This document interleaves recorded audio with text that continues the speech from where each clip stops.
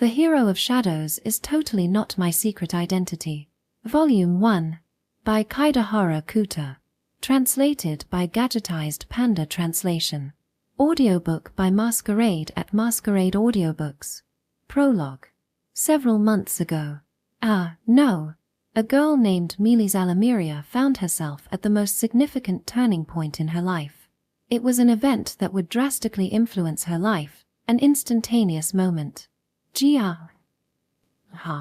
In front of her stood a colossal demonic beast, easily exceeding 3 meters in height.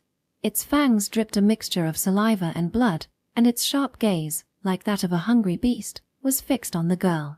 Looking around, the remnants of armor were scattered, and unrecognizable fragments of flesh and organs lay scattered in the forest. The golden embroidery on the girl's monastic dress was now tainted red, resembling the extravagant decorations on her dress. A turning point meant deciding between life or death. There would be no turning point greater than this in her life. If there were, it would involve tales of being called to heaven or hell. I don't want to die, even though I should have been saved. Because of me. Nevertheless, the girl could do nothing but look up at the demonic beast drooling before her. If only I had the power. Although she had the talent to heal, she lacked the ability to harm. Days were spent expressing gratitude for the blessings bestowed by God, but today she couldn't help but wish for a different blessing. Deep down, she couldn't help but lament. No matter how much she was called a saint, she was just a human being. Death is frightening, especially when it unfolds right in front of you. Oh, the demonic beast's roar echoed. It shook the grass and trees, asserting its presence all around. To be commended for merely losing one's composure in the face of such fear was quite an accomplishment. Although there was an addendum stating that commendation wouldn't change anything. Therefore, the girl wished for someone to help her. At that moment, in an instant, the entire ground was covered in black. Shooting long-range magic doesn't make sense if it doesn't hit, and you'll only carry various risks. So, I decided to lend a hand. Abruptly, a voice came from above. Melis was surprised but didn't bother imitating the act of turning her head to where the voice came from. The brain had captured the situation in front of her as a greater surprise than the voice's owner. The demonic beast's legs sank. As if it had become stuck in a vast swamp, moving its legs only caused other legs to sink further. The massive body that had been intimidating with its presence disappeared, and its earlier roar was now colored with surprise and fear. In the end, there's no risk if you can sink it. No need to approach with a sword, and no need to use magic with no guarantee of hitting. Why don't creatures other than fish live in the sea? Simply put, it's an unfavorable environment. The voice descended suddenly. Despite landing, the feet didn't sink, unlike the demonic beast. While Melis shared the same situation, she didn't have the composure to notice it. In that case, once you drag it into an unfavorable environment, all you have to do is watch from the sidelines. We're not in a situation where we're going to win, so use any means necessary if you can win. Oh, sink, carnivorous beast. You must have had enough to eat by now. The demonic beast's cry gradually faded. It took dozens of seconds to witness it completely. The colossal body sank slowly into the shadows and eventually vanished completely. What it meant was the disappearance of the threat.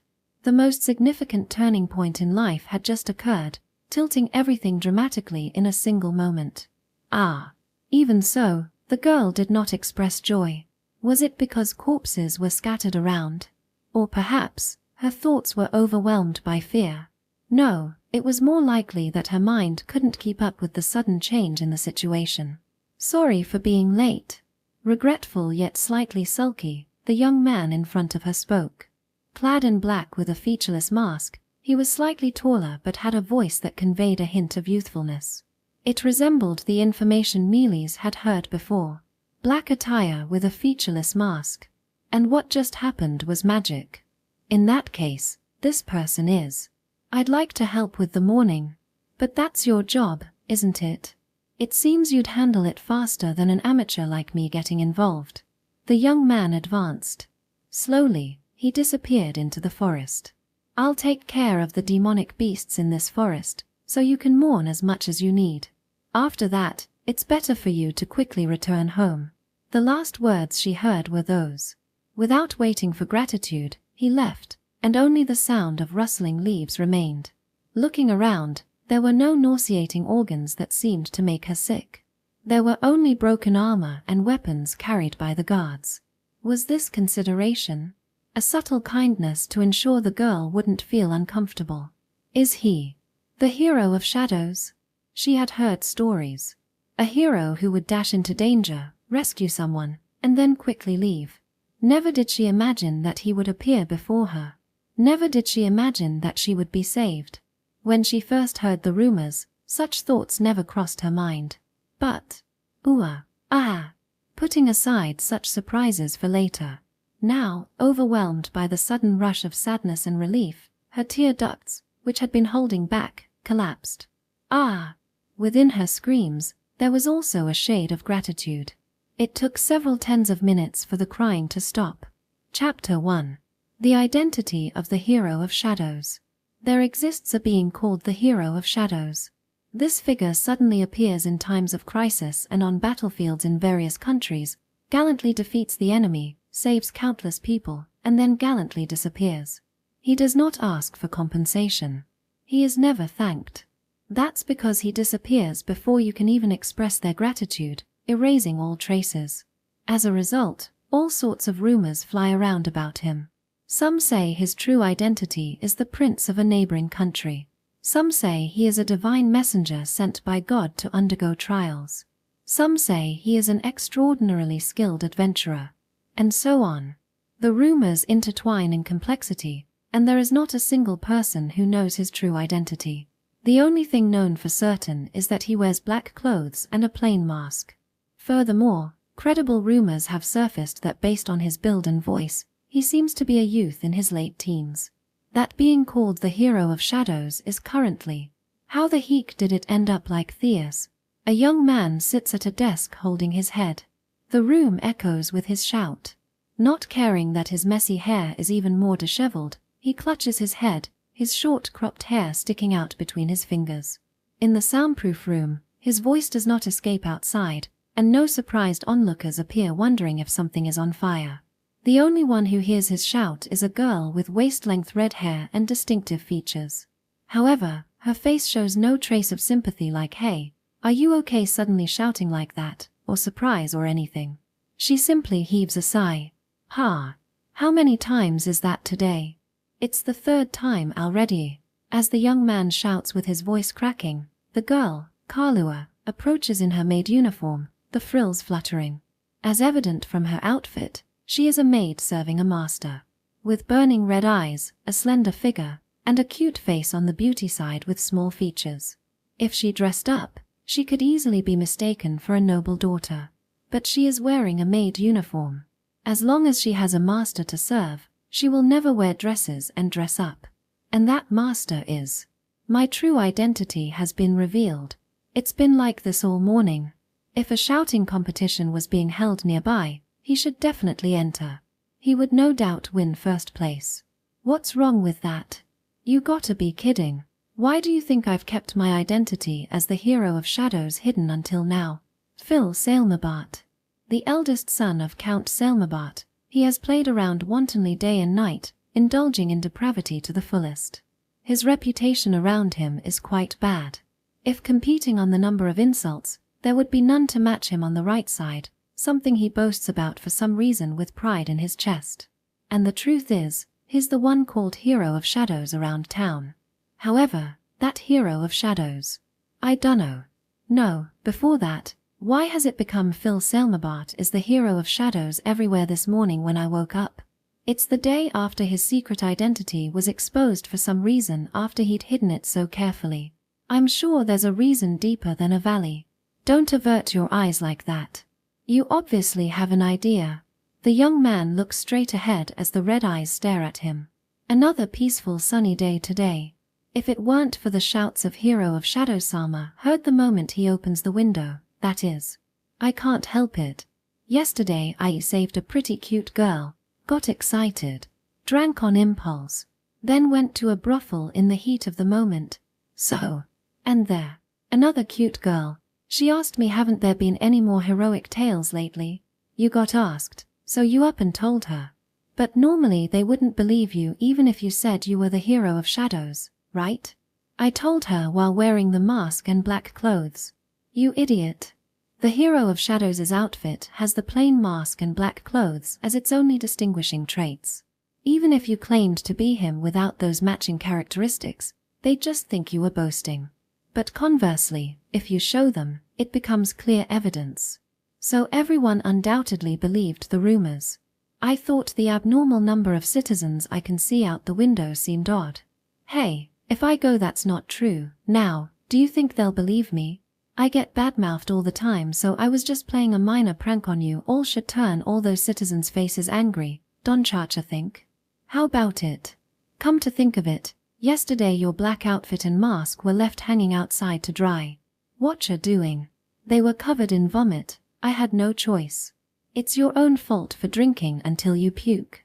I mean the open feeling garden outside the fence where people can easily peek in, leaving decisive evidence there when you're supposed to be my maid. How could you work against your master's misfortune like that?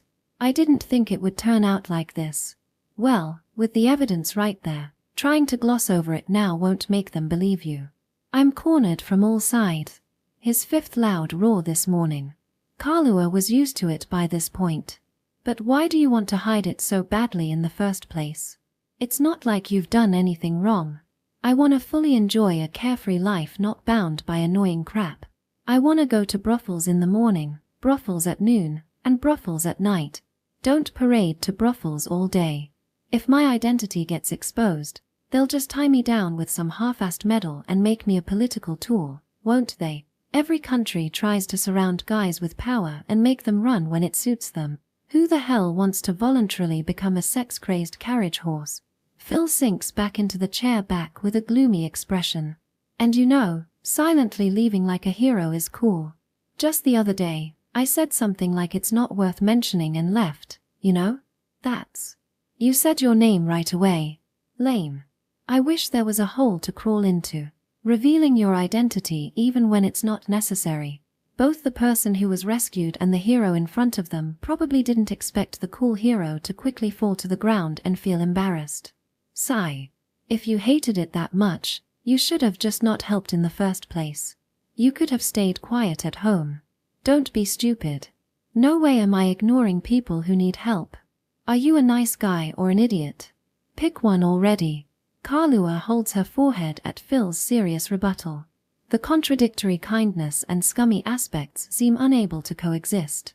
Anyway, I didn't want to be found out. I wanted to smartly live a debauched life. I never wanted to become a pawn working amidst the muddy schemes of noble society, especially royal families. There's a letter from the royal family. I can't take it anymore. His fifth scream this morning comes the day after his identity is exposed. The story begins from his identity being exposed, of the man who saved people while lurking in the shadows. Section. Kalua's day begins with waking up her sleepy master. Phil, I'm coming in. Despite the county morning hour, Kalua is properly dressed in her maid uniform. Not only that, she has bathed, brushed her hair, and lightly applied some makeup without even breaking a sweat.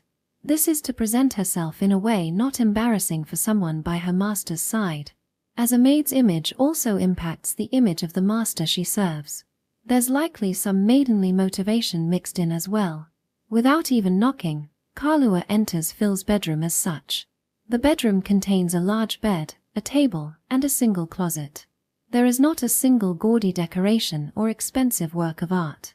It lacks the feel of a nobleman's room. As a noble, it would be fine to decorate extravagantly and appeal with grace, elegance, and finery.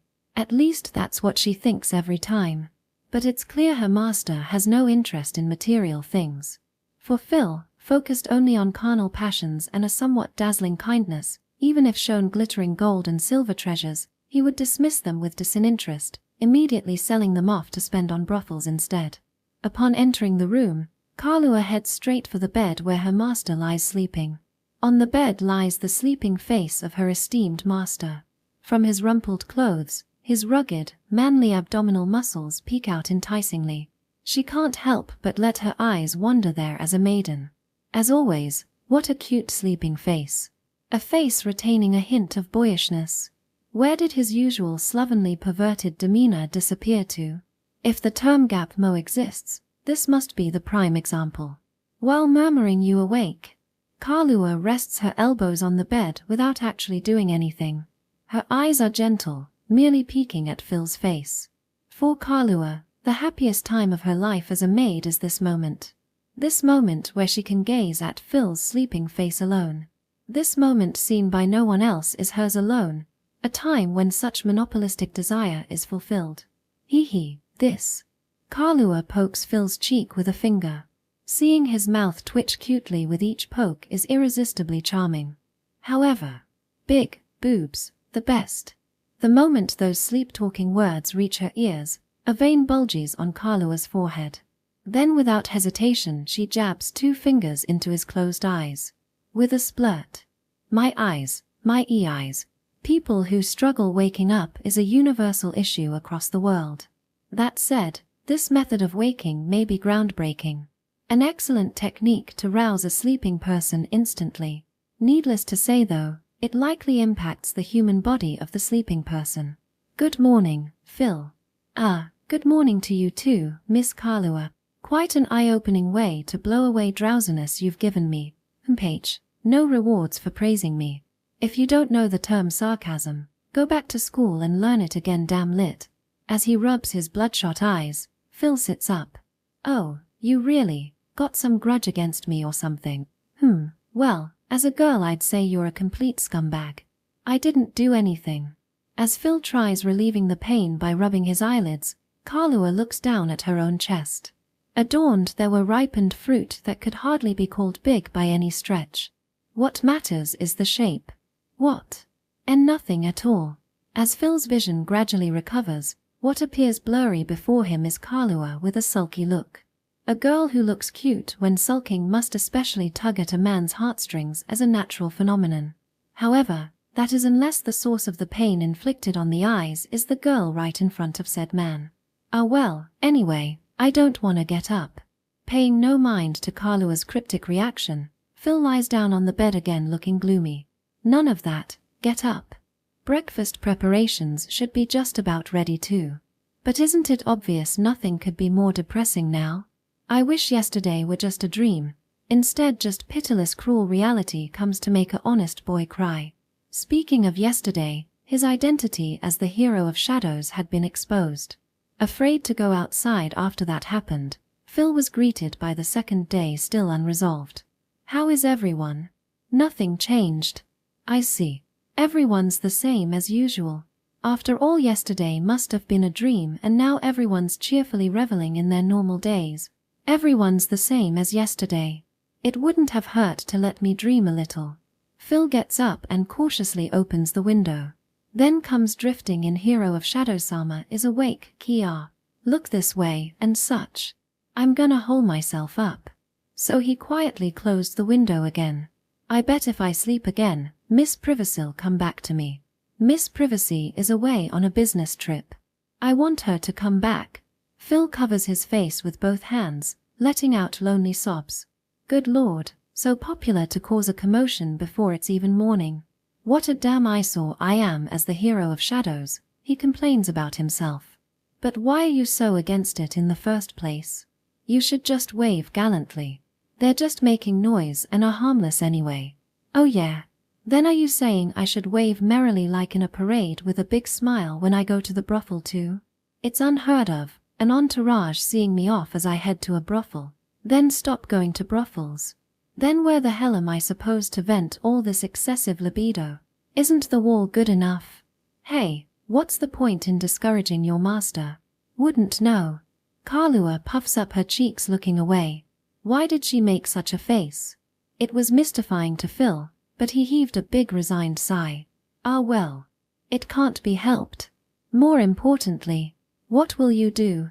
Of course, bluff with all my might. I can just say I had a similar mask just as a fan about the one I had. That should somehow work. If you can gloss it over then good. Kalua walks behind Phil as he gets up to head out the room. You're cold, Kalua? Because I know they won't believe you anyway. Ha. Don't look down on my survival techniques. I'm still supremely debauched nobility who's evaded annoying crap despite being the heir to a count house. Indeed, he had lived freely and recklessly thus far, without being bound by obligations as a noble or derailing as a wretched son. But still. Yet you go save someone again anyway, right? Ultimately, no matter how much he glosses over it, he'll still become the hero of Shadows. No matter how much he claims to just be a fan, factors he can't gloss over will only increase from now on, so nothing will change. I'll do my best to maneuver without being found out as usual. Then make sure to hold back on the alcohol from now on. Faced with his unusually stern maid, the master heaved yet another deep sigh. Section. The Sailmabat territory lies southwest of the royal capital at the center of the Lilac Kingdom. Surrounded by mountains, the peaceful countryside grew abundant vegetables and grains, which were transported to supply other areas for economic circulation. Despite being considered the countryside, the central town in the territory was moderately prosperous and still showed signs of life. The Sailmabat Count's mansion, where Phil lives, was built in this central city and boasts a large fountain and a garden large enough for the large mansion. I suppose even with the fallen son called Trash living there, one would expect an Count's family to have at least this much. Inside the mansion, Phil walks down the long hallway leading to the dining room with the maid, Kalua. Well, it looks like I'm locked in here for good, so why don't we just work hard today? Oh dear, isn't it rare for you to work? Shall I make you a special handmade black tea? Maybe with a massage kit too? How about that? Hey, I'm actually the one who works for this area, right? It's not that rare. Although I do want that massage and lap pillow combo. Yeah. Despite being called lazy, trash and a playboy, he is still a noble in the end. With his parents gone, the work of running the territory has basically fallen to Phil. He wants to neglect it and visit the brothels, but if he leaves things alone, the territory won't function. So it is rare for him to work voluntarily, or, more accurately, to take the initiative. Hesitation creeps in when he brazenly waves his arms and visits brothels under the watchful eyes of the surrounding citizens. No matter how often you visit brothels, you still miss my lap. Chimph, you're not being honest with yourself. I feel like you just made an almost sexual harassment-like comment. So why are you happy about it? Oh, how about studying a bit? What subject? Maiden's heart. The increasingly perplexed Phil simply shrugs at the delighted maid beside him, while playfully poking her puffy cheeks like marshmallows. Annoyed, Kalua stomps his heel sharply, causing Phil to yelp and hop around in pain, clutching his foot. Oh. At that moment. Well, I thought I smelled rubbish, but it's dear brother. An instant insult. Looking forward, Phil sees an obese youth walking slowly towards them. Beside him, several maids, dressed similarly to Kalua, surround him like an entourage. The way they walked seemed somehow aristocratic, and Phil struggled to find the right expression. Oh dear, I thought I heard pigs squealing, but it's my brother. Hey, Phil. Why you? As Phil tries to reply, the boy's face turns bright red as he grits his teeth. Seeing this, Kalua presses her palm to her forehead. As a maid who probably needs headache medicine again today. Zon Sailmabat. The second son of the Count of Sailmabat House, 1 year younger than Phil. Unlike Phil, he has cultivated a magnificent belly and, unlike Phil, is known for his overbearing attitude.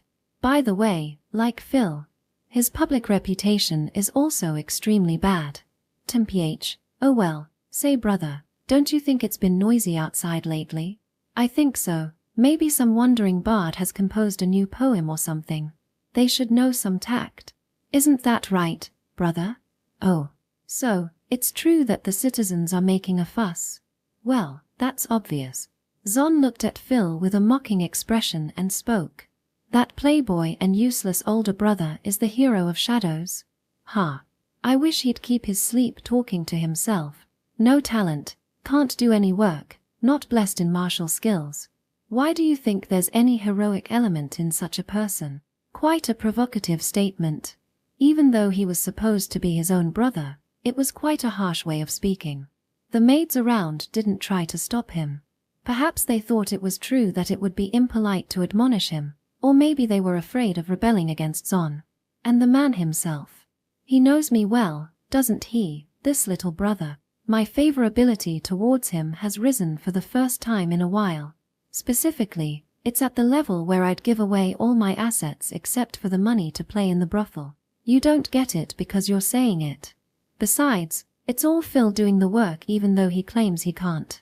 Aren't you angry about this, Ms. Kalua? Of course I'm angry, normally. Noticing Kalua's irritation, Phil goes to see her. Her puffy cheeks indicate her displeasure, but Phil just playfully pokes and squeezes them like marshmallows without investigating further. Annoyed, Kalua stomps his heel sharply again, causing Phil to yelp and jump around painfully once more. Even with a brother like that and me. A noble family with no proper heirs is a good example of household ruin, you know? Then Phil should be more reliable himself. I know you can do it because I've seen you work before. Tell me, Mrs. Kalua, where do you stand? Are you the mother figure? A dirty older brother and a rude junior with no tact. Sure, you can't blame them for worrying about the future.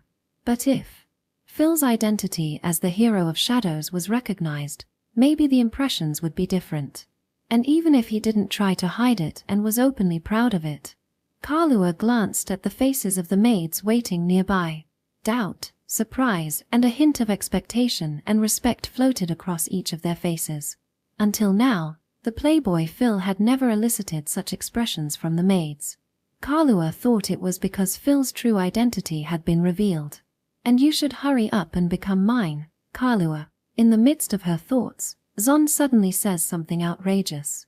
That's not going to happen, don't make me repeat myself. You're just a maid, watch your tone. My master is only this guy. I've chosen whom to respect and serve. Ouch, ouch, Kalua, don't pull my ear. As if asserting her position, Kalua pinched Phil's ear beside her. Caught up in it, Phil could only utter, "It hurts." Besides, even though I willingly work as a maid, you haven't forgotten that, position-wise, you're the guest, have you? Shut up. Even if that's the case, it won't change the fact that you're a maid. Ha! At Zon's words, Kalua lets out a huge sigh. Without hiding her disgust, this reaction confirms that she does not see herself as a typical maid at all. But that's fine. The fact that no one but Zon criticizes Kalua's attitude as the newest member of the staff says it all. I'm telling you, become mine. Serving a useless man like him is pointless. You'll be much better off with me. Twitch. Kalua's eyebrows move. Noticing something at that moment, Phil takes some distance from Kalua and crouches down slightly. If you become mine, I promise you better treatment than normal people could.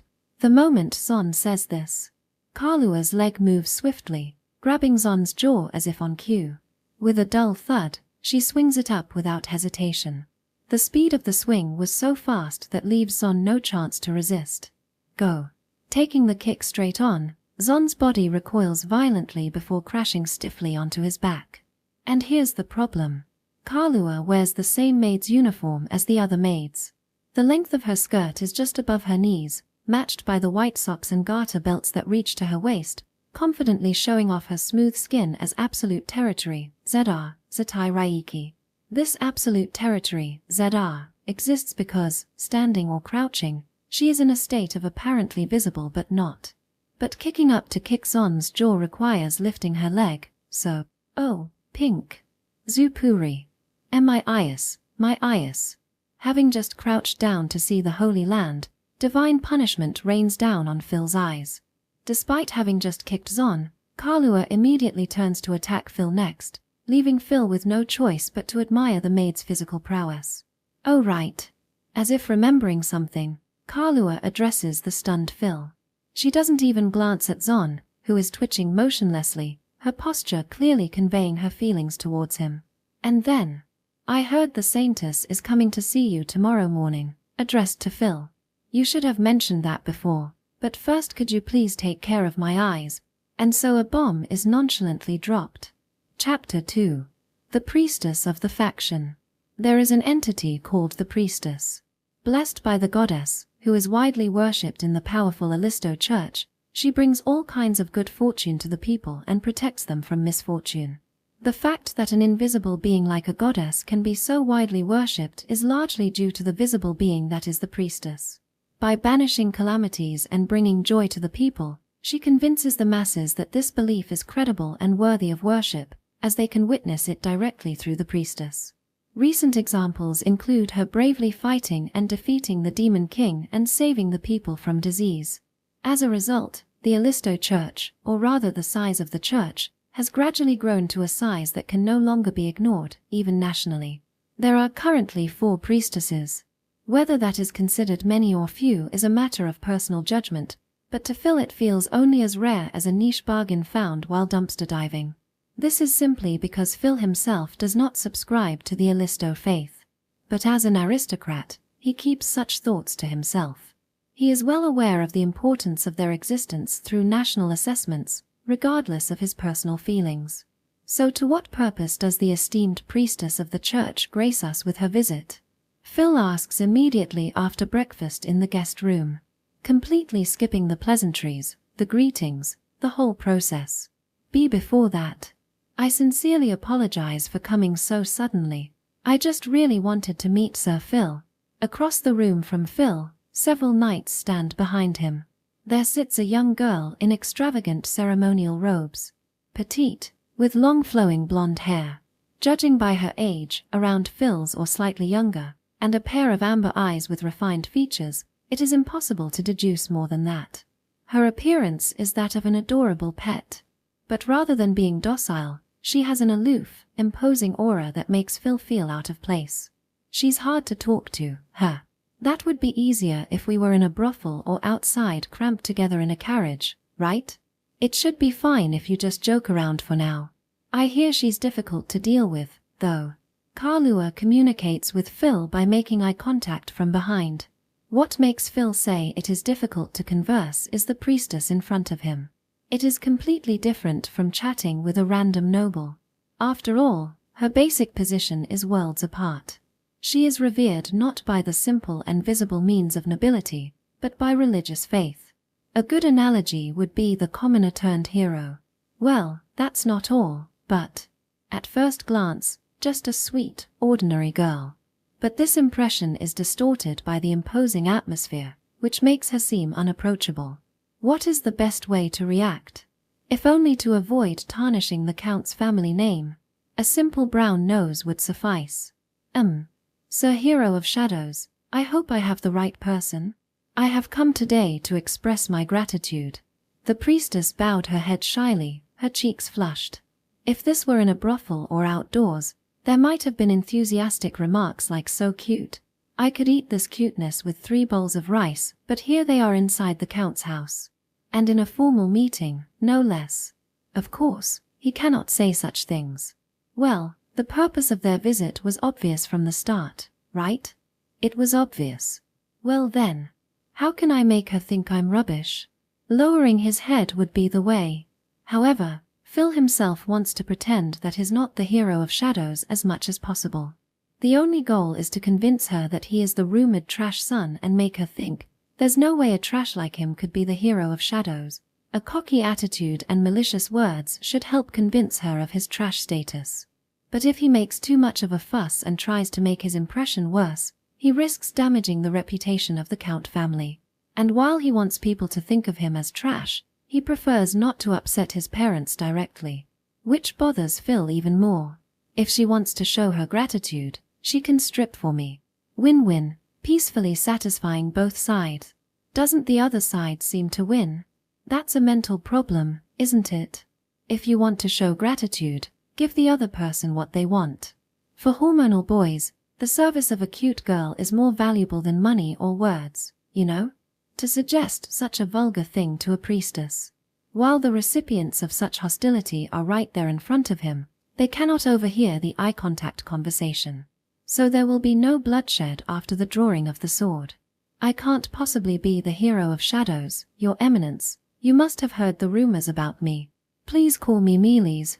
Trying to force the distance, Phil grimaces at Mealy's intrusion. While he welcomes the intimacy of the brothels when money is involved, Unwanted proximity to a girl with explosives strapped to her back is less than desirable, the vulgar Phil complains to himself. As a priestess, you must know the gossip about me, right? With your stature you must know a thing or two about national circumstances and rumors where you visit. I have heard them, yes. Then. But if it's Sir Hero of Shadows, there must be circumstances behind it. I believe that. Mealy's declares emphatically, her eyes shining, and her breaths cute and ragged. Wow, that girl. Quite the formidable priestess, eh? Blind faith. It may have been this pure personality that allowed her to become a priestess, but now it makes Phil want to cry. Or rather, did Phil have any memory of helping this girl? Well, not too long ago, I think I helped a girl dressed like this. There's no one expressing sins from one's past more vividly than this, I suppose. This might end up in educational materials someday, as a perfect example of a dark history. I hope the young people who will carry the country from now on know that if it's used as a lesson, someone will end up crying alone. Phil exhales a sigh. While being thanked by the priestess Mealy's would be an honor for most, for the decadent youth Phil it is an unwelcome nuisance. Now then, what should I really do? Even though he feels it's troublesome, he can't just say I don't want to talk anymore, goodbye. Objectively laying out the factors impartially, the priestess standing is overwhelmingly higher. While the girl before him may not have the personality to accuse him of being rude, he can imagine what the knights behind her might think and judge. Therefore, he can only make her leave of her own accord. For Phil, the crux to avoiding this bothersome issue becomes how well he can feign ignorance to prompt her departure. Lady Mealy's, while I am rumored to be the hero of shadows, that is mistaken. I do admit to being a fan of that hero of shadows. However, that is the extent of it. Appealing to her, Phil states firmly to Mealy's, I properly conveyed it, so understand this is your misunderstanding. Be properly fooled. That was his feeling imbued in his words while staring into the girl's transparent eyes. There's no way trash like me could be called the hero of shadows. That would be too presumptuous. There's no resemblance, right? You who was actually saved should be able to tell that. But there is a resemblance. Tilting her head cutely as if to say what are you saying, the priestess questions him.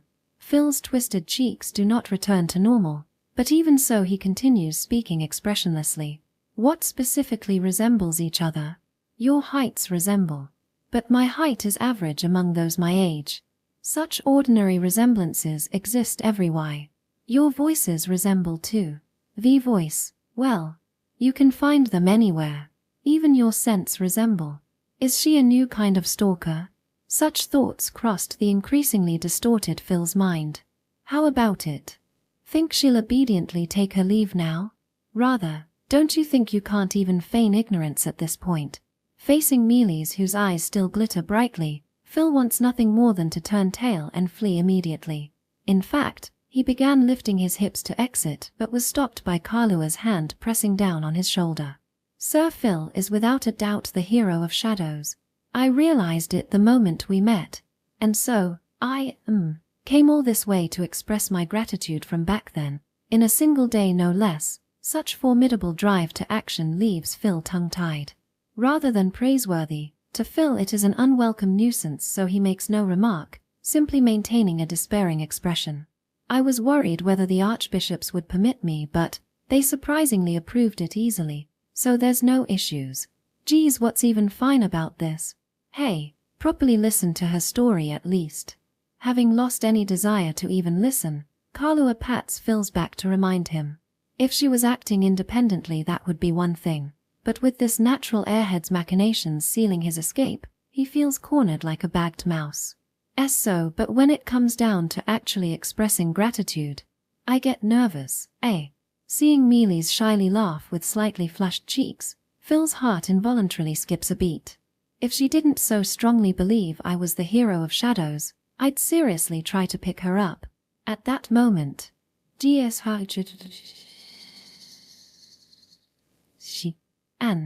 crashing resoundingly, the glass behind the knights shatters violently. From there, two humanoid shadows draped in cloth begin infiltrating the room. A sudden invasion. This guest room is on the second floor of the mansion. not a location they could simply leap into. That's exactly why the present knights froze, unable to grasp the situation even when the intruders appeared. But Phil and Kalua differed. Phil forcefully kicks the table placed between them. Kalua instantly carries Mealy's and moves to the edge of the room. Kia, similarly unable to grasp the situation, Mealy's raises a startled scream after getting carried off. But neither the attackers nor Phil care about such things. The kicked table changes color to black as it flies towards the attackers. Why did it change color? No time to ponder that as one attacker judges, using his arm to deflect it. However, the moment he touches it, his arm gets swallowed. Tch. From beneath the cloth, a shocked breath leaks out. He tries using his other hand to grab the table and pull out his arm, but that hand also begins sinking into the black color spreading across the table. Then from the arm to the shoulder, eventually the torso, he sinks into the table as if being dragged in. Very much like something is pulling him inside. Without even screaming, the attacker continues struggling desperately until the end. The conclusion is clear from looking at his fellow attacker. No movement whatsoever.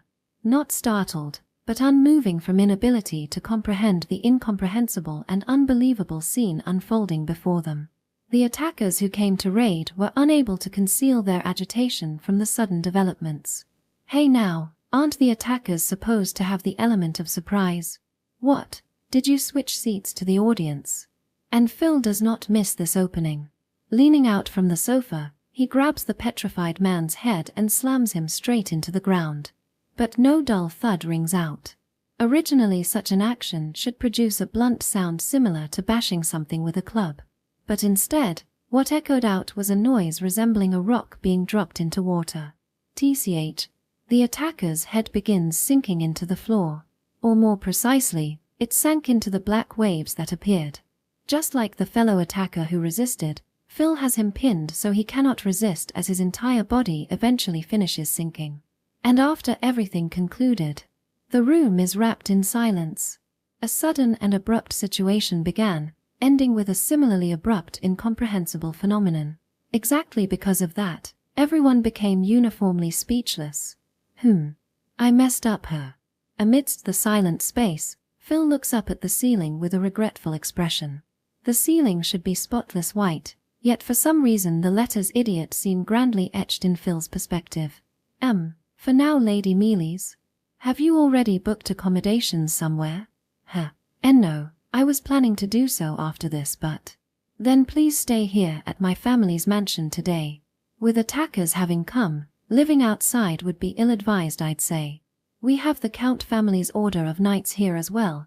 Embarrassingly, they allowed the intrusion, but I will sternly order strengthened security.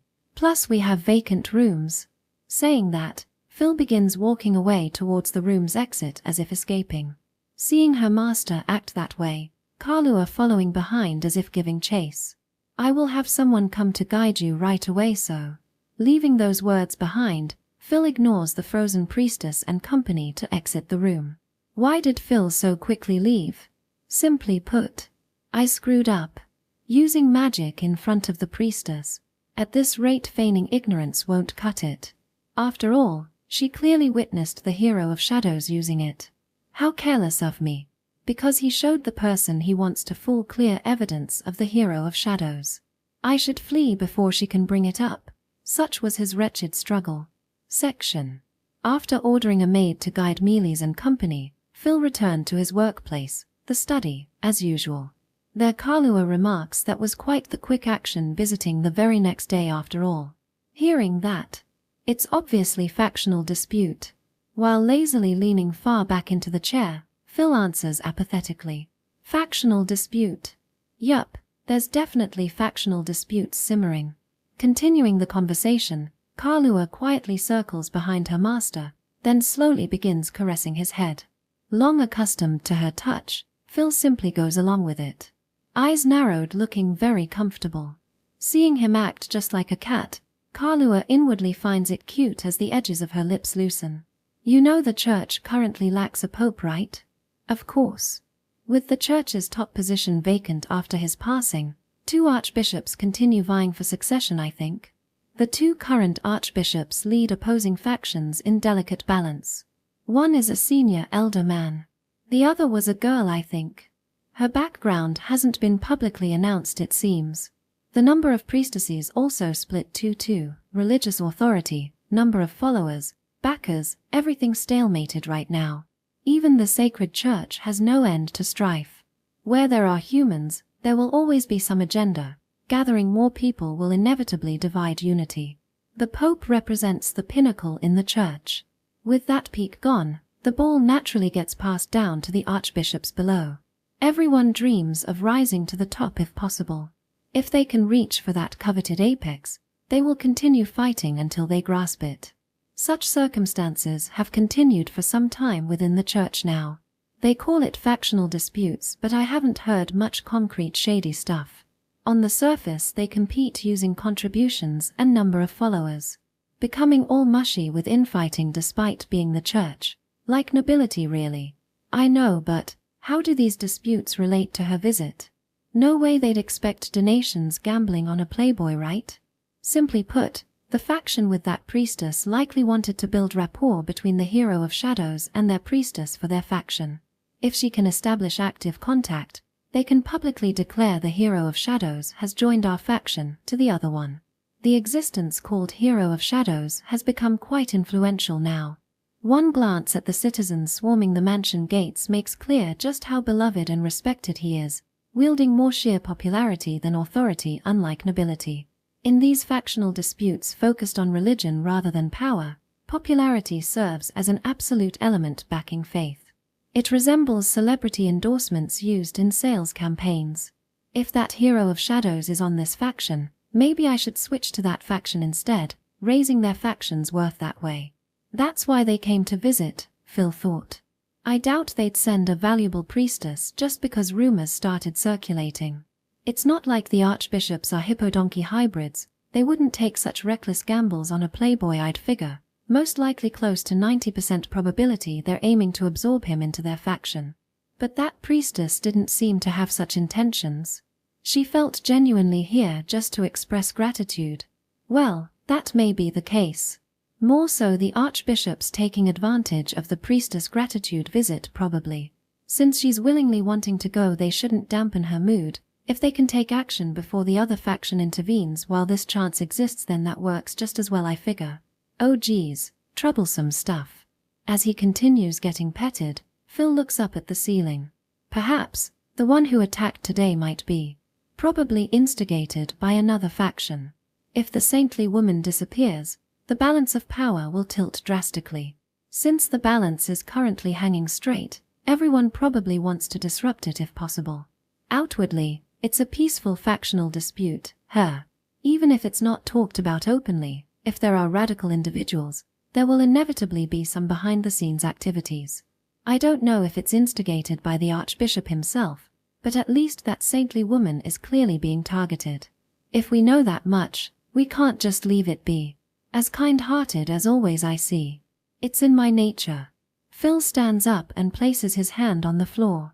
The spot he touched gradually darkens and begins sinking. Then he simply pulls out his arm, floating up the head of one attacker from earlier. I should interrogate this guy later. Preserve in cold storage, important. He can complete into a fresh attacker specimen anytime after thawing. I think it every time, but Phil's binding magic really is convenient her. Maybe you should open a cooking class or something with it. Unfortunately, my magic is quite famously user-unfriendly for housewives. Phil shrugs, then releases the head he grasped. The attacker's head sinks back into the darkened floor, returning to its original color. Well, for now let's help look after the priestess during her stay.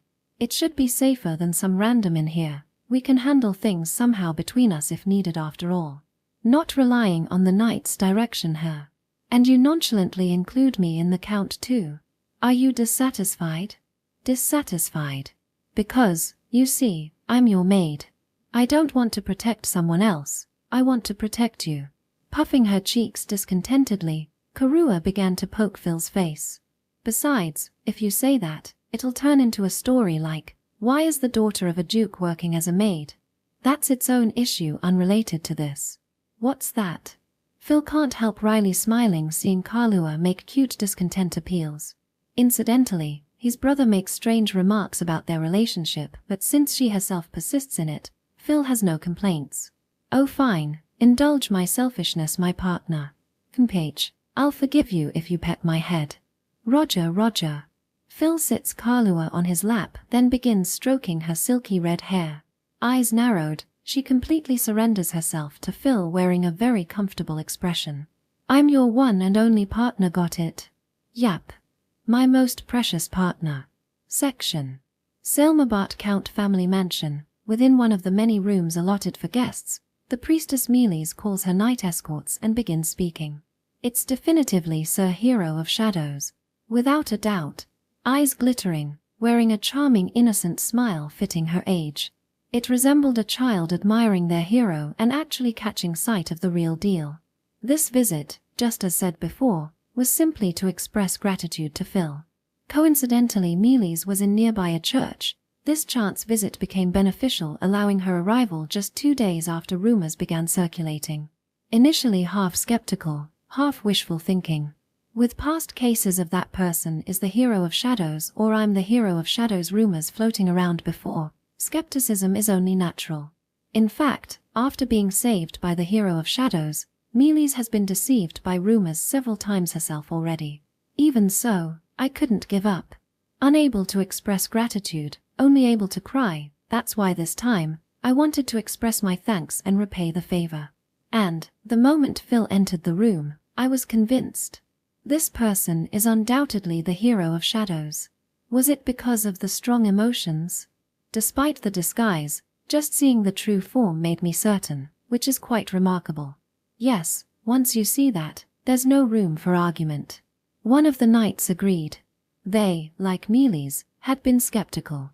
Moreover, unlike Mealy's, there was no direct obligation, so it felt like a casual expedition, to be honest. However, when we opened our eyes, what do you think? In place of our incompetence, he bravely protected the saintly woman as the escort. Moreover, he used marvelous magic, a kind of magic that the knights couldn't handle. However, the magic of the hero of shadows was amazing. We can't use magic, so no matter what we saw, it was astonishing. Honestly, it was beyond our expectations. Exactly. He truly deserves to be called a hero. We're inadequate. We must strive to protect the saint next time. Magic is a technique that humans with magical power can use. By pursuing and embodying ideals into rituals, they can manifest phenomena in the world. The stronger the curiosity in researching the theme, the stronger the desire to fulfill the ideals. Magic becomes stronger in proportion to these factors. The magic that Phil displayed was on a completely different level compared to ordinary magicians. How can one reach that level? Unfortunately, for the knights who couldn't use magic and could only sharpen their martial skills, it was an unknown world. Hence, the impressions the knights held were only of amazement, like amazing or what's this. However, Hero of Shadows was stubbornly denying it. Why? In the streets, he's even called incompetent or worthless son. It's strange. His appearance is far from the rumors. Surely, Philsama must have some circumstances. I believe that.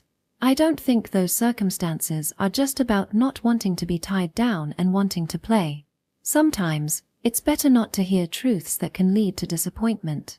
Philsama is a wonderful person, saving someone without seeking praise or reward. That's because his heart is pure. Surely, even the goddess in heaven must be pleased.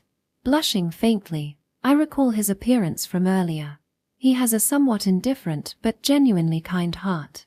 It was cool at that time. And he was a very handsome man.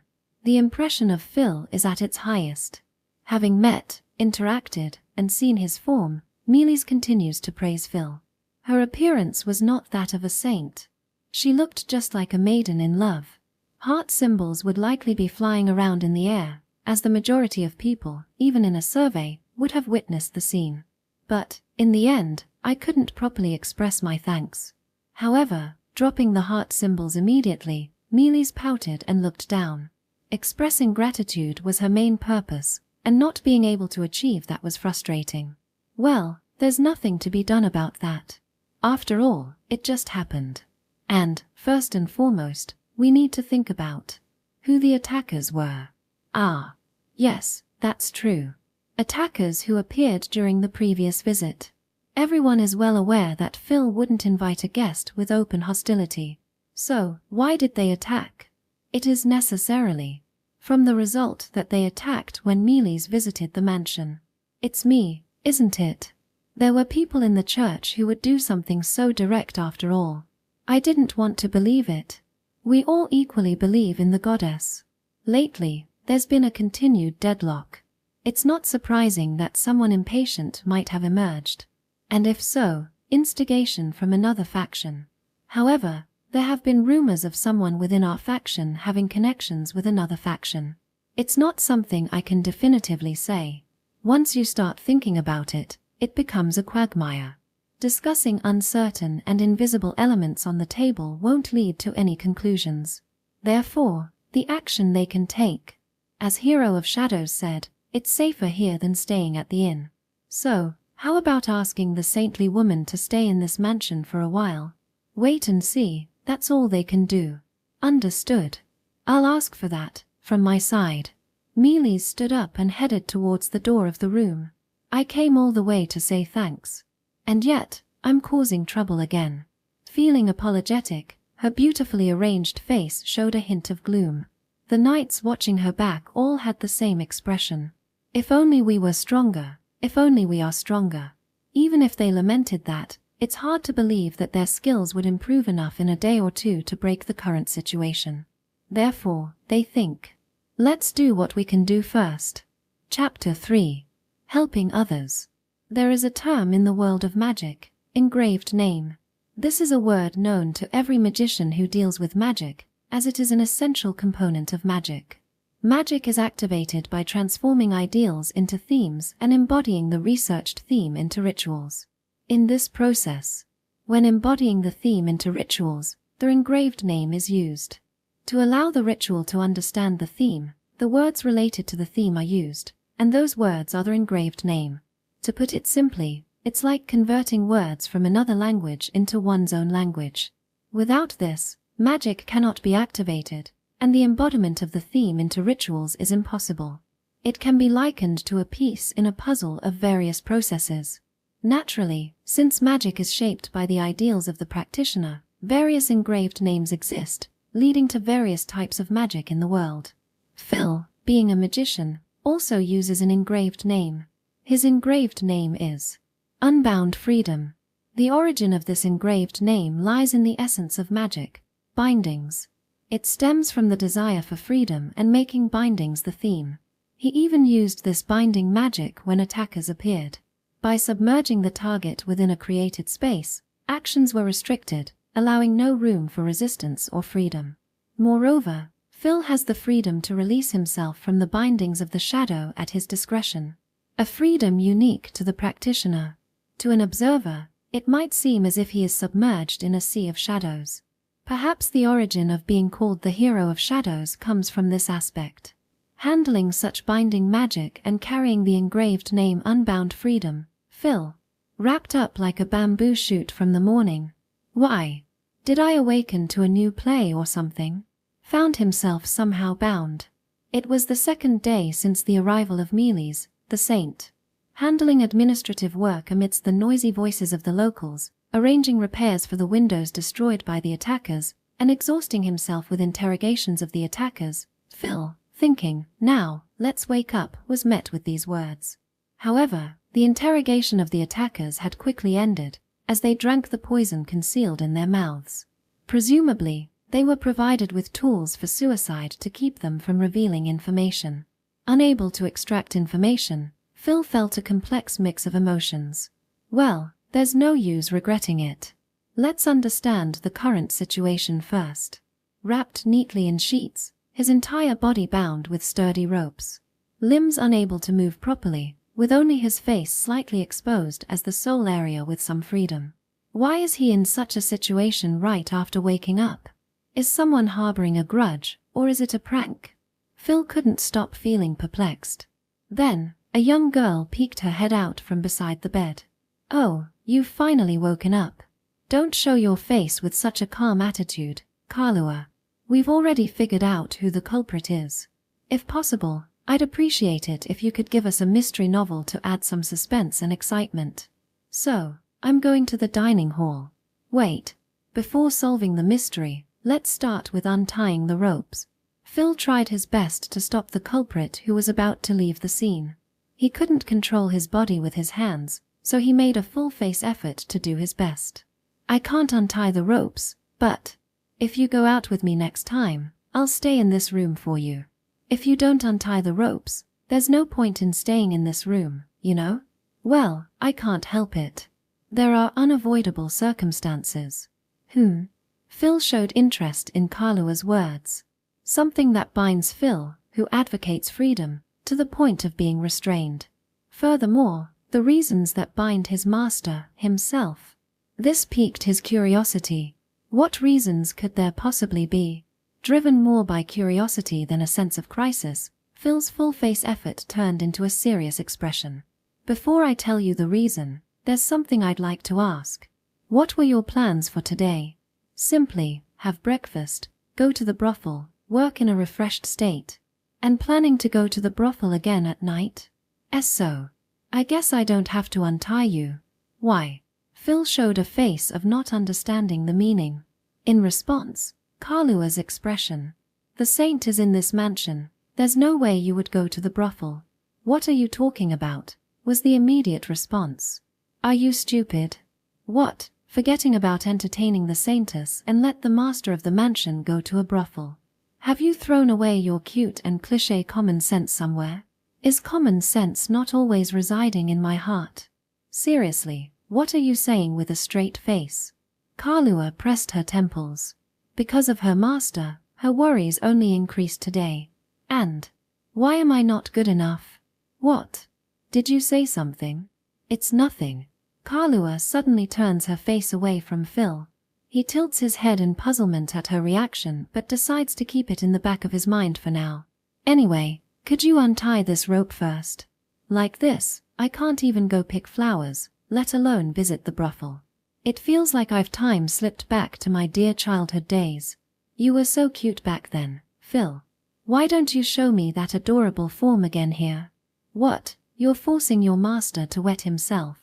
And I don't recall making any childhood memories with you, young missy. More worried about wetting himself at his age than visiting the brothel, Phil starts flailing around in a panic. If he doesn't resist, a lifelong embarrassing stain will spread across the sheets. Kalua holds the knots tight, not allowing them to loosen. In a way, her actions are rather devilish.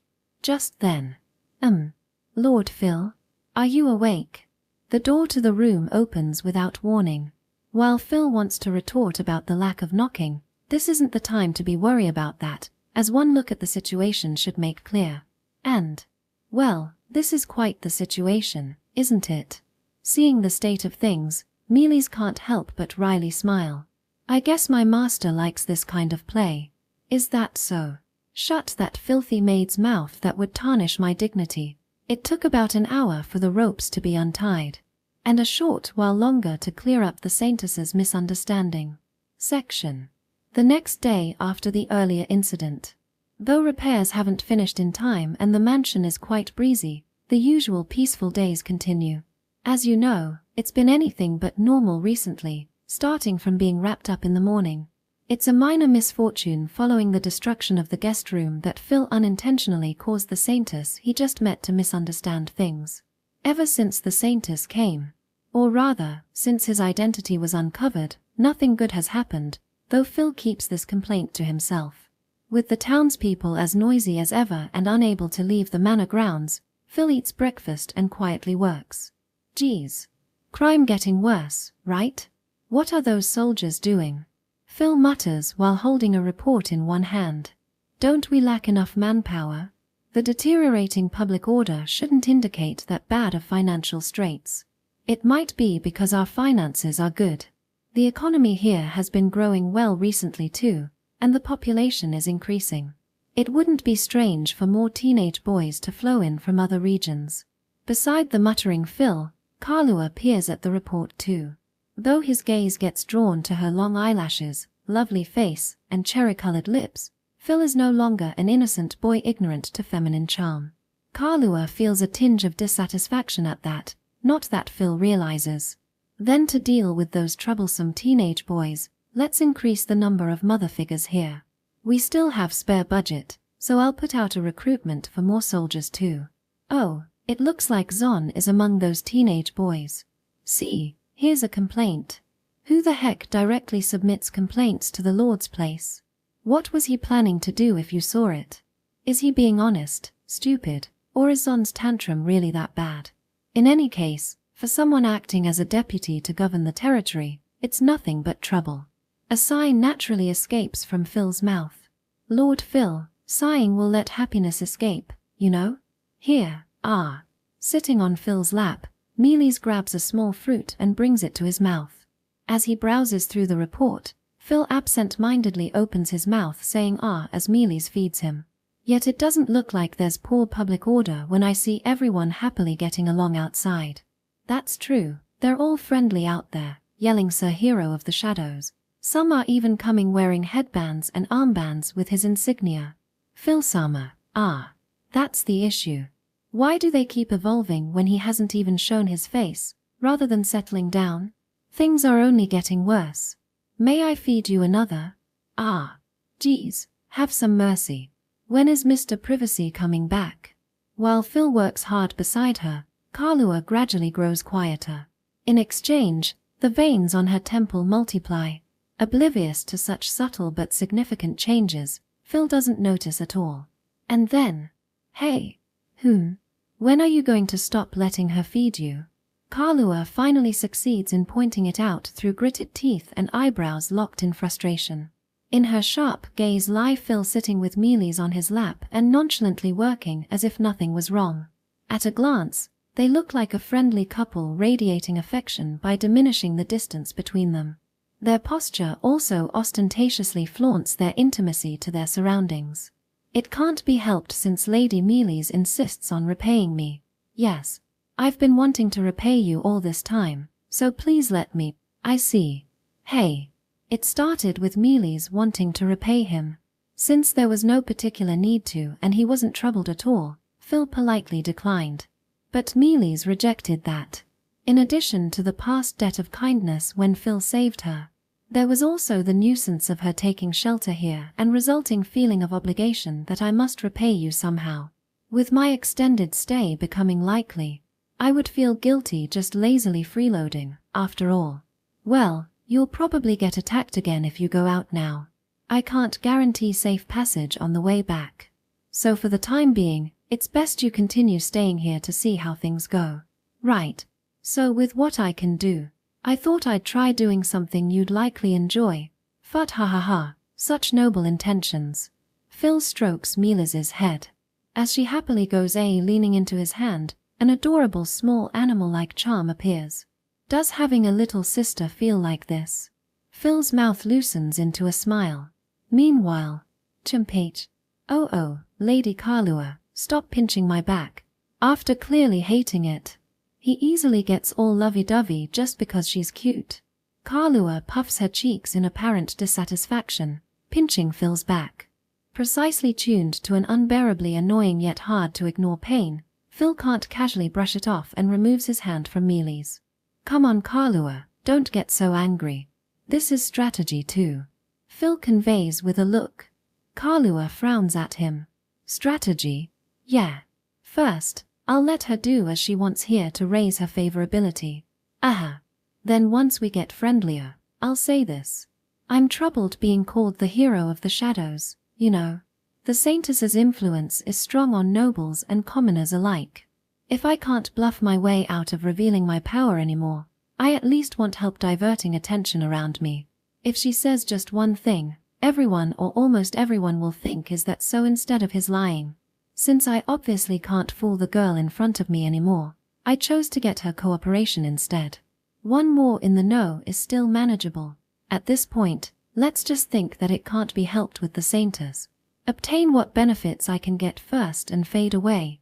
Nothing ventured, nothing gained. That's the kind of man Phil is.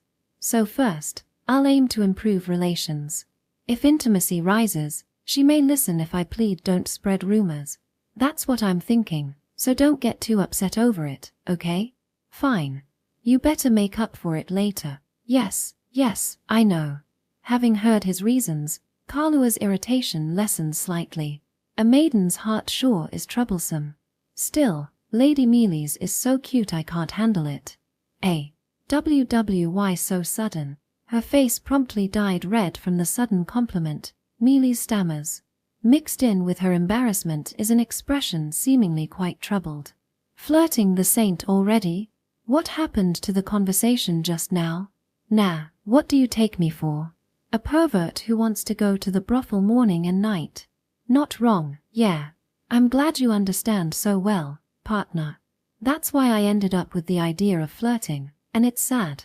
While petting Mealy's blushing head, Phil speaks. Well, with someone this cute, Zon might do something. RIC, that kind of thing. Yeah, he'll readily make a move if he likes a girl. On top of being so cute, she's staying here at the mansion too. I can't help but worry. What would happen if Zon laid hands on the saintess? It would be fine if consensual. However, if a relationship was forced on her, she in the church placing heavy importance on purity would view it as hostility. Furthermore, our nation presenting itself in amicable ties with the church would inflict punishment too. After all, the influence held by the church is tremendous enough that antagonizing it outweighs protecting a single nobleman without any consequences. If it was just Zon himself, then there'd be less problems. But potential fallout reaching the parents and me holds likely possibility too. Therefore, Phil wishes. Please don't let him be enough of a fool to go that far. Listen, Lady Mealy's. Promise your big brother you absolutely won't follow some filthy pig boy tempting you with candy, okay? I'm not a child. Mealy's puffs her cheeks in a pout. Seeing such an endearing sight, it was inevitable for Phil to think, what can you do? Section. Lord Phil. There are so many townspeople gathering at the manor that it's become quite problematic. Can you do something about it? Around lunchtime, a complaint from one of the manor's servants looking flustered at the situation arrives for Phil. Hey, don't you think I've done nothing wrong here? Having finished a decent amount of work, Phil sits on a garden bench and asks Kalua beside him. A pleasant breeze brushes his cheek. The chirping of rural birds and the voices of townspeople yelling Sir Hero of the Shadows reaches his ears. He wants to believe the unpleasant factor mixing into this peaceful afternoon is just his imagination. Isn't it Phil who wants to go to the brothel that's bad? No defending me, her. Kalua indifferently responds beside him. The maid elegantly seated while brushing back her vibrant red hair looks exactly like a painting. Rather than that, I didn't expect the townspeople would be causing enough of a ruckus for complaints to come in. Could there be even more gathered out there making noise apart from the ones I see peering in from the fences? That's right. I heard not only are there people crowding and peeking in, some are barging right into the manor grounds. Am I some kind of idol? How did I suddenly gain so many fervent new fans? The security guards were crying asking when will this end? Can't blame them for feeling frustrated when the crowd keeps swelling no matter how much they try to restrain them. Should we raise their pay? I'll positively consider it. Phil gazes up at the sky. The pleasant wind should carry feelings of peace, yet the commotion rouses melancholy instead. Isn't it weird? My identity as the hero of the shadows should just be uncertain rumors, yet why has it become such a sensation still gathering momentum? Phil being the hero of the shadows wasn't officially announced at all. He had merely let it slip to someone. Admittedly, the drying black clothes and plain mask could be seen airing in the garden from the fence. But unless present at the rescue scenes, no one should be able to tell those belonged to the hero of the shadows. Moreover, not all the rescued saw what he looked like.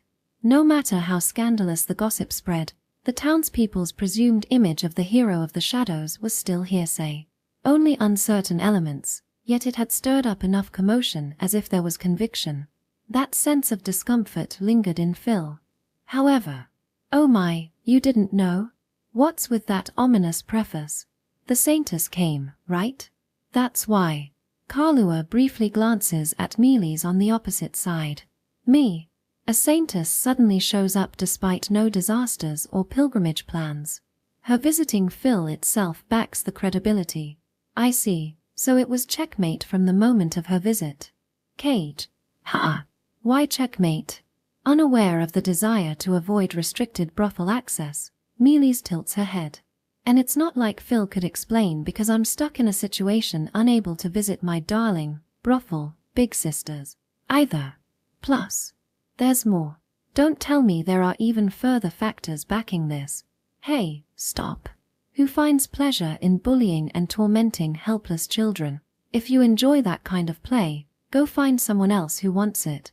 It appears some who visited the manor have been shooting their mouths off in the town. Hearing those words, something in Phil's brain sensor reacts. Then it turns into a question. Aren't people who should be here today absent? Lady Mealy's. Yes, what is it? Just where are your night escorts? That's right, the night escorts who came along to protect the Saintess Mealy's. People who should stick by and guard the Saintess from danger no matter what. Yet Phil hadn't seen any such faces until now, despite the Saintess being right here. The knights belonging to the church also worship the same goddess as us. Therefore, each shoulders the duty of spreading Aristotelianism. I see. Since we already bothered coming all the way out here, they're most likely doing missionary work right about now. So no escorts. They probably judged it'd be fine with the hero of the shadows around. I gave the okay too. Hey, didn't those guys just get attacked not long ago? They're shirking their duties while I'm working my ass off. Right, time to stick some moxer on them. Don't get angry just because rumors spread. Come, have a seat. Kalua restrains Phil clenching his fist, about to stand up. In the end, it seems Mealy's knights were the ones going around shooting their mouths. Since it came directly from eyewitnesses, their words naturally gain credibility. Moreover, people belonging to the church rarely utter lies. That vouches for credibility even further. Looks like trying to bluff my way through this with Lady Mealy's help is useless now. Once word spreads this far, it's over. Despite enduring my desire to visit my darling older sisters and hole myself in for nothing. So meaningless. Hey, if you knew about the situation earlier when I said I wanted her cooperation bluffing my way through this, why didn't you stop me? You were nodding along looking convinced, right? A tiny bit irritated at you getting all lovey-dovey, so I thought I'd tease you a little. You're really a maid at heart, huh? Phil heaves a deep sigh. Seeing that, Mealy strokes his head trying to comfort him despite not really understanding why. Oblivious she herself was the cause. Phil Sama, you don't want to be known as the hero of shadows? Well, you can understand just by looking at this face. Why is that? You're not doing anything bad, you're doing commendable things. Isn't it okay not to hide it? There are various reasons. While being petted, Phil looks up into the distance. What is reflected in those distant eyes? At the very least, it's a scene far from the vibrant freedom. Did I, perhaps, cause you trouble? Mealy's nervously yet guiltily asks in a small voice, eyes damp with unease. Suddenly visiting, raising gossip credibility, getting attacked, subordinates shooting mouths. Undeniably nothing but a parade of nuisance acts for Phil. Honestly speaking, she couldn't blame him for resenting her, innocent intentions or not. However, please don't worry about it. Well, it'd be a lie if I said no trouble at all. But I can tell you harbor no ill intent. I can't blame someone like that. Many malicious people exist in this world scattering harm. Having witnessed such humans is exactly why Phil couldn't bring himself to resent innocently intentioned people. To reassure her, Phil starts stroking Mealy's head. Thank you so very much. You really are kind. Mealy's murmurs slightly flushed. Unfortunately, those words don't reach their recipient. Okay then, can't exactly call this an apology, but please let me know if there's anything I can do for you. For your sake, I'll gladly strip down 1 or 2 layers. Then could you slowly peel off the top starting from above to bare yourself? Just what are you trying to make the Saintess do? Oh wow, my temples hurt. The impromptu retort named Iron Claw slams Phil with a shriek of pain. The unusual sound effects of whop whop, from earlier signified impacts on a human body. Eek. What's happening all of a sudden? Mealy's flusters confused at the sudden violence. Anyway, Phil, what do you plan on doing with this? Kalua pulls out a letter from her apron after poking at him for a while. Tearfully holding his aching temples, Phil glances at the letter. The royal family crest drawn on it. Ignore it. Are you sure? They won't just get mad if you ignore a letter from the royal family, right? I'll just say I'm busy entertaining the saintess. They can't carelessly treat a saintess after all. It's a matter of who wants to stick their neck into blatantly troublesome issues. The letter contents likely held a summons to the castle. A notice from the royal family is like a ticket to the path of a political tool-cart horse. An existence Phil pursuing freedom idealizes to be detrimental through and through. On top of the disastrous mess from the saintess's visit. So yeah, ignoring it. Come, let's play with Lady Mealy's for a while instead. Is it all right, Lord Phil? But that sounds like an important talk. It's fine. For current me, Lady Mealy's is more important. While partially using her as an excuse, not abandoning the freshly attacked saintess doesn't sit right with Phil either. That worry for Mealy's stems from Phil's true sentiments, doubtlessly so. After all, he would never perpetually help others without reason otherwise. It's all Phil's kindness. Even Phil himself recognizes this. Thus resigned to abandoning the rumors, Phil chose the path of obediently playing nice. And, her face promptly flushing red from the blunt declaration of importance, Mealy's head emits steam. Section. A major factor enabling the hero of the shadows so admired by the masses to rescue people everywhere lies in Phil's underworld. A noble got ambushed by bandits on a highway near Amethyst Marquis territory foothills. A slightly youthful male voice rings in Phil's head. Today had also reached its end with the timing to sleep soon arriving. Where are you? Right next to you. In his nightclothes, Phil speaks in his mind. The more a mage studies their field of magic, the more their repertoire of influencing this world's events increases. Repeated past research powered up Phil's binding magic, and evolved it into something more potent, more convenient. Even mentally conversing like this stems from Phil's sorcery. Free dialogue with bound targets. A superb ability unconstrained by distance to telepathically chat with bounded subjects. Detriments include having to bind targets and prevented dialogue between subjects, but the merits outweigh those by far. If just anyone could use this magic, Deliverman transporting letters by horse would be moved to tears retiring. Then don't move from there. I'm going now. Having said so, Phil starts stripping off the nightclothes he had just changed into. Just then. Oh my, going out again today? Kalua suddenly opens her mouth, leisurely having her pre-bedtime tea in Phil's room. Don't casually sit there aiming to spectate me change. How awful when I was already here. Can't leave the room that readily after all. At least pretend to show signs of it. Drinking tea normally. Can't be that desperate to see my body. Too bad. My underwear stays on. Did I say I wanted to see anything? Kalua sighs deeply and heads to the closet. She takes out the black outfit and a plain mask from within. Yeah. Gotta hurry though. You don't want to be known as the hero of the shadows, right? Phil receives the black outfit and plain mask from Kalua. Slight impatience floats on his face. Then you don't need to go, don't you think? If wishing to not spread the rampant rumors further, he should refrain from unnecessary actions. If Phil no longer helps or sees anyone, possibilities of leaving traces and being witnessed would fully disappear too. Moreover, Phil holds no obligation to rescue random strangers to begin with. No such obligations should exist, yet this youth called Phil. Don't spout crap. I can't overlook someone falling into misfortune. And does it hurt to wish for even strangers I don't know to live happily? I guess. That was foolish of me to ask. Kalua brings the mask to Phil's face. His lovely visage disappears from view, but she was fond of this mask nonetheless. A smile naturally surfaces on Kalua's face. I was saved by that kindness of yours too. Well, it's true I'm kind, but this was left to me by that guy. Chem? No. Never mind. Fully changed, Phil gently strokes Kalua's head last. Plus, this is a good opportunity. Might as well try dispelling the rumors. And how will you? I'll yell my name is so-and-so after saving them.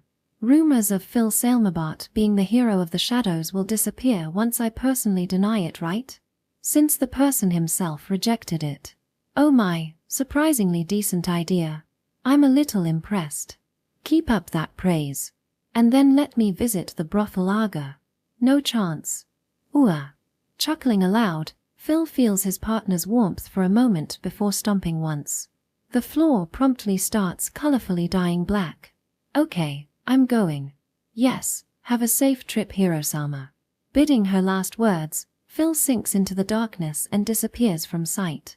The very next instant, Phil's room door opens without warning. Lord Phil, are you here? The one peeking her head in is Mealy's, dressed in nun robes. Her timid intrusion was very endearing. Terribly sorry, Lady Mealy's, but Lord Phil just stepped out. At this hour. His kindness is open 24/7. Facing the appearing Mealy's, Kalua shrugs and starts cleaning up the tea set. She's got no business lingering if her master isn't present. After all, Kalua's reason for being in the room was purely because Phil was there.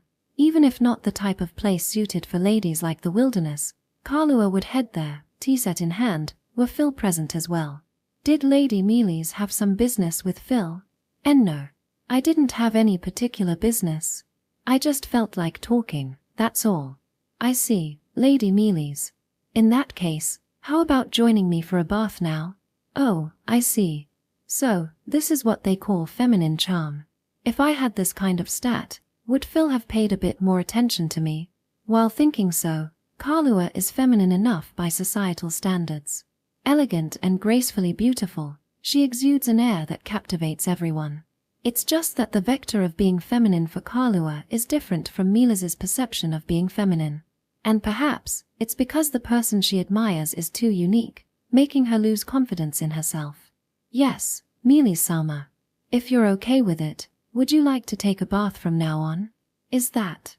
Together with Kalua-san, perhaps? Yes. Mealy still wore her nun's habit. In other words, she hadn't prepared for bed yet. However, Kalua was clearly already dressed ready for bed. Finding it strange, Mealy's unconsciously tilted her head. I'm fine, but didn't you already bathe, Kalua? I did, but I was thinking of passing time until Lord Phil gets back. Since you didn't seem to have entered bath yet, Lady Mealy's, I wondered if you'd like to join me. If that's the case, let's go together. As Mealy's trotted over energetically, she slowly took Kalua's hand. And then let us go at once, Kalua. Foo-foo, yes let's. Kalua let herself get led by Mealy's out of the room. While some jealousy surfaced, seeing the delighted Mealy's enabled Kalua to suddenly think. If I had a little sister, would it feel like this? So innocently charming.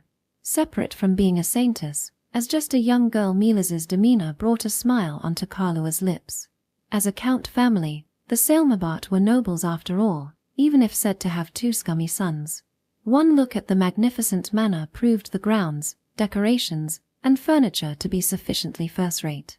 Naturally, the same extended to the bathhouse. Wow. No matter how many times I see it, Lord Phil's home has such a spacious bath. Just how many people could fit in at once? The washing area has small buckets lined up so extensively in length, while the actual tub looks swimmable in size. Fresh hot water perpetually pours from the lion mouths, the thick steam trying to conceal the sheer vastness. Not having entered much before, Mealy's gazes at the bathhouse, eyes glittering.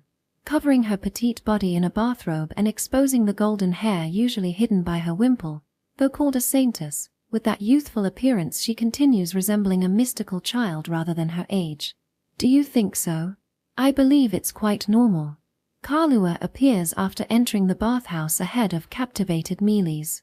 Contrary to Mealy's, she openly bared her natural birth figure without the cover of any bathrobe. A rather boyish girl. As the saintess Mealy's, surely you've seen bathhouses this scale countless times at least. The Sailmabart Count Manor is practically up for sale, you know. At the church everyone gets treated equally. No matter what I'm called, the bath is shared. The church bathhouse is large but always packed that it feels small. That's why it's so amazing. Mealy's beams scanning the bathhouse. Then she promptly heads to the washing area, seemingly eager to enter quickly. With her pilgrimage travels, such treatment should be commonplace probably. Yet, Kalua found it doubtful whether Mealy's truly rarely saw anything like this. Finding it strange yet letting the matter slide, Kalua settled down at the washing station as well, drawing water in buckets and rinsing herself. Once the sounds of falling water echoed in the bathhouse several times, Mealy's beside her stood up and immediately headed to the actual tub. Kalua wryly smiles seeing such a Mealy's like an older sister stuck handling a troublesome little sister. Kalua, come quick. Waving exaggeratedly with the lower half of herself hidden in the tub water, Mealy's calls out. Coming now.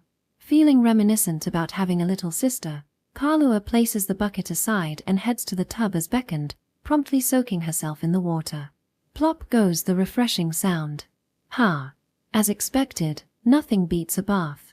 Soaking deep enough that her golden hair floats along the surface, Mealy's comfortably narrows her eyes. Just then. Now that I think about it, Kalua looks. She's unexpectedly big there, at Mealy's chest peeking above the water surface.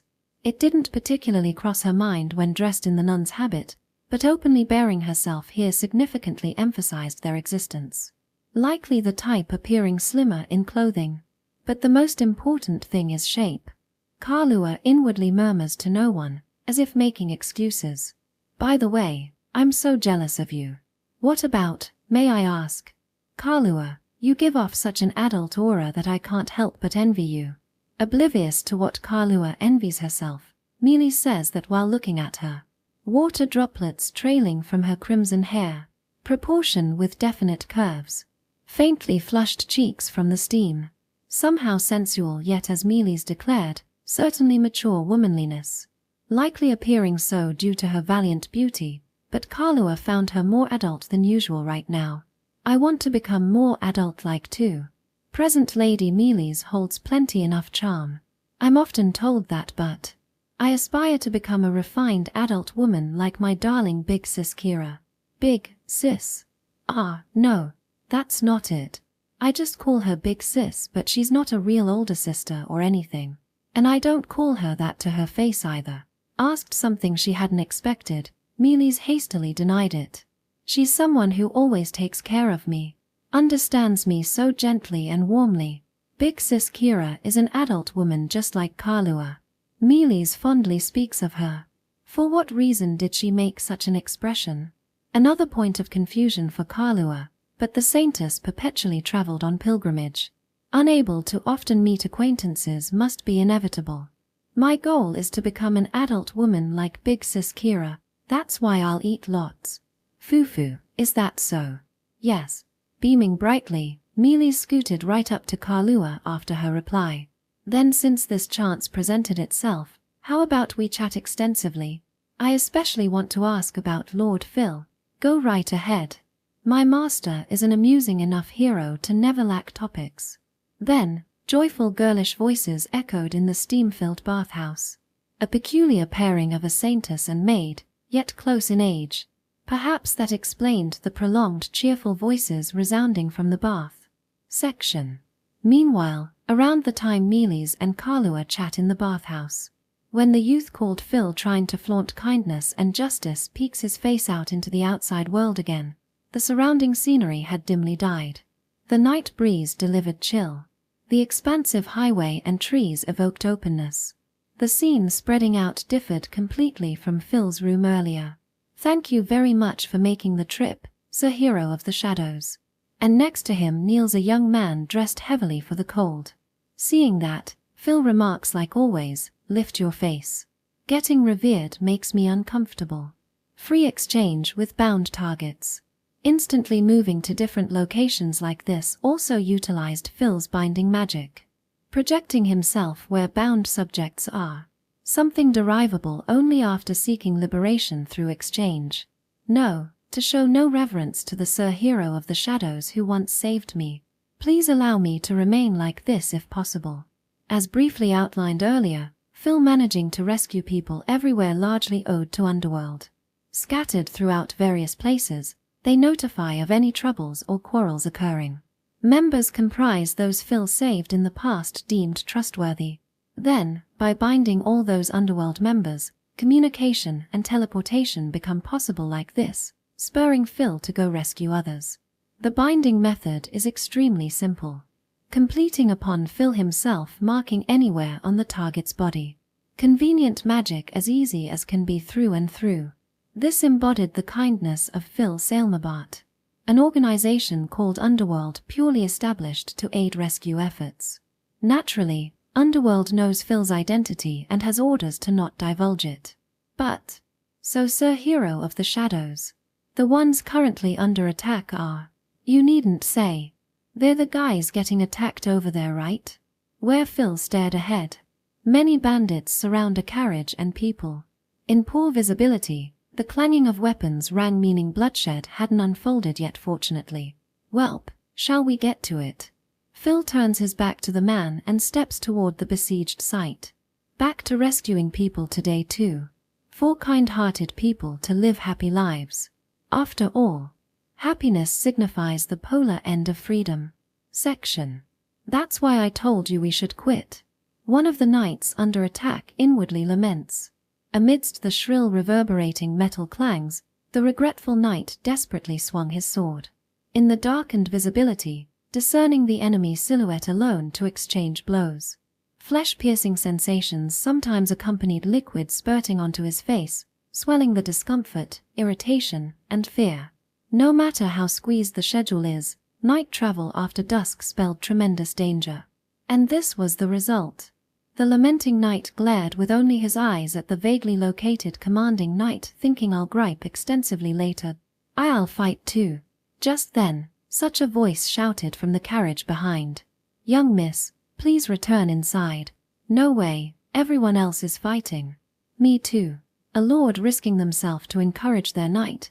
How delightful, yet now a blatant hindrance. That kindness marked the reason he swore his service yet. What happens when the person needing protection appears on the battlefield? It simply invites inattentiveness, unable to constantly monitor protected targets' locations. This assault made for chess of the few guardian bishops protecting their king piece against the numerous enemy pawns. No matter the piece's strength, the number difference guarantees disadvantage. Avid chess players should grasp this well. The amount you get tired of cutting down resembles ants. And ants may sneak from anywhere at your feet to the king piece unnoticed for their insignificance. Therefore, your life is mine, young lady, that voice suddenly shouted from behind. The regretful knights and the rest absolutely hadn't let down their guard, and yet, they now realized their lord's life had been endangered right this moment. While on the other hand, befuddlement. Despite only just emerging, somehow a silhouetted figure ready to slash down with a sword from behind approached without her noticing. Did he lie in ambush for when she exited the carriage? While pondering that, a simultaneously surfacing sensation. Eek. Immobilized by the imminent horror before her eyes, the young girl's hands gripped a sword. Brace herself if she had the will, saying she won't go down without resisting, and surely she could survive this instant. But untrained for these situations, fear dominates rationality. Right now, self-defense lost out to terror. Someone, please save me. Nearly unconsciously pleading so, the young girl squeezed her eyes shut. And, don't fucking happily try to kill a girl now, you scumbag. A loud impact noise blared. Uwoa, what happened? Shut eyes awaiting the long-absent sword slash, confusion seized her. Timidly opening her eyes revealed a young man slamming a guy's head against the ground before her. Let's save the Q&A for later. We're hardly in fitting conditions to enjoy quiz sideshows now. The youth stands to shield the girl. Close enough to grasp his vague silhouette. Black clothes and a plain mask. She too had heard of that appearance. The hero racing in when someone faced danger, rescuing them. Resembling the figure she'd only caught rumors about. The young man states, "Gotta erase the freedom that it's okay attacking others. Those trampling on people's happiness require proper binding. Snap goes his finger, click, extinguished into the battlefield's clanging metals. Right then. So, into a world with bindings. Something rose from behind the youth. No, girl. Darker than the dim scenery, the faint undulating contour resembles an upright water pillar. Expanding sideways, that water pillar transforms into a wall massive enough to engulf everyone present. The vast sea inviting into the world of bindings. Phil activates his magic. Shadow Sea. The moment those words left his mouth, the wall enclosed the entire battlefield as if to swallow it. The bandits. The knights. The girl. Motionlessly, powerless to resist getting consumed. Like a single wave. Swept everything here into the realm of shadows. Section. Now then, are you the last one? Phil drags up an armor-clad man from within the space he created. The scene likely resembles rescuing someone drowned at sea. Despite the firm paved highway ground. Sorry. Don't worry about it. Unable to selectively absorb only enemies in the poor visibility, Phil opted to swallow everyone, then began pulling up the unintended knights and girl afterwards. And with the man he just fished out being the last. The crisis concluded with the enemies bound in his plane. Thank you so much for saving us. On everyone's behalf, please accept our gratitude. That's when a voice called out from behind Phil. Clearly visible in the illuminating torchlight, the voice's owner. As the Amethyst Marquis family's only daughter, I am Alicia Amethyst. Sir Hero of the Shadows. With lustrous silver hair like mithril, amethyst-colored eyes, distinctively contoured limbs, and a cute face. The girl, wrapped in a dress made of lightweight fabric, looked as enchanting and beautiful as the moon rising in the night sky. Why is it that noble daughters or girls in special positions, they all have to be beautiful? In a way, this world is harsh. Whether it's Kalua or Mealy's, those in certain positions always seem to be beautiful. Is there some equation established somewhere that dictates this? The facial attractiveness quotient of the world seems excessively skewed. Don't worry about it. I didn't do it to be thanked. Indeed, originally, he should have left this place without saying anything the moment he helped. Before being introduced, before being thanked. As can be understood from these actions, Phil doesn't want such things in the first place. However, this time it's different. If I've been introduced, then I have to introduce myself. Yes, it's for the sake of introducing himself. It's not Phil's name but a fictional one. My name is Fee. Remember it. With a proud attitude that might come with a boom sound effect. Phil declares towards Alicia, just as he mentioned being the hero of shadows.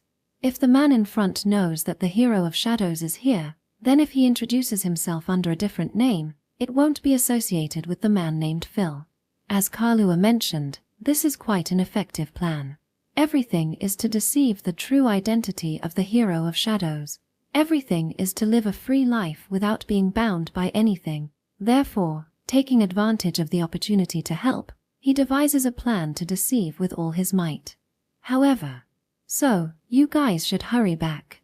There might even be an encore from the audience. Phil waves his hand towards Alicia and the others, saying, go over there. Certainly, even if he saved them from bandits, it's not certain that the second wave won't come. The surroundings are dark, and the town is still some distance away. For the sake of ensuring safety, it would be better to enter the town quickly. One of the knights who understood what Phil was saying bows his head, urging Alicia towards the carriage. For the sake of her safety, Alicia also boards the carriage. And, that voice. Phil couldn't hear the last words Alicia muttered. Perhaps because of that, Phil watches Alicia's carriage start running without thinking about anything, immersed in a sense of accomplishment. Well, now rumors of the hero of shadows is not Phil Selmabart should spread, and Ms. Privacy-san will finally be back. A long business trip. Ms. Privacy-san has really become someone important. If Alicia, who helped this time, denies it, information about the true identity of the hero of shadows will become confusing. If that happens, even if not everyone believes it, the suspicious gallery-like stalkers will decrease. It's not the main purpose, but Phil feels a sense of satisfaction that things have gone well. Now then, I'll quickly prepare to hand myself over to the guards. Kalua is probably diligently waiting without sleeping anyway. Phil puts his hands on the ground. Then, as the surroundings gradually darkened, Phil's sinking hand slowly grasped something. Before freezing, maybe I should physically bind them. While in the bound world of Phil's creation, he cannot physically bind them when handing them over to the guards. So, Phil pulls up all the unconscious bandits and starts binding them with the rope he had.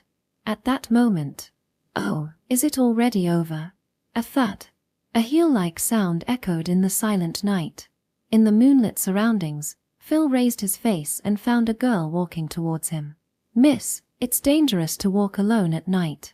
Phil stood up, directing his gaze towards the suddenly appearing girl. A nun's attire adorned with gold decorations reflecting in the moonlight. Platinum blonde hair swaying from the wimple, and a serene and beautiful face that captivated the eyes. At first glance, she seemed like a beauty unsuited for a place where bandits walk, but the one size larger warhammer shone with a distinct no. "Haha. In that case, will you escort me back properly? Going on a date while feeling the night breeze is quite charming, isn't it? If there weren't dangerous guests unconscious, I'd be happy to." Phil remains cautious. Of course, he doesn't think that a nun appearing at this hour got lost and came to enjoy the night breeze. The warhammer, more dangerous than bandits, is evidence of that. And that nun's attire. It's the same as Melisama's, right? What does that attire signify? That should be clear soon. However, the appearing girl walks towards Phil without caring about such things. No, to be more precise, towards the unconscious bandits. Today too, helping people, hero of shadows Kuan. No, Phil Selmabart Kuan? I don't know that name. My name is Fee. Haha. Let's go with that. After all, today I didn't need hero of shadows Kuan. The girl clad in a nun's attire smiles sweetly as she reaches Phil. And there we go. She swings the warhammer horizontally towards the unconscious bandits. Ha! It's not that Phil was unaware of the warhammer. If someone approached carelessly, he would be cautious to ensure he wasn't harmed. However, that's only for himself. When the sound of a fresh fruit being crushed echoes, Phil involuntarily stares in amazement. The swung warhammer accurately captures the heads of all the bound bandits. Phew. Today too, I safely defeated the bad guys. Big sister's job is done. When I get home, there will be a bath and sweets waiting. A red puddle mixed with white and red meat clumps spreads before her. In the midst of that, a girl wipes the sweat from her forehead without caring about the splattered blood. It's unbelievably shocking. Why did she kill them? If he handed them over to the guards, it should have ended there. But the girl is different. What? Oh my. Saving people is good, Hiro-kun. But her eyes, which should have been transparent, clouded, and the girl in front of Phil laughed ferociously. Did you know that saving includes killing bad people? The girl leaves with a final "let's meet again sometime" and walks away, leaving Phil behind on the moonlit night road. The young man known as Hero of Shadows is left alone in the moonlit night. It's not that he didn't think anything, and it's not that he shrunk at the gruesome sight. To kill or not is normal, right? Really, I just don't understand women. Simply because her actions differed from his own thoughts. Hey, ABI. If it were you, could you forgive that? After all, it seems like you and I are different. That's all. Chapter 4. Nicola Lilac, Second Princess. Hey, you. Won't you become my woman? It was the second day since the saint had come to stay. Finally, Phil's concerns came to fruition. Well. On the second floor of the mansion, in front of the row of bedrooms prepared for guests, the saint, an envoy of the goddess, Melis, had a troubled expression on her face. Man, this guy's really going for it. He never fails to betray expectations in a good way. Maybe he'd be well suited to be a street performer or commentator. I bet he'd be in high demand all over the place. I wonder if he'd be appreciated in a comedy role. It's already a comedy, isn't it? Phil, standing behind her, held his head in frustration. While notorious for being a good-for-nothing like his younger brother, he had faintly hoped there's no way he'd make a move on the saint. Yet just 2 days in, the good-for-nothing bared his comedic talents. "Of course, I'll promise you'd be well provided for. I'll give you anything you desire. But I'm just a devout follower. Being a follower isn't grounds to refuse relations between a man and woman, is it? The church has no rules forbidding such interactions." That's true, but it was certainly true that the church had no rules expressly forbidding relationships between men and women. Firstly, though, his premise was mistaken to begin with. Romantically, that is. For starters, it's meaningless unless the other person likes you back. Yet seemingly making his stout frame appear even larger by puffing out his chest, an unplaceable air of confidence floated plainly on his face. "I wonder why. It's quite puzzling. What should I do, Sir Phil?" Mealy's, confused by the sudden confession. No, not a happy confusion. But a how should I turn him down confusion. One could easily discern that from her expression. It was regrettable no attendant was present to rebuke Zon. Phil heaved a great sigh before discreetly whispering into Mealy's ear. "Please excuse my foolish younger brother's rudeness. As the older brother, I will assist to gently turn him down." "Why yes, sir. Isn't your face looking a bit red?" "Naya. No, not at all." Mealy's denied it while nibbling cutely in her cat-like way, making Phil somehow doubtful. No matter how often one may visit brothels, a maiden's heart when the opposite sex draws intimately close is something he apparently couldn't comprehend. "Well, if that's the case, please just repeat the words I say directly from my mouth. It's what one would call ventriloquism." "Ventriloquism. Got it."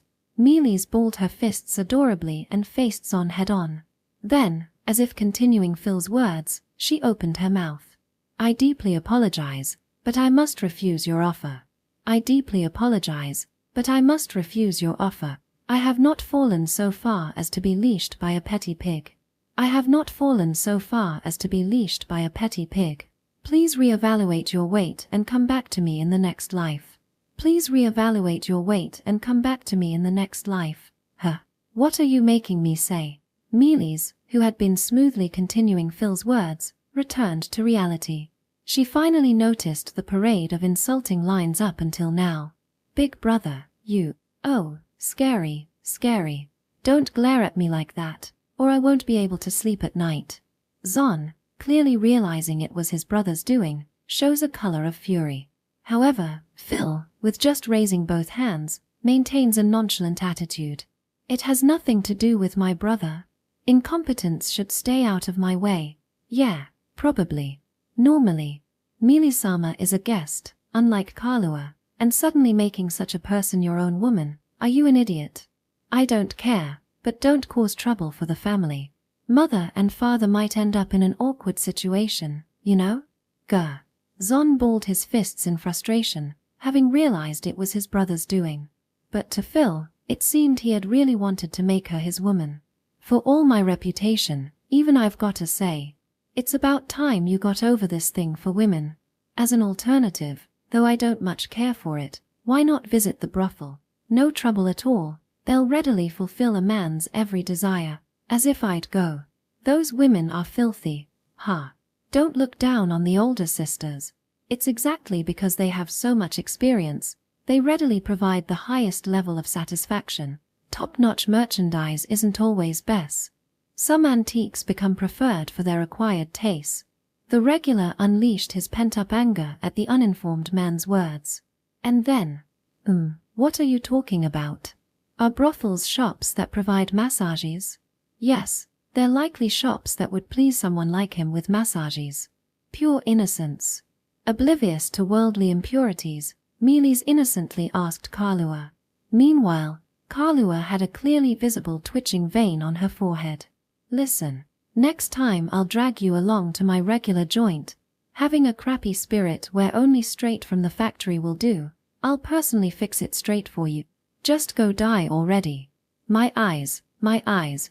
A girl with a vein bulging on her forehead had suddenly entered his vision, but in the next moment, his vision abruptly faded to black. Phil, who suddenly felt a sharp pain in his eyes, spun around while clutching at them. "Phil, if you so much as mention brothels or take them there next time, I won't leave it at just your eyes." "Oh, Kalua glared at him coldly while Phil groaned in agony. Seeing the scene before her, Mealy's went clearly bewildered. Ha, my interest has been killed. Zon, looking afraid in Kalua's eyes, leaves the place, leaving behind excuses to escape. It seems that they managed to prevent disrespect towards Mealy's from becoming a big issue.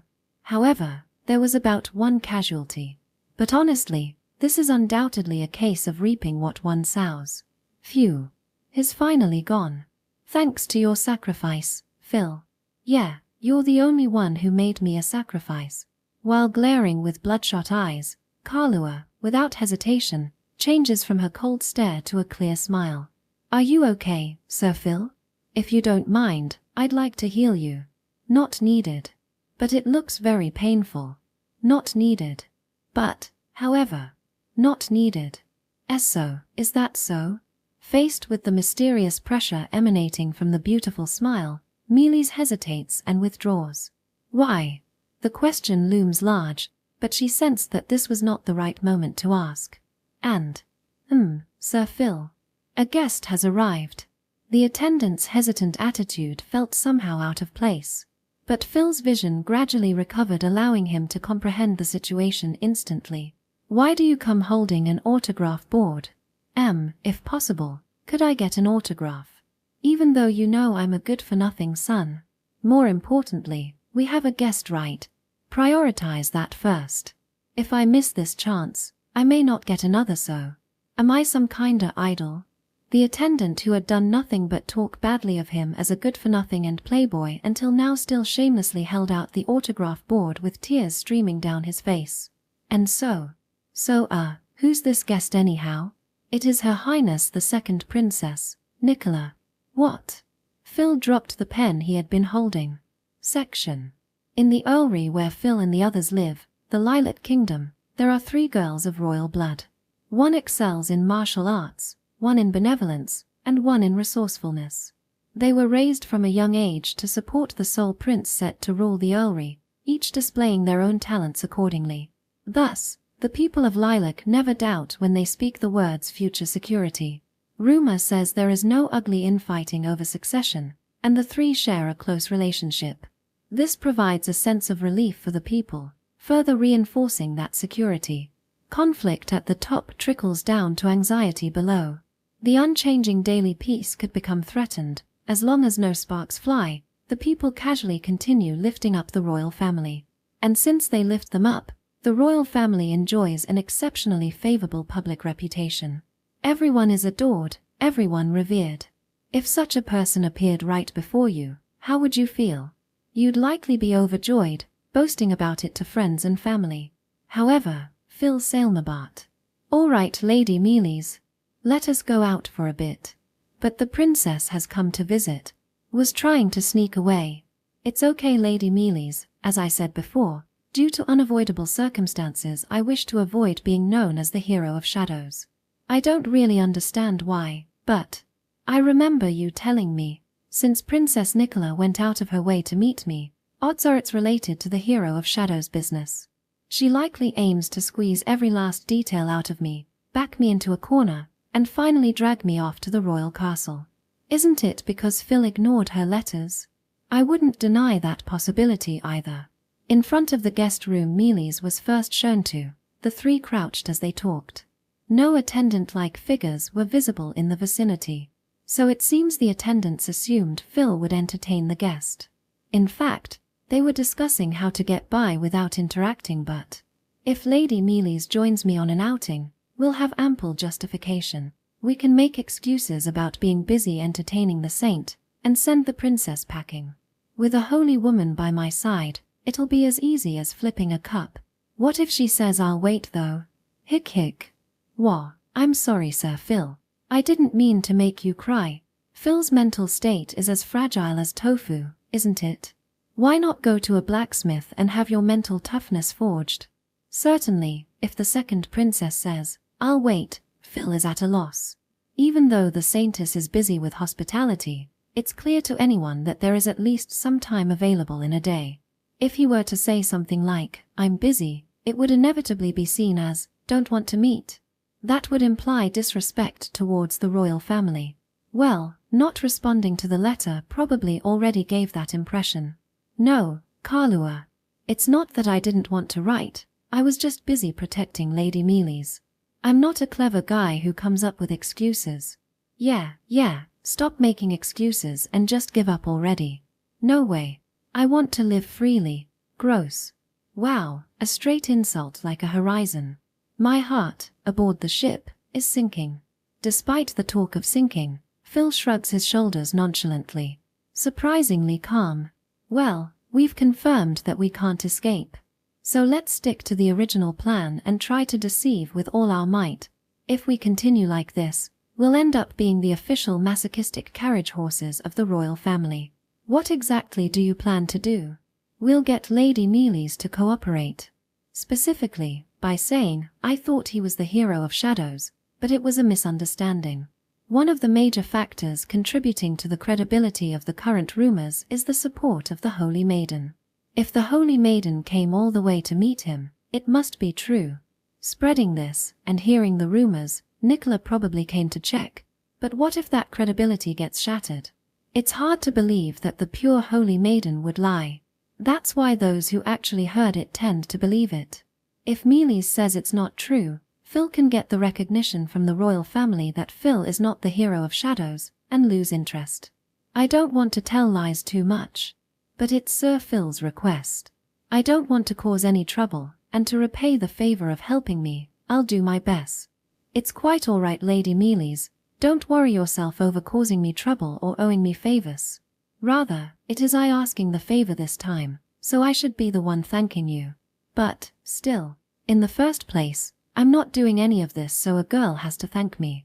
Rather, it's a man's role to provide a favor, a thank you, a freedom. With a reassuring smile, Phil stroked Mealy's head as she tried interjecting. Before the words she was about to say left her mouth, the maiden's lips froze agape at the young man's speech. Sir Phil. Then looking up into the face of the youth before her, her cheeks flushed ever so slightly. Witnessing that, Kalua thought. Honestly, Phil. Cool it with the sweet talking already. Kalua let out a big sigh of envy and a little bit of jealousy. Kalua is closer to him than anyone else, but it doesn't feel good to have someone else receive that kindness from him. With this flirtatious man as is, she has absolutely no margin to work with. Then, would you like to accompany me out somewhere sometime? It would be my pleasure, my lady. Saying that, Phil slowly stood, brushing himself off. Kalua, are you familiar with Nicola? Well, we were close in age, so somewhat familiar, I guess. Remember what kind of person she is. True to rumor, clever and not one to let her guard down. I see. Well, back me up if she gets dangerous. One lap pillow. I'll do it tonight or something, that much. Think of something else you want later on. Appeasing the sulking Kalua, Phil placed his hand on the door to the guest room. And then, here's hoping we can somehow smooth this over. Together with that wish, he swung the door wide open. Please excuse my tardiness, Lady Nicola. Entering the guest room, Phil's first words were to bow his head. A sudden unplanned visit. Lateness can't be helped, or rather, it could be smoothed over if that were the only issue. However, the guest is royalty revered by all nobles. Moreover, the cause of his delay was the conversation at the entrance. As a human being, it's only natural he should apologize. Lately I haven't been acting as rotten as usual. Could I have become a better person? Who the hell made this good-for-nothing son grow into a fine upstanding man? More the issue being so many people he's obliged to revere coming one after another rather than him bettering himself. But either way it ultimately ends up his own fault they keep coming for him. Oh please, don't worry yourself over it, Sir Hero of Shadows. Brushing aside her peach-colored hair gathered at her shoulder, Nicola smiled leisurely. An elegant posture, a curvaceous figure accentuated by her lustrous black dress that resembled the night sky, emerald eyes as the centerpiece of her lovely visage. She seemed the type of girl one could endlessly string compliments to describe. Truly fitting to call a beauty. The princess flashed an enrapturing smile at Phil, as if to charm him. An ordinary man would likely feel his heart race, thinking, what's this pounding in my chest? Could it be? However, I understand you must be terribly busy to not even respond to my letter.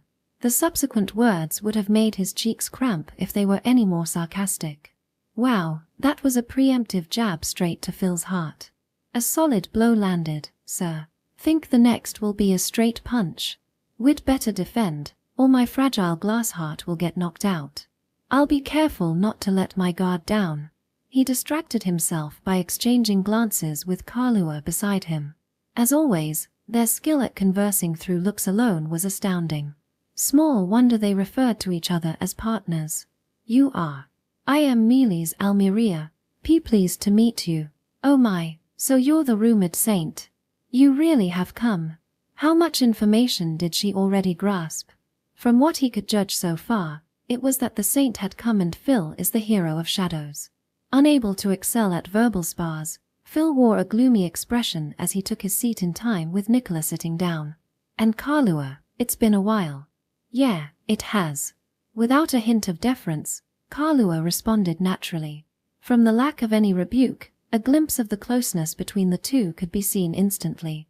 While I had heard, to think you really are working as a maid. Surprised. Of course, the daughter of a ducal family serving a single man. Not just me, anyone would be shocked. Do you know? In high society, your disappearance is still being clamored over. At Nicola's words, Kalua fell silent. Well, suddenly becoming the eldest son of an count's attendant would cause a commotion, I guess. Since it's not a normal occurrence.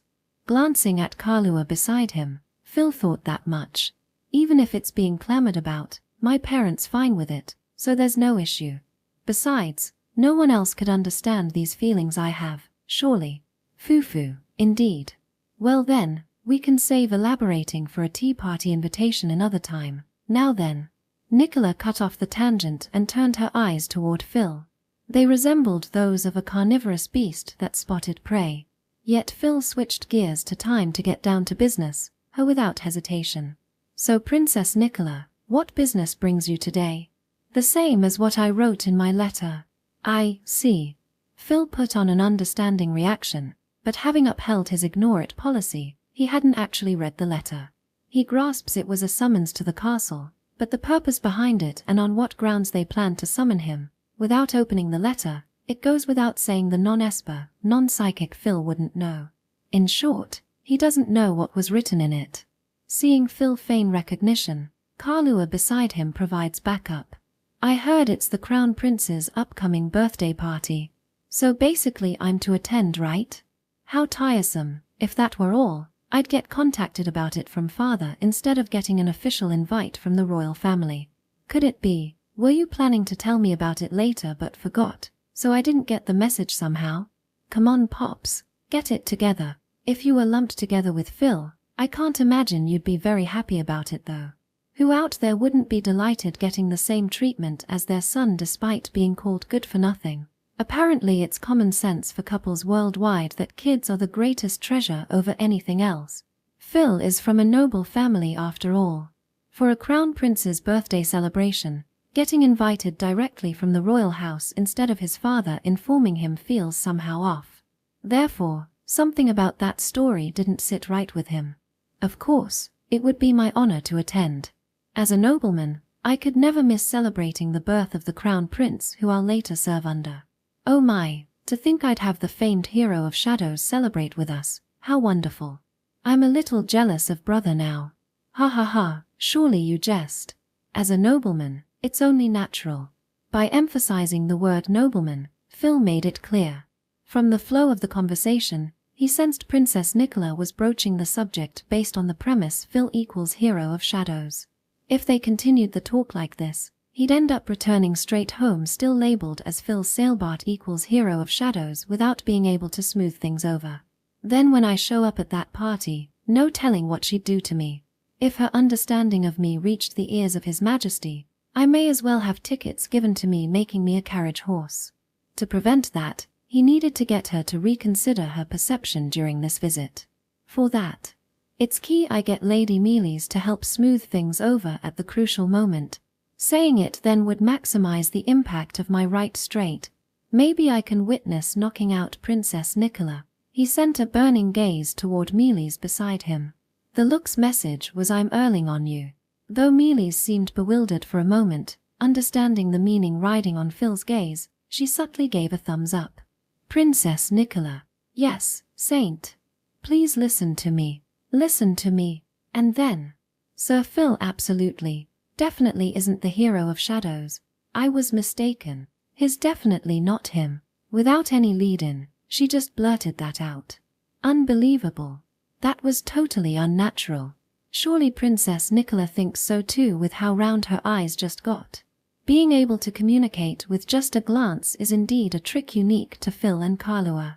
Mealy's, with a smile that exudes a sense of accomplishment, cutely puffs up her chest. People belonging to the church are not all necessarily good. The recent attackers are proof of that. There are those who carry some darkness in their hearts and commit such evil deeds. But that's inevitable. If every member were truly good, it would be more of a cult than a religious group. As long as people are people, the flavor of being human emerges, with the ups and downs, hidden desires, and the inclination towards a human way of life. They are happy or sad, they have greed that they try to hide from others, and their character is affected by the human way of life. Telling lies, thinking about bad things, ending life with a consistently pure and virtuous self. That's not how humans operate. That's because humans are humans. However, it's true that many genuinely good-hearted individuals are part of the church. For example, the Holy Maiden standing next to Phil. Although she is human, she has received the grace of the goddess, healing people with the bestowed power of recovery. Her healing is so potent that even specialized healing maids can't compete. The girl, who has received such power, always thinks like this. I received the power to save someone from the goddess. So, I should save someone. Let's help those in need. Since I have the power to save someone in trouble, I shouldn't cause trouble. This mindset constitutes her purity, innocence, and virtue. Yet, has she never lied before? If asked, she would likely answer no. Going back to the initial story, the Holy Maiden is still a human being. Even she tells lies. However, throughout her life, she hasn't lied much. In other words, she is not accustomed to lying. It's over. When you think about it, expecting a holy maiden to be cunning and scheming is a mistake. It's like taking someone who knows nothing about gambling to a casino. It's like suddenly losing all your money. Sorry, I forgot about that too. Phil looked up at the ceiling again. She was trying to help out in her own way. He couldn't fault her for it. The one to blame was himself, clearly a personnel mistake. Sending a complete civilian to the intense front lines of battle. A devastatingly poor judgment, as if to invite absolute destruction. I see, is that so? Nicola, who had been staring with a blank expression, immediately breaks into a smile. To Phil, that smile looks like a beast that has found its prey. Really? Why yes, yes, yes, yes, yes, yes, yes. Oh no, this isn't good. Phil finally covers his face with both hands. Sir Phil is not the hero of Shadows. He didn't help me, he doesn't have black clothes or a mask, and he didn't show me the magic the hero of Shadows used right in front of my eyes. I see, so Sir Phil helped the Holy Maiden, has black clothes and a mask, and showed you the magic the hero of Shadows used. Is that right? And no, it's not like that. There are other. Stop. I don't want you digging any more graves. Phil hurriedly covers Mealy's mouth. Despite their efforts to deceive, the current situation makes it seem like they're standing in a place where deception is impossible, and tears threaten to overflow. Hehe, I was thinking of somehow checking whether Sir Phil is the rumored hero of Shadows. But I'm relieved. By the way, what exactly are you relieved about? I can give a good report to my father. Kahlua, I'm preparing to run away now. I'll abandon the name Salmabart. Calm down, you might still end up as some amusing carriage workhorse. Kahlua grabs Phil by the back of his neck as he tries to dash out of the room. Her expression lacks the despair of a master, and it's more of a mixture of exasperation. Right, Nicola-sama. Yes, the royal family currently has no plans to take any action. It's just a simple greeting. There, see. Everything is fine. Didn't she say, currently? It sounded like there was no reassurance at all. Maybe my ears are messed up. Sir Phil, if it's okay with you, shall I provide some healing? Despite appearances, I'm quite skilled at healing. If that's the case, Mealy-sama, please heal Phil's head instead of his ears. It might purify some of his impurities. Certainly, as a member of the church, Mealy's might be able to heal Phil's head, which is likely soaked in impurities. If that happens, surely I'll become a proper person and focus on myself.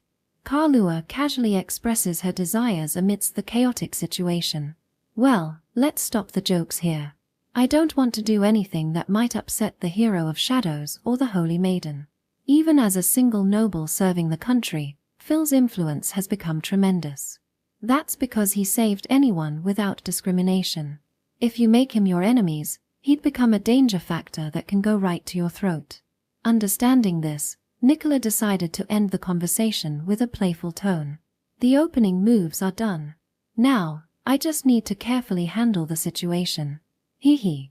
Without even using his proud intellect, Nicola, thinking it's the best judgment, stands up. Well, now that the business is done, I'll take my leave. Holy maiden. If you're okay with it, please join the birthday party. My father will surely be delighted. Why yes, I'll go. Oh, so it was really just that. Hee hee. If Sir Phil had replied to my letter, I wouldn't have had to come here. After all, I asked Count Selmabart to send the invitation through you. No, I think it could have been done normally through my father. Well, there are times when it's like that, Sir Phil. Besides, Nicola directs a beaming smile at Phil. I, actually, have been saved by you before. I see. Phil understands why Nicola came to meet him directly. Even so, receiving such a charming smile doesn't make his heart race, and he ends up giving a wry smile. I don't remember that. Hehe, let's just leave it at that. With that, Nicola bows slightly to Mealy's and walks towards the door. At that moment, regarding this year's birthday party, it seems that there will be more church-related people attending than usual. Among them are some higher-ups who usually don't participate. Please be cautious. Ha! As Nicola passes by, she casually whispers those words to Phil. Kalua, let's have tea again sometime. I'm looking forward to it as a friend. Yes, I'd be happy to go if you invite me as a friend. Hearing those words, Nicola finally opens the door to the guest room and exits. Well, she'll probably use me as a means to get closer to Phil. Thinking that, Kalua shifts her gaze away from the departing Nicola and turns to her master. It's been a short time, a little earlier than initially expected, but Nicola's visit has already come to an end. I'm sorry, Sir Phil. Have you given up already? In the end, it ended in a complete failure. Chapter 5. Kalua Scarlet. It had been 1 week since Mealy started staying at the estate. Inevitably, the commotion died down after a week. The number of people visible from the estate grounds also gradually decreased, and now I could no longer hear the loud yellow cheers of Hirosama.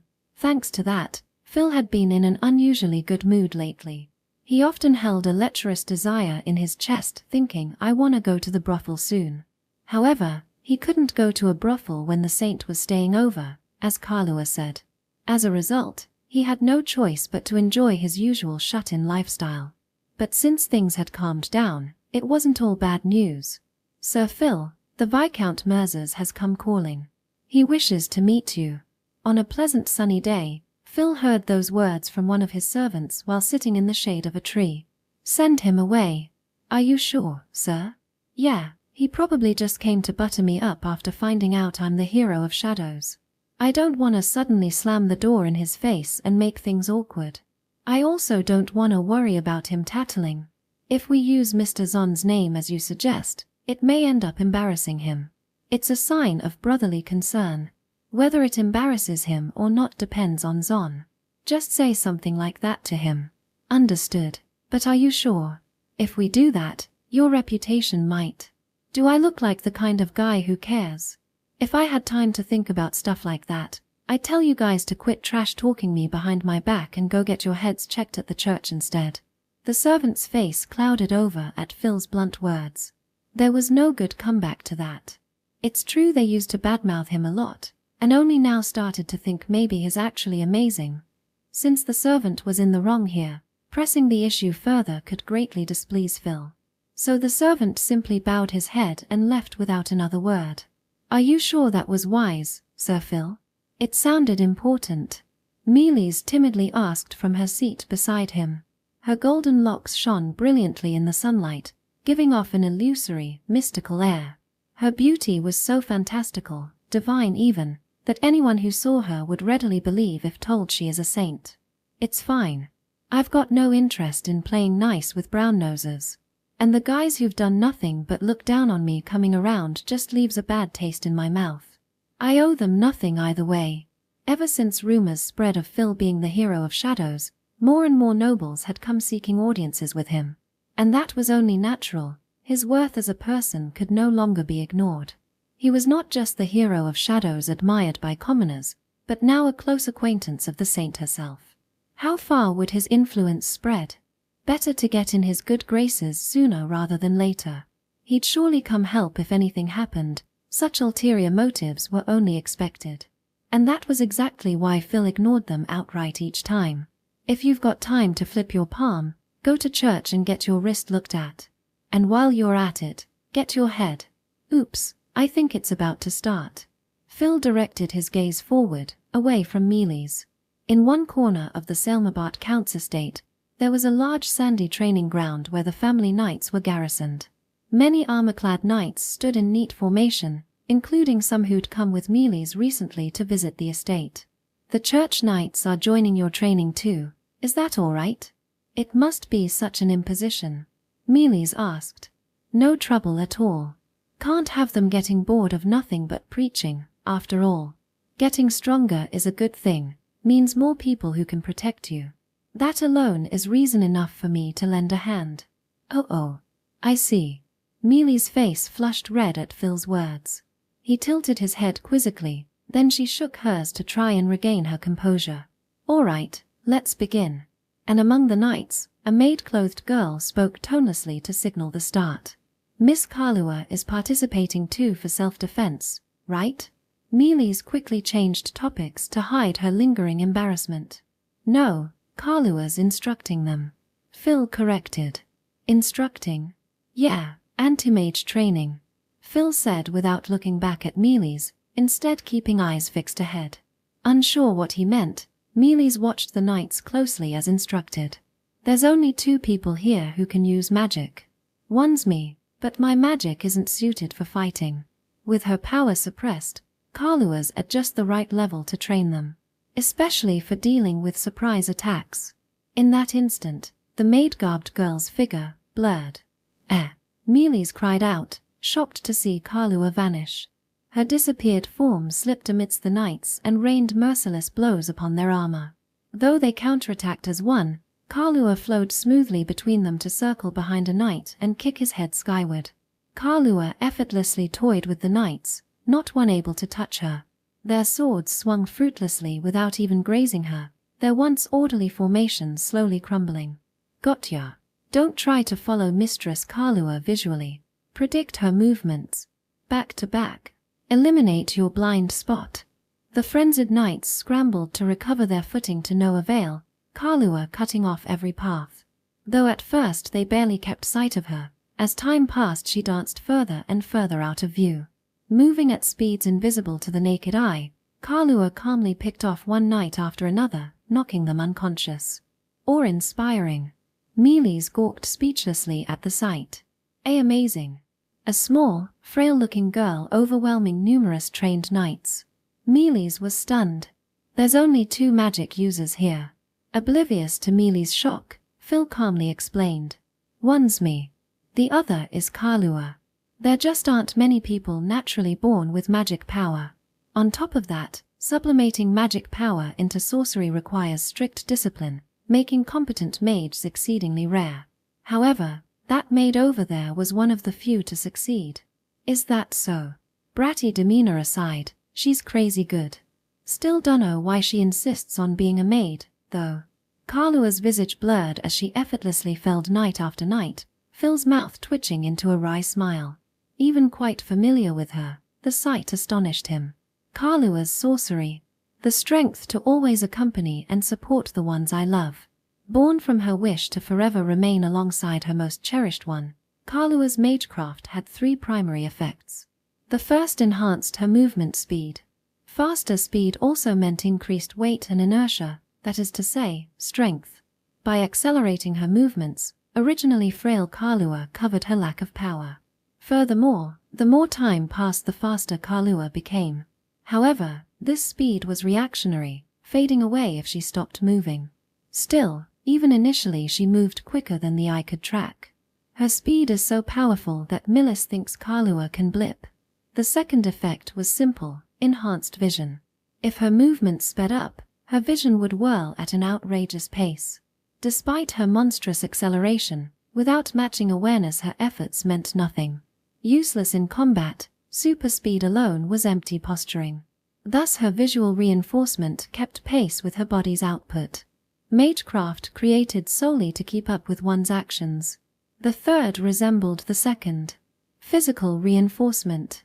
At times even surpassing the speed of sound, otherwise the atmospheric friction would batter Kalua's body to shreds. So to prevent that outcome, flesh empowerment. Not raw might but resilience to withstand intense velocity. Wielding this sorcery, Kalua couldn't shake armies alone but could undoubtedly tip the scales of war. A girl who despite unremarkable appearance held such strength. Not just Sir Phil but even Miss Kalua. Just who are these people? What hid such outstanding figures in obscurity for so long? Amazing yet puzzling. Mealy's respect for them only grew. Meanwhile Phil wondered. Seriously, how the hell did a monster like that end up glued to my side? What? What did you say?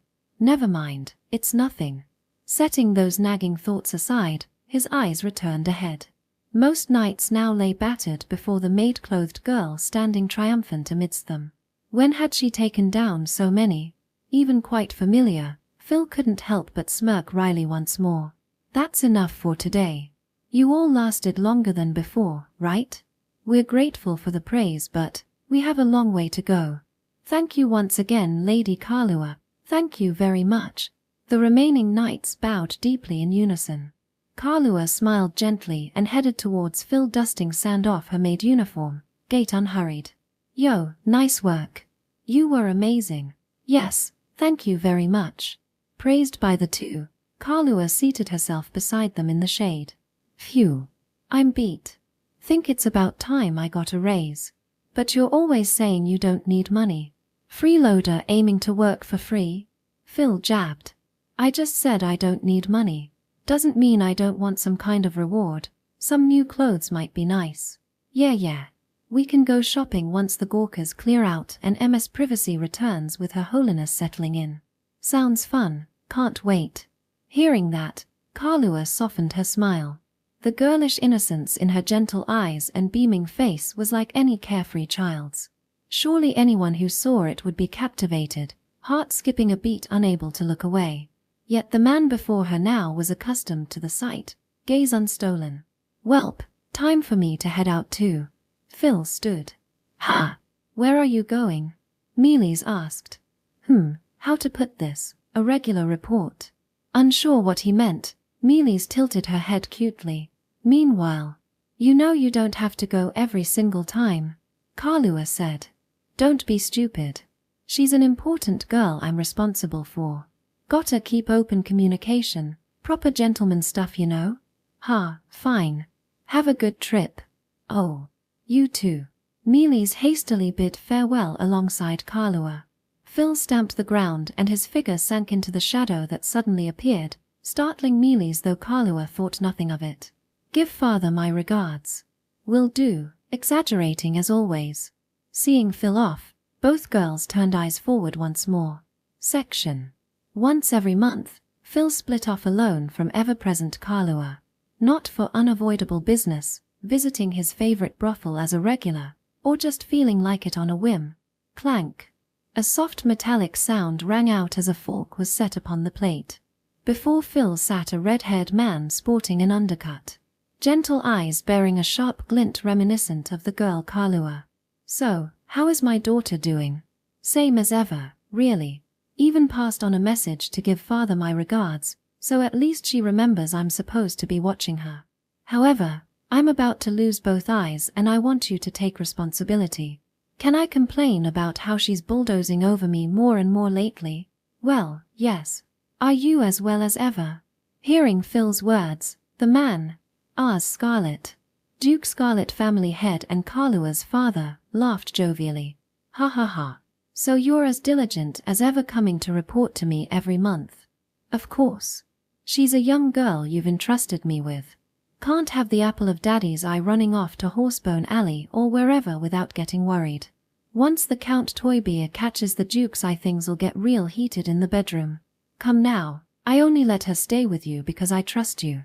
After reliably coming all this way to report on her every month, there's no one more qualified, right, Sir Hero of Shadows? Please don't call me that. Before rumors branded Phil the fabled Hero of Shadows, only 3 knew his identity. One of them was Kalua, the partner. And the other 2. Takes me back, when my daughter suddenly declared she wanted to serve the Hero of Shadows. You should have seen the looks on me and her mother's faces. Tell me about it. I was shocked too. Nearly decided then and there to drag her off for a mental evaluation. Ha ha ha. I completely understand. When she brought you here holding your collar, I doubted my own eyes. Nostalgically, Ars begins to tell his story. The first thing that comes to mind is his encounter with Phil. And I wasn't exactly level-headed back then either. My own daughter kidnapped, after all. I should have handled the situation better. During the party, it's unavoidable. As the head of the Duke's family, there must be many guests to entertain. If I were in that position, it would feel like riding attractions with my head spinning. Still, the fact remains that my daughter was abducted. Kalua Scarlet, the daughter of Duke Scarlet, was once abducted in the past. It happened at a party hosted by some noble, where she was taken while enjoying the night breeze, causing a commotion in the venue. As it turned out, it was a crime committed by a noble who had feelings for the girl named Kalua. The noble had hired individuals from an underground guild to carry out the abduction. Until the truth was revealed, the party venue was in an uproar. Who did it? For what reason? And most importantly, where is the Duke's daughter? Despite dispatching the night order and conducting searches around, there was no sign of her.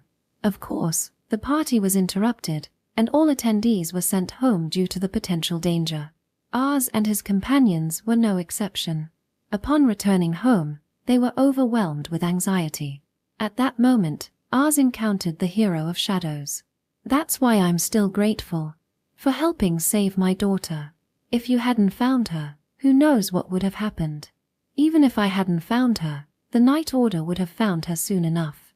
I just helped look for a lost girl for a bit. But you captured the members of the Underground Guild, right? You not only helped me but also caught the noble who was behind it. It's not a modest story. I am being modest. I prefer not to stand out as much as possible. Yet, you were brought here by Kalua with your real face exposed. Well, that's because your daughter is a mischievous girl. It was my first time, having my mask removed the moment I helped someone. What kind of education did you give her? Ha ha ha. My daughter has grown up in her own way, for better or worse. It's no laughing matter, Phil thought, as he smiled wryly and started eating.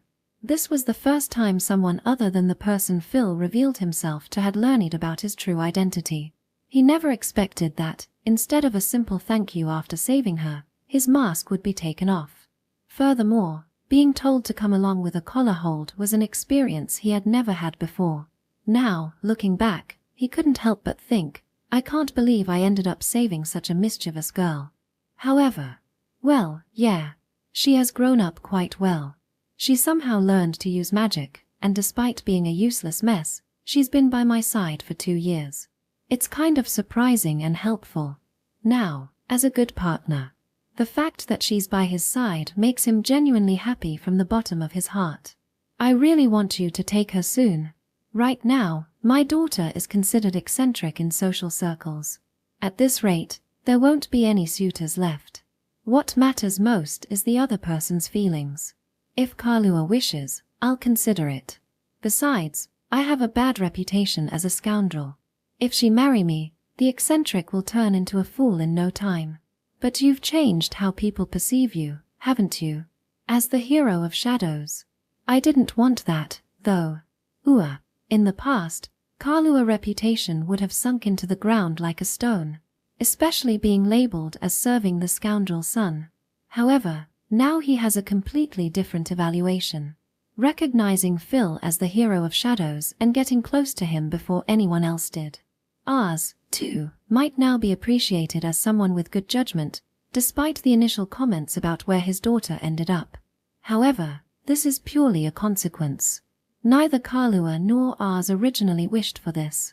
Simply put, I just want my daughter to be happy. As a noble, I might be considered a failure. Still, I want my daughter to live the way she wants and have a happy life. My wife shares the same sentiment. With a gentle gaze and a further softened smile, Phil spoke. In response to that, I won't say I'm getting married, because I don't know where Kalua's feelings are directed. However, he added, Kalua will definitely make me happy. I won't make her regret her coming to me. It's a kindness that can be considered twisted, and that's why Phil wishes Kalua for happiness. Regardless of anyone else, the girl named Kalua is someone standing by his side. That feeling alone is larger than anyone else's, hence, the words directed towards ours were very powerful. I see. Yeah, I entrusted it to you because you're that kind of person. When the head of the Duke's family trusts you, it feels heavy, right? Like a boulder. For you, it's probably just a pebble, right? As they exchanged joking remarks, both of them cracked a smile. And, I'll continue to rely on you for my daughter. I, too, will take care of your daughter. They gently clinked the glasses they held. The sound of the small, high-pitched clink resonated in the dining room of the Duke's house. Chapter 6. Going out. I've decided I want to go into town. Right after finishing breakfast, Phil shouted loudly in his office. What's with the sudden idea? I'm not letting you go to the brothel. That's definitely up for discussion. Shall we have a positive talk about wanting to go instead? Then I'll start by laying down my stance of not letting you go. Alright, let's end the debate here. I'm suddenly getting the vision of sore eyes for some reason. Peaceful compromise is best. Seeing no chance of winning the argument, Phil quickly backed down to preserve his remaining eye lifespan. After their long relationship, he had learned to judge the timing well for retreating. Going into town? Oh, me too. I want to go. Sitting on the sofa snacking, Mealy's eagerly raised her hand. Sunlight shone upon her gold-trimmed vestments, making them glitter radiantly. Of course, by all means. The whole point of this outing is for Lady Mealy's after all. Ha! Really? Yes. You'll be attending a birthday party soon, right? So I thought we could go find you a dress. As the saint, dress code still mattered even for her at a formal party. Clothing indicates one's standing and purpose, needing to fit the occasion at times. Wearing an oversized coat to the beach alone makes one stick out and appear a fool unaware of their surroundings.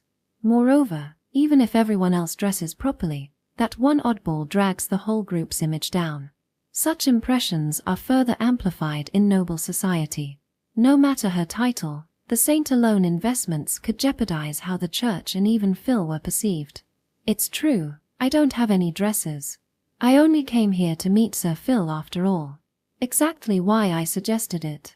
I'll have any dress we pick properly delivered to Her Holiness later, so no need to worry about luggage either. But that would only further impose upon you, when you're already helping me so much. It's fine, I made a promise too.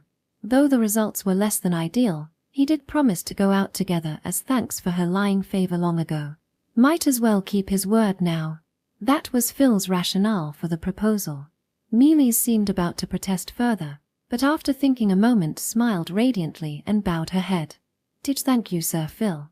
I'll be sure to repay you properly later. Please, allow me to cover it. Despite appearances, I'm quite wealthy being a count's son. Since visiting the brothel is becoming unlikely, I'd love to splurge my savings from childhood here while I can. Surely you understand my plight. Feeling the pressure from beside him, Phil instinctively bowed his head to the floor. Biting his lip as if barely holding back tears, he cut a truly pathetic figure. Saintess, while we're here, go ahead and order something really extravagant. Maybe some diamond encrusting befitting of you? Is that really alright? Seems like it'd be terribly expensive. Not a problem. Phil's still a noble son, so he has money put away. Miss Kalua? Technically it's from savings I pinched penny by penny imagining the toys I wanted as a kid, but won't that tap out my funds for the upcoming brothel promotional free designation event? I've been wanting some new dresses lately too. It's fine, right? Why yes, I'll gift them gladly. Faced with the bewitching smile, Phil sat himself firmly down on the floor, muttering about the 5x point day coming up as he sniffled bitterly. Seriously, why's he so dead set on going? Am I not good enough? Kalua scowled, but sadly her murmurs didn't reach the hapless boy's ears. What a helpless boy. No, get a grip. Can't be getting cold feet about dressing up cute girls just cause I can't visit whores. Endure. Rejoice in providing gifts befitting a manly, romantic scene. Giving presents is a privilege only guys can enjoy. Regaining composure, Phil pumped himself back up, thinking positive. Seeing that, Mealy's cheeks flashed slightly. So cool. Sir Phil. Part of me is happy but also conflicted. It's complicated. Alright, let's head out into the open while the zoo sightseers are scarce. Likely thanks to Ms. Privacy-chan guarding us. Maybe she bought us a window, and so to gift dresses to the two girls. Sacrificing his visiting colorful Ufufu big sis funds, Phil set out into the streets. P.S. Today's the last day of Phil's favorite brothel's free designation event. Section. This way, Sir Phil. We can see your face. Gonna brag to my family I saw the hero of shadows in person. Clang, clang. Clang, clang. Having believed Ms. Privacy-chan returned, the group took a carriage from the estate into town. Alighting at the town entrance, they proceeded on foot to peruse the lively streets. As the largest settlement in the entire Salmabat domain, shops and stalls crowded every which way as far as the eye could see. Matching the bustling economy, citizens' lively chatter echoed from all around. Even more people than usual packed the commercial district. Brimming with energy and activity, Administrator Phil was quite satisfied to see it. At first, that is. Ugh, what's with all the shrieking? This isn't some hero's triumphant return parade. Cut it out already. Phil almost shout, barely keeping his true feelings bottled up. Simply walking brought endless cheers, either yellow or pink if colorized. Just like some mega celebrity's public appearance, attention centered a wide radius on Phil. Wow, more popular than the Saintess. Hey, mind walking a bit further? Preferably out of sight so I'm not associated. What are you saying, partner? Get over here and share the spotlight. I'll pass on mass attention when there's no event, thanks. You soak up that stage alone. You wear so many people. As expected of you, Sir Phil. I'm not happy one bitey. Where was Ms. Privacy-chan went? Eyes followed him no matter how far he walked, like rabbits awaiting feed, drawing more onlookers to the commotion. Driven into a corner by his loving fans, Phil broke down crying. Mealy's and Kalua gently patted the pitiful boy's head to console him. Never had the two seen a sorrier sight in either hand. Just where in life did I screw up? How can I go back to how things were? Should I write the gods requesting aid? Divine paperwork? Phil muttered as he wept. Start by dropping the brothels and alcohol. Kalua said. And doting on your partner so. Let me consider half of that. Sorry, booze and sex are necessary nutrients for human life. Barker. If those were truly vital, mankind would have gone extinct long ago. Can't be helped. Taking drastic measures, I'll strip to quell their ardor. Getting cursed out by the ladies should steer us clear of this hero thing. Reclass. From hero to pervert. Driven into desperation from the endless crowd, such words tumbled out of Phil's mouth. Surely bearing himself would shatter his sterling image, relegating him once more to good-for-nothing and newly deviant status. But, Master Phil, what is Sutori Pushu? Stripping refers to, yes. What is it? Such fiery impulse was swiftly extinguished, faced with wide, innocent eyes full of pure curiosity. Calmed down now? Using cute girls is cheating. But yeah, guess I have. What exactly is Sutori Pushu? Giving up, Phil fed the innocent maiden some nonsense about it being a beautiful dance. Thus the unsullied saintess would remain untainted for another peaceful day. So, where's the dress shop? I've got a rec, but anywhere specific you girls wanna hit up? I haven't really been to this town much, so I'd like to leave it to you, Sir Phil. Roger that. Kahlua, I'll leave it to your taste too. Alright. Thanks for putting that pressure right on this trashy boy. Muttering about not expecting fashion sense from good-for-nothing trash. Meanwhile Kahlua sighed a little, watching his back. That was poorly phrased. Ha! What do you mean? I said that because I wanted him to pick something for me. I'm not very familiar with shops here either, so I was hoping to wear something he knew about and would recommend. I see. While you may have misspoken this time, I understand your feelings. I'd also like Sir Phil to choose my dress. However, it seems he took offense. You're right, maybe I just don't have that feminine charm. Dejected, Kahlua watched Phil's back. Just then, warmth enveloped Kahlua's hand. There's no need to worry, Miss Kahlua. I can feel your feminine charms clearly even as a stranger. You think so? Yes. If you truly lacked femininity, Sir Phil would not refer to you affectionately as a girl. I suppose not. Chin up, Miss Kahlua. If you doubt your own womanhood, then please allow me to prop up your back. Feminine wiles aren't everything. He surely appreciates all your other fine qualities from your time together. So there's no need to feel discouraged, alright? I see. We mustn't walk around hanging our heads or we'll miss what we seek. Mealy's speaks softly. Soft eyes full of tender compassion. Amazing, you really are the saintess. Oh, you think so too? I do. Your words just now were so warm. I'm happy to be helpful. Saving even one troubled soul brings me joy. Seeing the smiling Mealy's, Kahlua thought incredible to herself. Simply receiving those words lifted her sunken spirits. Was it because Mealy's was the saint? She couldn't help but think so. Say, Miss Kahlua. Yes. Is it true you harbor feelings for Sir Phil? Mealy's timidly flushed as she nervously posed the question. Faced with such, newly invigorated, Kahlua staunchly gave her answer. Yes, of course I do. The one I wish to stand beside now and forever is Phil alone. Ever since that day, Kahlua walked behind Phil, face as brightly red as Mealy's beside her. Phil's sailmabit is troubled. One young man, who believed in self-proclaimed instant decision-making in everything, growled a rare little groan. Should I play it safe with white, or shake it up with black? The group had arrived, hounded by the gallery, at the Count family tailor shop. Likely wishing to avoid obstructing business, the onlookers kept their yellow cheers outside the windows. Some mild discomfort from the focused attention aside, Phil inspected the fabric unbothered, trying to choose dresses. You're surprisingly serious about this. Well conventional wisdom says girls shine brightest dressed to the nines. Can't let shoddy pics tarnish such cute material. Gotta go hard here. Is that so? Kahlua flushed slightly, hearing his dead serious take involving cute material. Those keywords from the serious plus cute material formula excited maiden hearts to display flushed cheeks across her face. Woo, so many pretty fabrics.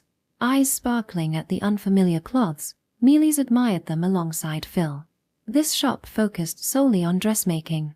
Essentially all dresses were made to order, picking fabrics and conveying design hopes to craftsmen leveraging their skill. Reputedly oft visited by Phil's mother, he selected this shop trusting their ability. But these possibilities also seem appealing. Arg, if only I had fashionable aesthetic sense. The woes of mediocrity. Now I get artists' feelings. You don't need artistic sense, Phil. As long as you pick something, I'm hap. Hey, like I said, I wanna choose what makes you shine the most. You left it to me, remember? Then as a man I gotta deliver, cute as is. Beside others you're a black swan among chicks. So here I've gotta. Please, say no more. Frantic, Kalua muffled Phil's mouth. Bright red-faced, she kept eyes downturned to hide her expression. Welp, guess I'll shut up if you tell me. Hey, Lady Mealy's. Yes, what is it? Stand right there for a moment. Understood. Mealy's, who had somehow distanced herself, returned like a puppy, obediently standing in front of Phil. Phil then placed several pieces of fabric against Mealy's body. Indeed, if we go for the classic approach, white is the way to go. Lady Mealy's is pure and kind. To emphasize that, pure and innocent white is the best. If we design a long dress for her small figure, it will enhance her cuteness like that of a little animal. An angel appearing at the venue, or an elderly person appearing to be summoned to the heavens, wouldn't be surprising either. Sir Phil? On the contrary, how about this deep black for contrast? With a little decoration, this black can shine like the night sky. Targeting the gap between the adorable face and a somewhat devilish look, we can evoke a transition from childlike innocence to a mature atmosphere. As an image, would it be like a little devil? I'm worried it might summon an elderly person too. Murmuring while imagining the scene of placing the fabric, Phil unintentionally revealed his thoughts.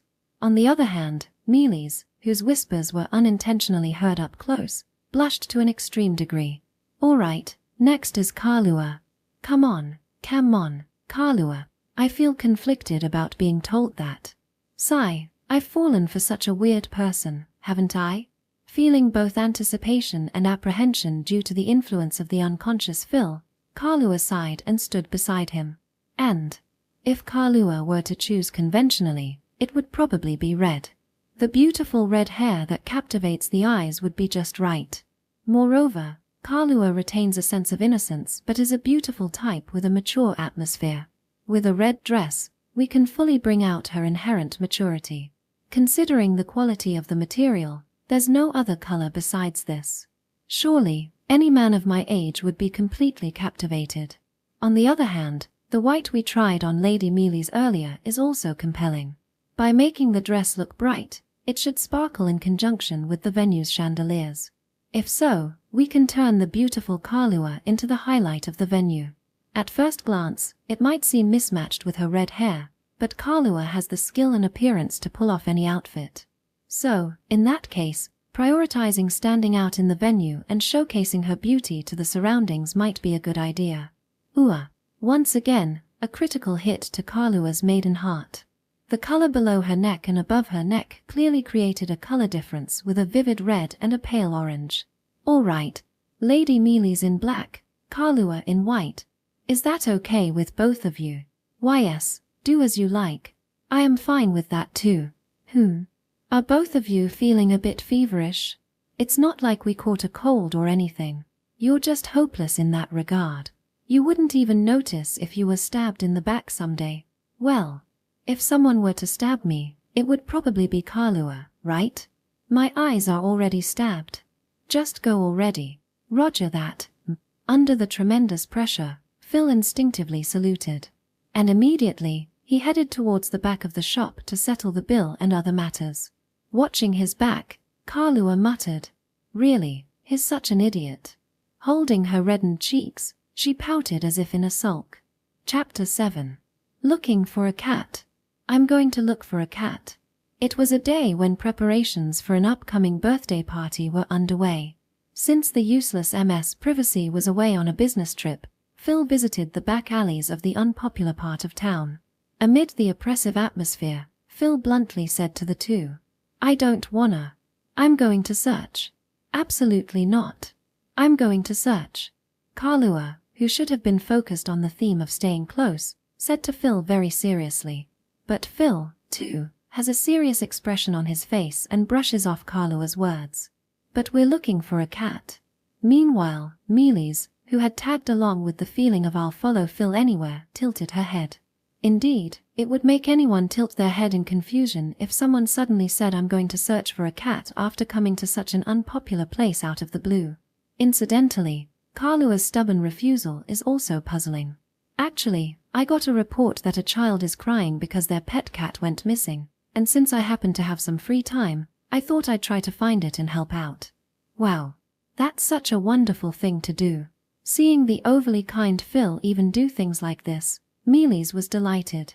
He not only helps people in trouble, but takes action whenever he finds a human who is sad about anything. This was a momentary glimpse into why he is so admired. But why is Miss Kalua so against it? She real ally hates cats. So much so that if one shows up on her plate, she'll push the food to the edge. I'd toss it right out the window. You better apologize to the mom who cooked for you. No matter how much you dislike the food, treating someone's cooking poorly will make them bawl. It would undoubtedly leave a deep wound in their heart for about a week. So in other words, Kalua's probably useless here, so I definitely want Mealy's help. Of course, I'll be glad to assist. If you work hard, I'll make hamburgers for dinner as a reward. I'm not a child, you know? Sensing that Mealy's doesn't seem to dislike hamburgers, Phil feels relieved inside. Wanting to keep stalling the energetic girl for some reason, Phil was still at it. But how should we search? Should we just walk around looking? Well, that's the safest way. Since I heard about it today, I think the cat's still in this town, but, unfortunately, Kalua and I can't use magic this time. Why not? First, people will die if Kalua uses magic. They'll die. Kalua's magic is about increasing her own speed. At first glance, being able to move faster would allow her to quickly scour the town to find it. However, right now there are many people coming and going around town. If she moves at high speeds, her reaction time decreases proportionately, increasing the risk of collisions with people.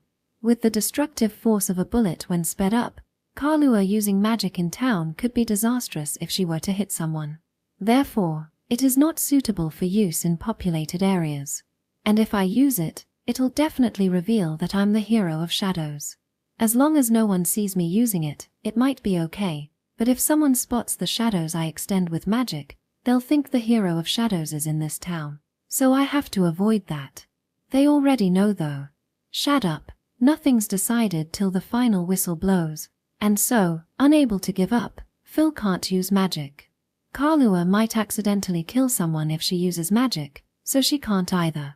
Inevitably, a brute force, numbers game approach is the only option. It seems like an extremely inefficient plan, but there was no helping it. I think I roughly understand the circumstances, so we just need to go look for the cat now. Leave it to me. Mealy's adorably puffs out her chest, emphasizing her suitably developed figure. It looks as if. Am I the only one who feels like she's bound to get lost at any moment? Don't say it. I thought it for a second too, but don't say it out loud. Mealy's is not that much of a kid, we gotta believe in her. Is it because Mealy's is being so charming and petite? For some reason, both of their brains pictured her like a child holding a parent's hand. I'll start searching over there.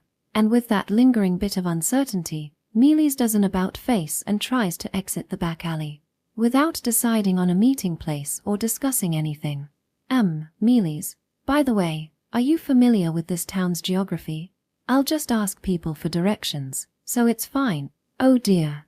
Phil heaves a heavy sigh. Alright, let's not split up. How about we all get along and take our sweet time searching for the kitty together?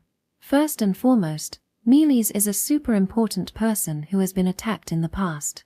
Without any knights to guard us, leaving Mealy's alone in a situation without Kalua or Phil is not a good idea.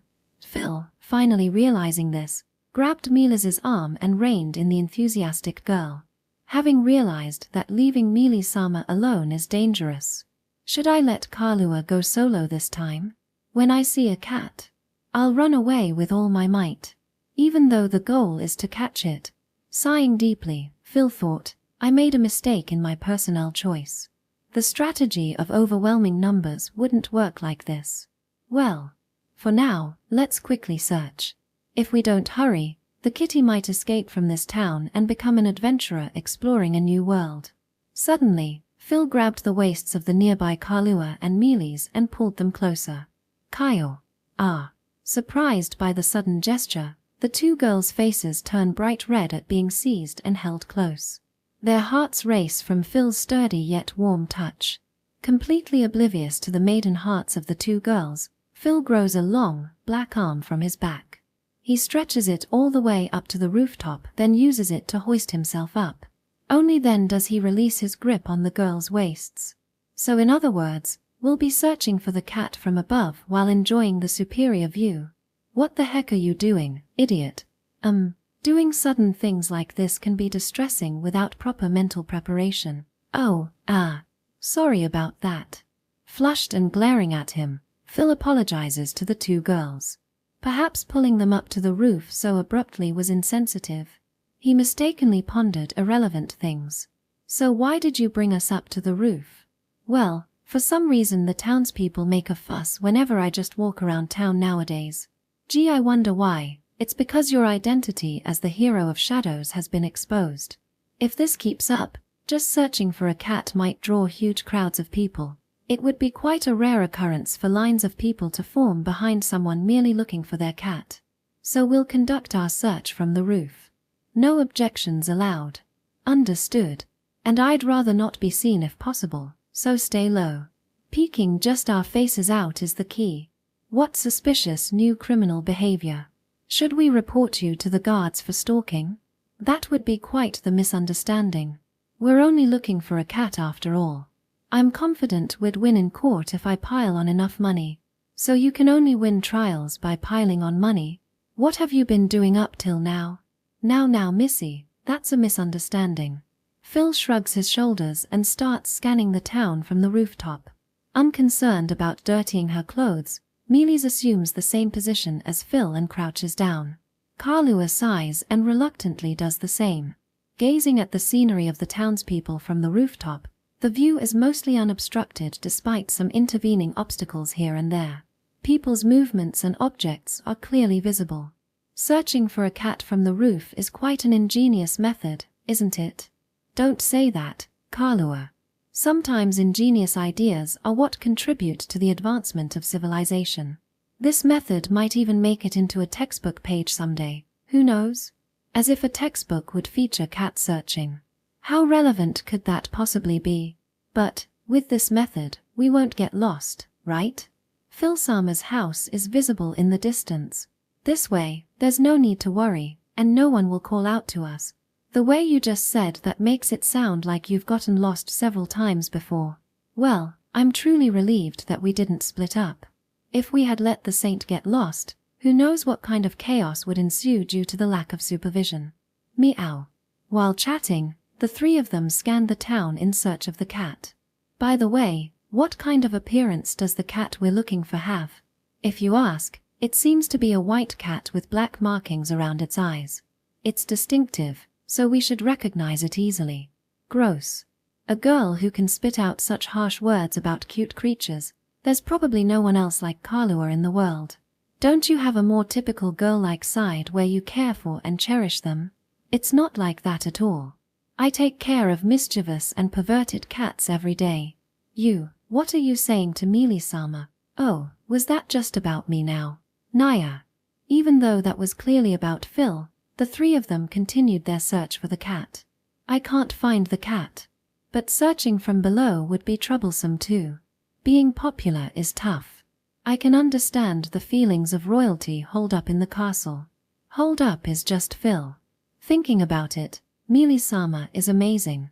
Even though she knows she'll attract attention, she still goes outside. Ha ha ha. I'm in a position where I have to go on pilgrimages. Besides, I'm used to it. Meow.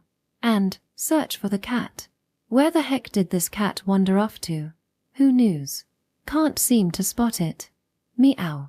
Searching for the Kaya. A sea cat. There's a cat. Stop, don't jump the gun. I haven't raised my protagonist level high enough to save tragic heroines yet.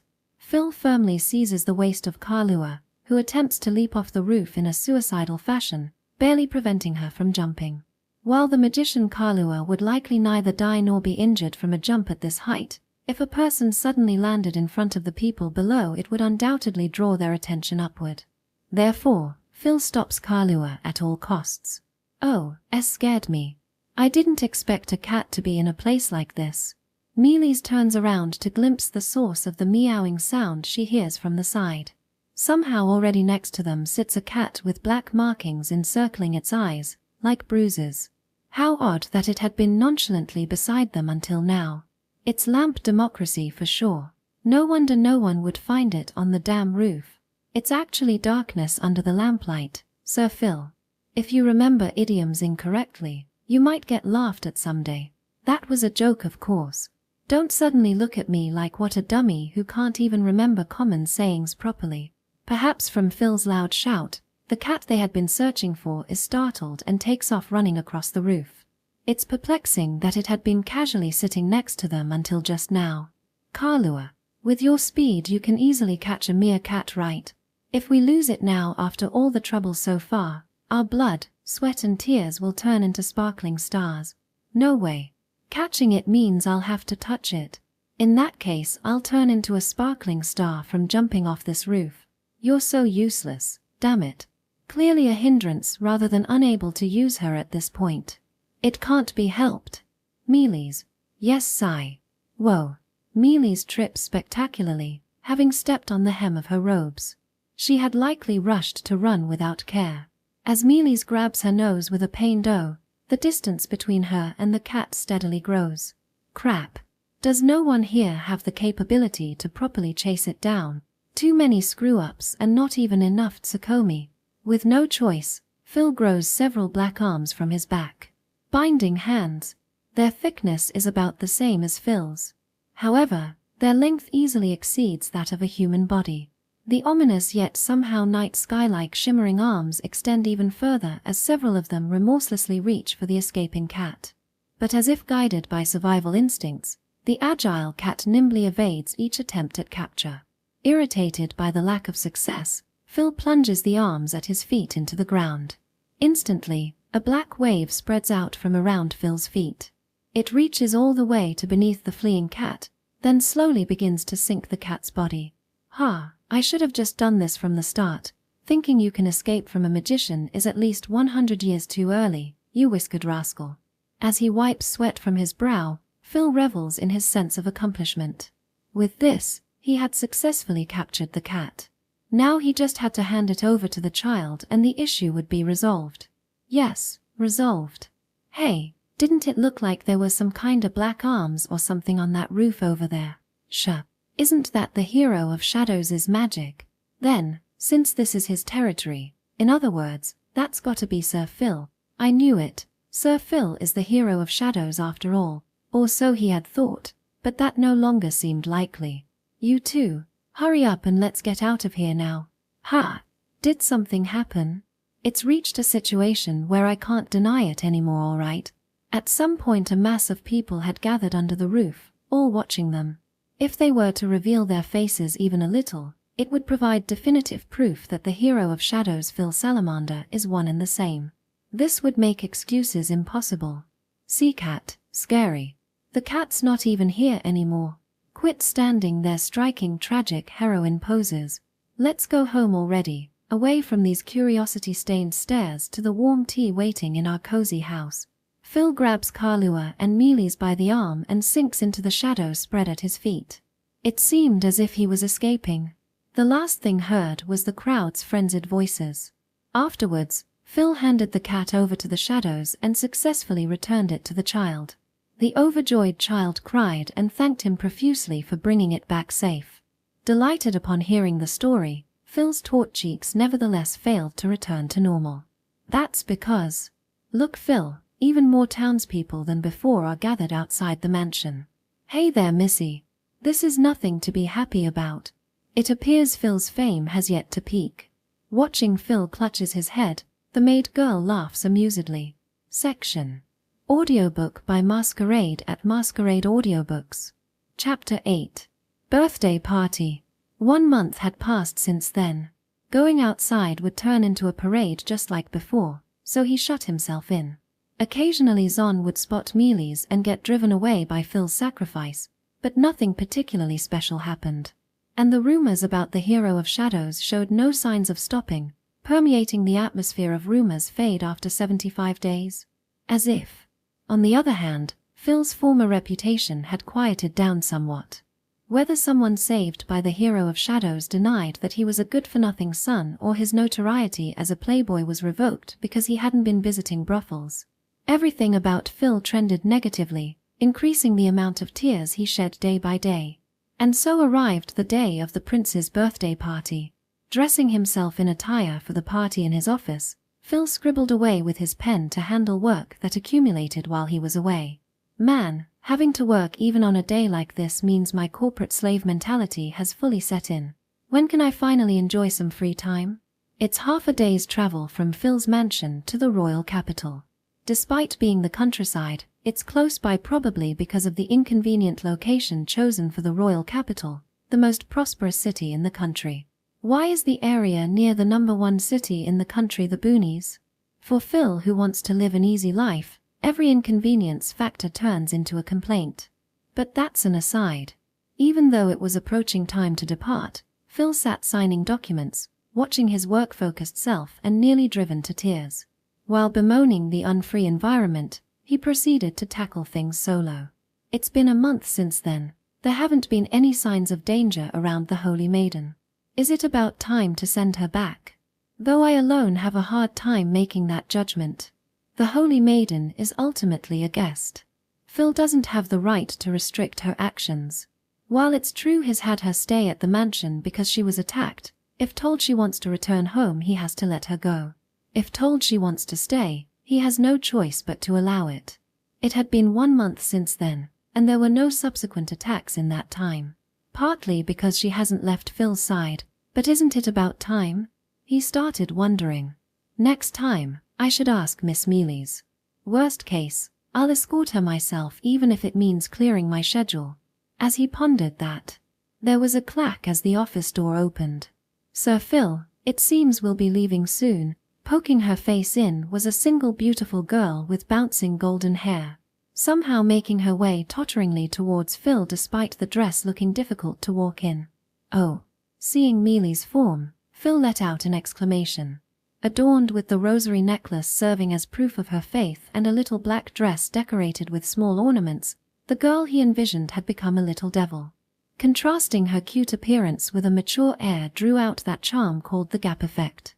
While exposure was modest as befits declaring herself the Holy Maiden, properly emphasizing her shapely figure also elicited feminine charm. Her long, glossy golden hair was loosely curled, and thinly applied makeup beautifully accentuated her innocent yet refined facial features. How to describe it? While it turned out as he envisioned, her exceptional suitability exceeded expectations to the point that calling her just a little devil felt lacking. It suits you wonderfully, Miss Mealy's. For a moment there I thought a little Miss Devil came to drag me down to hell. Ahihi, thank you. But going to heaven would be nicer, wouldn't it? Then we should start accumulating good deeds while we can. Since the little Davy desires heaven. Hehe, Sir Phil has already piled up plenty of good deeds, right? As one who received his aid, I'll proudly insist to the goddess. Adorably huffing out her chest, Mealy's dress emphasizes her ample bust. Is it all right to shoot a glance downward? Thinking so, Phil had already averted his gaze. Truly the conduct of a hapless man even in such situations. But Sir Phil, your design talent is also considerable to create such a wonderful outfit. I can't suddenly job change into a tailor. It's just exceptional materials. Like an amateur cooking premium ingredients can still taste delicious. This is solely thanks to Miss Mealy's cuteness. No matter the design, I couldn't make it look beautiful with plain materials. Oh, I see. Struck critically from the praise, Mealy's turns red and looks down. And, Sir Phil, you look very cool. Squeezing out those words with a flushed face. Speaking compliments seems to embarrass her more than being praised herself, standing out brightly crimson. You think so? I'm just a boy with quite low facial appeal stats. I blend into scenery when walking down the street. That's not true at all. Sir Phil really is cool. Well, denying it further wouldn't be manly, so I'll humbly accept. Feeling somehow happy, Phil gently pets Mealy's hair so as not to mess it up. Enjoying it, Mealy's narrowed her eyes, going, Phil, are you still working? Come out already since we'll be leaving soon. Just then, The office door opened once more. Emerging was the girl in the maid position, always at his side. Her red hair beautifully bundled up top, the dress longer hem concealed her body usually on display. The mature air softened by innocent white fabric, exuding purity. Silver necklace and translucent lace decoratively affixed add highlights that shine when caressed by light. Wonder how she'll look bathed under the party venue's chandelier light? Just imagining her radiant form, anyone would be captivated. In other words, a peerless beauty. Dressed up, Kalua looked more charming than usual. Oh my, it suits you pretty well, doesn't it? If Phil dressed sharp all the time, he'd look cooler too instead of his usual sloppiness. Phil remained silent in response to her teasing praise. Or rather, he couldn't respond. If that's right. No time to waste then. As the master, I'll bring candy so my cute servant doesn't throw a tantrum. Snapping out of his stupor, Phil tries to briskly exit the office. But his arm gets grabbed by Kalua. You could at least compliment a dressed-up girl a little, couldn't you? She says somewhat lonely. Seeing the delighted Mealies, it's clear she received compliments. What about me then? Did it not suit me very well? Even if it didn't suit me, he could have at least paid me lip service, no? Kalua's heart darkens. But what? Phil's face, gripping the arm, was stained with a deep shade of red. A face that rarely showed any lack of composure, an unusual sight. Kalua, upon seeing that expression, felt her troubled heart clear up in an instant. Hee. I see, that's how it is. Shut up. Seriously. Smart girls get on guys' nerves and don't get popular. If you get it, wipe that expression off your face. Alright, I get it. As a smart girl, I won't open my mouth anymore. TCH. Phil, who usually had the ease to throw around casual remarks, clicked her tongue and moved ahead without saying anything. Following behind, Kalua continued in high spirits. Phil Sailmabart is a playboy. He has had experiences and interactions with women, and even when faced with a beautiful girl like Mealies, he remains nonchalant. However, for some reason, when it comes to the girl named Kalua, his usual composure disappears. The reason is quite simple. Oh, damn it. She was so cute. Who's the master of this maid? He had become infatuated with his partner. Section. Didn't you already know, right, Kalua? That's right, I knew perfectly well. Arriving at the royal capital, then immediately the royal castle, Phil's group. While they could have lodged somewhere first before leisurely heading over, due to Phil's work relations they went straight to the party venue. He felt somewhat apologetic about that, but both told him it's fine. A space illuminated by the dazzling chandelier. Lined on the round tables, cuisine one would never see. The orchestra's performance echoes ceaselessly. Voices of nobility mix in, surrounding dresses vivid as splashes of color on canvas. And, oh my, you're Sir Hero of Shadows. Pleasure to make your acquaintance, Sir Phil. Please by all means consider an engagement with my daughter. No, my daughter is closer in age. Might you be interested in becoming engaged to her instead? That scenery unfolded before Phil's eyes within minutes of entering the venue. So I'm like some highly anticipated new product. Why come scrambling to purchase first thing after opening? Wouldn't the eldest son of an count house be reasonably priced? Future family head so will inherit the title. Tacking on Hero of Shadows as an option means high score. Standing shouldn't pose an issue either. As he forces a smile, Phil exchanges glances conveying a conversation with Kalua as usual. Nobles swarming because of Phil. Perhaps because royalty hasn't shown up yet, the nobles start scheming to secure Phil for themselves while there's still time.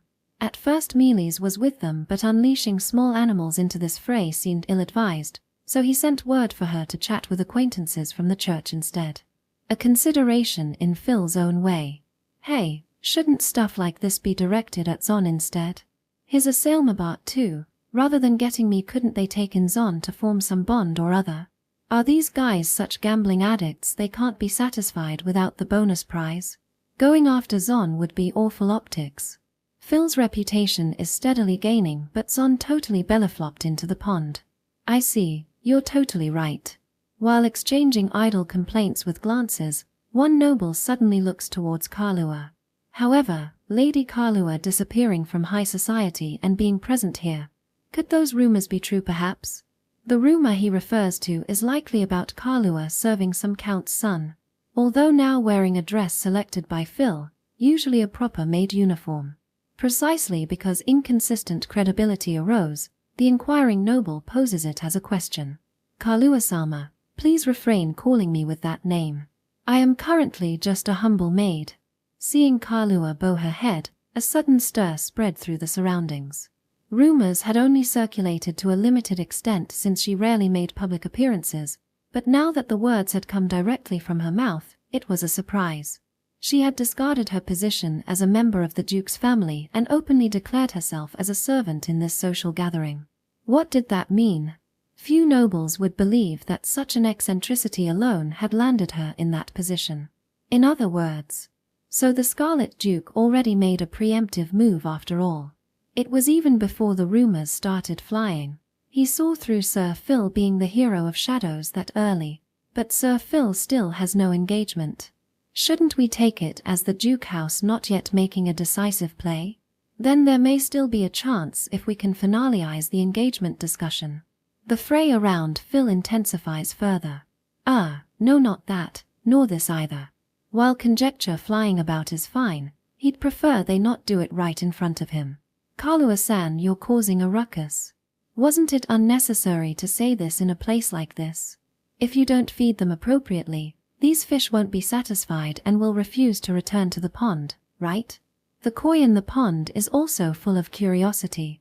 If you don't tell them from the beginning when you show your face, it'll be troublesome later, you know? I originally wasn't going to participate, but someone over there was bothered by the rumors, so I came along. So, bear with it. Sure, it's my bad then. I'll gladly accept it. Why did Kalua, who hadn't shown her face in society for a while, choose to do so now? Phil, understanding that, didn't say anything more. But, how should I handle this now? Is there a good way to cover up me being the hero of shadows? If there's a way to cover the rumors, I won't hesitate to go all out. Isn't it impossible now?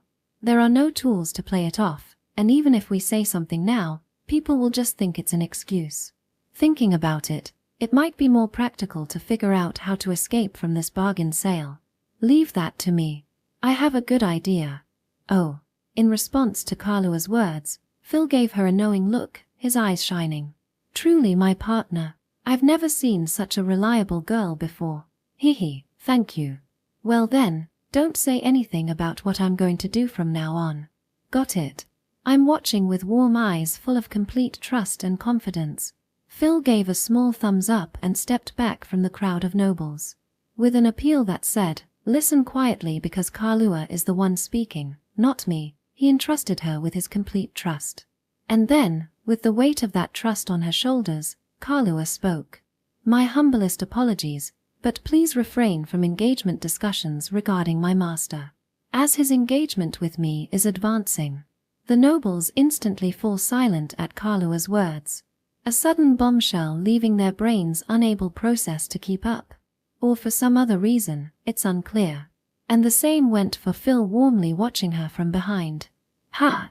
This is quite the unexpected development, for Lil Olmi, despite boasting some decent mental faculties. Oh shush. Now's our chance while they've given up on the product. Fleeing bargain sales is the way to win. Rather than fleeing, isn't it more accurate to say we purchased ahead of the housewives?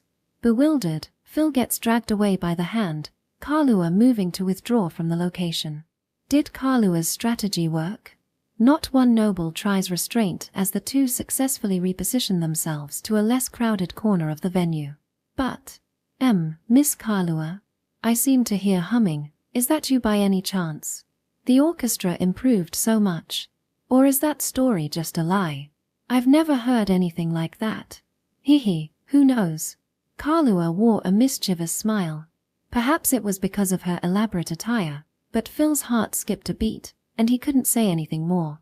Well, if Phil doesn't fall for me, I can't proceed. But if I want to, I can. Even though she could, whether or not to proceed ultimately depended on their feelings. Alright then, I'll go get some drinks. The idol causing a buzz should behave herself. Sure. As Kalua moved towards the edge of the venue, Phil, away from the noble crowd, didn't touch the food, calmly surveying the venue and waiting for time to pass. The actual start of the party would be when the crown prince and royal family members entered. Still, it would mainly consist of greetings and the final dance, not much different from the current situation. If anything, were there royal members among those going to greet? For Phil, this was a heavy topic. Here, is this drink okay? After staring blankly for a while, Kalua returned with drinks in hand. Oh, thanks. Choosing a non-alcoholic juice is quite fitting for a maid. Someone foolish slipped up under the influence of alcohol, so I learned from that incident. Mistakes lead to growth. But that mistake was only yours. Sipping grape juice to moisten his throat, Phil casually looked over the venue again. Were there familiar faces, or were there people he should go greet? He had to observe now. Was it because he was the eldest son of the Count's family? Even though he wanted to live freely, this habit was hard to break. By the way, there are quite a few church-related people, as Nicola said. The rosaries hanging around their necks are so conspicuous. It seems like a useful accessory for finding lost things if you put it up for sale. Did someone say that? Yeah, with a be careful option included. I don't particularly need to be careful, though. Being careful meant not getting further involved in factional disputes.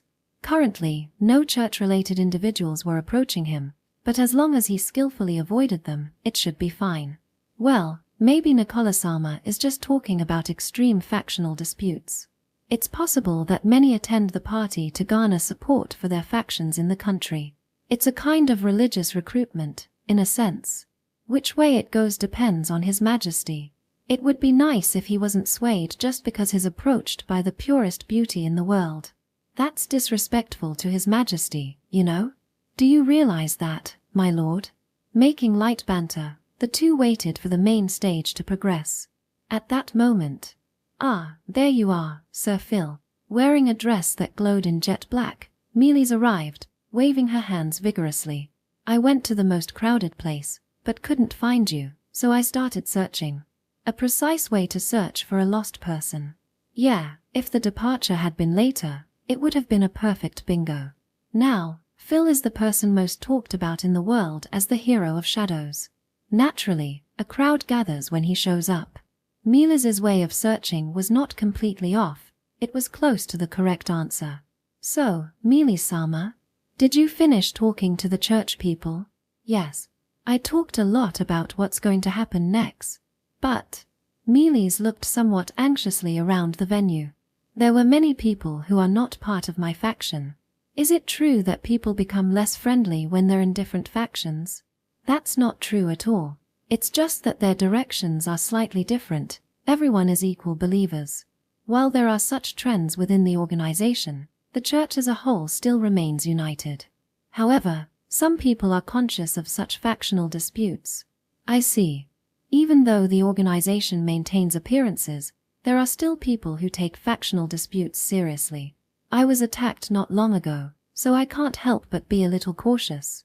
Of course, Phil understood the change in Mealy's expression. And then, as Mealy's opened her mouth again, also, the Grand Bishop, who is not from my faction, is here, and he has given me a new duty. Phil. Suddenly, a voice came from behind, causing Mealy's to jump with a start. When she cautiously turned around, there stood a man with a sturdy physique, clearly visible from his well-coordinated outfit. Who is he? But he somehow seems familiar. Suddenly, Mealy's looked towards Phil. Phil wasn't looking at Mealy's or the man. Instead, he was gazing towards the chandelier, as if looking into the distance. Kalua, I wonder how much that chandelier costs. Phil. Called by name, Phil does not meet her gaze. Kalua beside him heaves a big sigh. Well then, we're out of drinks too, so why don't we go get something new? Phil. Kalua, is there any other good drinks around? Look this way. And, let's go outside for some refreshing air. What's up? Cold sweat runs down Phil's forehead.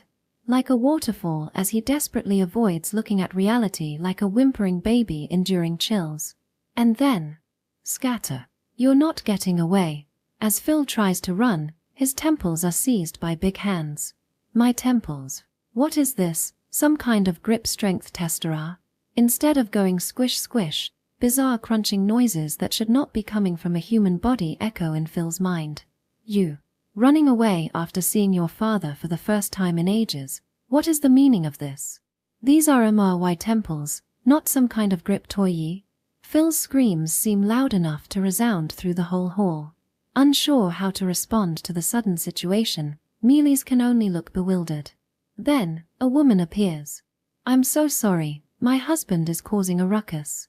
The woman has a gentle, languid air about her.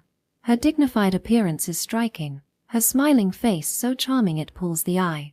This woman has the same hair color as Phil.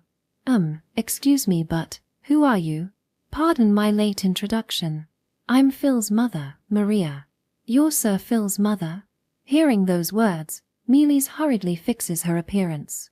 Oh, ow, my temples hurt. My temples really hurt. There, it must have hurt. Meanwhile, Kalua strokes Phil's head as he cries from the pain shooting through his temples. Her pose resembles a mother soothing a mischievous child. From what I briefly heard, it seems Phil and Miss Kalua's engagement has been progressing. Roy Sailmabart, current head of the Sailmabart family, mutters while watching the two. It hasn't progressed at all. Don't just swallow everything you hear whole like a dumb duck. Go back outside with a leak on your back. No, I don't believe I'm jumping to conclusions. Just looking at Phil and Miss Kalua now. Pops, you can't rush things with women. If you're too impatient, you'll turn into a premature ejaculator who can't get chicks. You want another smack? Please accept our deepest apologies for exposing you to such crude behavior. Seeing Roy snap his fingers, Phil immediately bows his head. At least their hierarchical, or rather familial, relationship seems sound. I'm sorry, Kalua. My useless son keeps causing you trouble. Oh no, please don't worry about it. I'm doing this because I want to. Even though such a good child is here, I wonder why my son had to turn out like this. Looking at the bowing Phil, Maria heaves a huge sigh. Having known Kalua for quite a while, Maria is familiar with her personality, and also how Kalua feels towards Phil. Yet Phil doesn't seem to have any intention of making progress at all. As always, it makes her head hurt thinking what a waste this is. Meanwhile, Kalua smiles placidly at Maria with an expression that suggests she understands and even agrees, yet believes Phil has not turned his feelings towards her yet. Excuse me. Sensing the awkward atmosphere, Mealy's nervously works up the courage to speak to Maria, immediately bowing her head vigorously. Perhaps intimidated due to facing someone new, her voice comes out quite high-pitched. I am Mealy's Alameria. Pleased to meet you. So. There, Your Holiness. Please calm down. You already knew about me? Yes, my useless son doesn't send us any letters even though we're in the royal capital. But lately, Kalua here has been keeping us updated on everything. About how the Holy Maiden is staying at our estate, and Maria smiles, looking very happy. That Phil is the hero of shadows. Hold it, Mother. I have to make clear upfront that it's a misunderstanding. Phil frantically charges at Maria. Seeing him so unusually flustered, Mealy's tilts her head curiously. What? You didn't tell your parents either, Sir Phil? Those words, I wish you had said them when I was struggling to accept the truth. Now it's just too late to say it. Once you assume it's true, there's no way to deny it. My efforts to deceive were instantly crushed. I had no idea. I only found out when I heard the rumors. Besides my parents, who knew before the rumors spread. Well, it's quite a small circle. Why didn't you tell me? It's reasonable to think he could have told his parents about being the hero of shadows. After all, only Kalua and her parents know.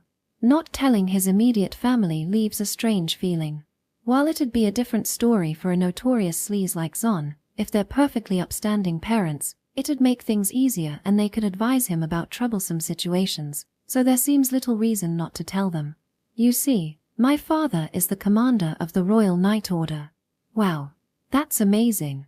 I agree, however.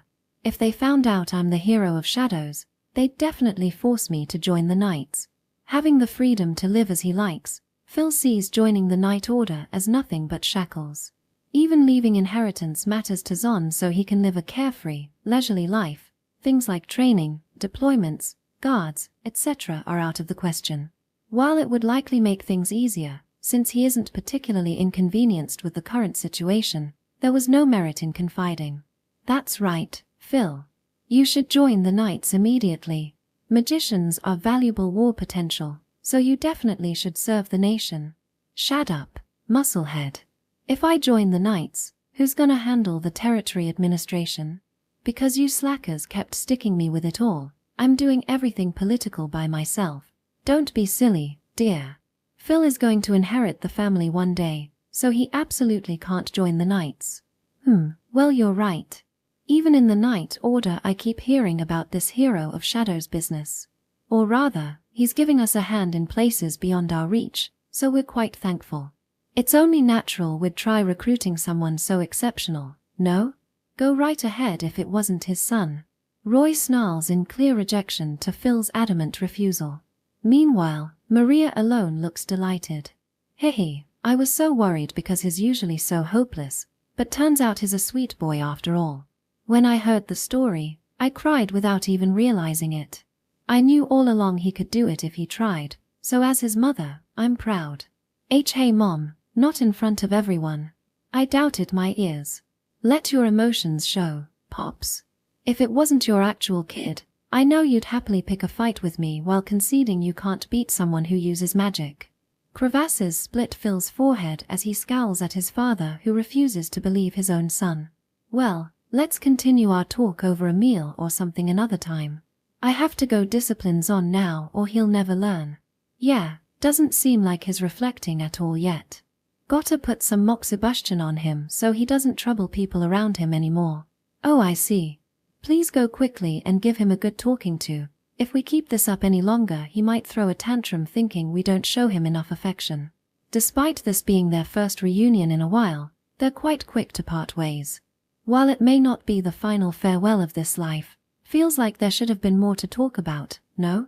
That thought might occur to some, but they can't just dote on Phil alone. They're quite busy people, despite appearances. They don't have time for long interactions with every family member. Your Holiness, please ask Phil for help if anything comes up. Why yes, I understand. Kalua, feel free to stop by any time to vent. I already see you as a daughter. Thank you for saying that. Then, shall we have tea again soon? Maria bows her head before leaving. And then, well, Phil, honestly, I had my suspicions. Ha! What do you mean? As Maria said, I was proud. I'm happy to have such a great son. Me too, Phil. You've worked hard. What you're doing is amazing, but don't push yourself too much, okay? Even if they call you a worthless playboy, as long as you grow up healthy, that's all that matters. Leaving those words behind, he turned his back and walked towards the center of the venue. Left behind were 3 young people, including Phil. Among them, Phil looked a bit frustrated as he gazed at the ceiling. Ah, damn it. It's so unfair to leave with those words at the end. Hey, is it a mix of guilt and joy, perhaps? Your parents are wonderful people. Yeah, not that I say it much, but they're my prideful parents. Just then, a great fanfare sounded through the hall. It signifies the royal family member's entrance. Still dwelling on the many emotions from his family reunion, Phil turns his attention to the hall entrance. I thank you all deeply for coming today to celebrate my birth. Please enjoy yourselves extravagantly tonight. The blonde man holding a wineglass calls out to the whole hall. The young man appears younger than Phil, yet has an air of dignity about him. It's not about physique, it's his aura, his charisma. If you lined Phil and this man up side by side and asked who would you rather follow, who would get the votes? Yo, Your Highness. You sure have that magnetism that draws people in. Maybe you'd make a better commentator than Zon. You'd probably get almost all the citizens' attention. If you hired the Crown Prince as a commentator, his employer's head would roll.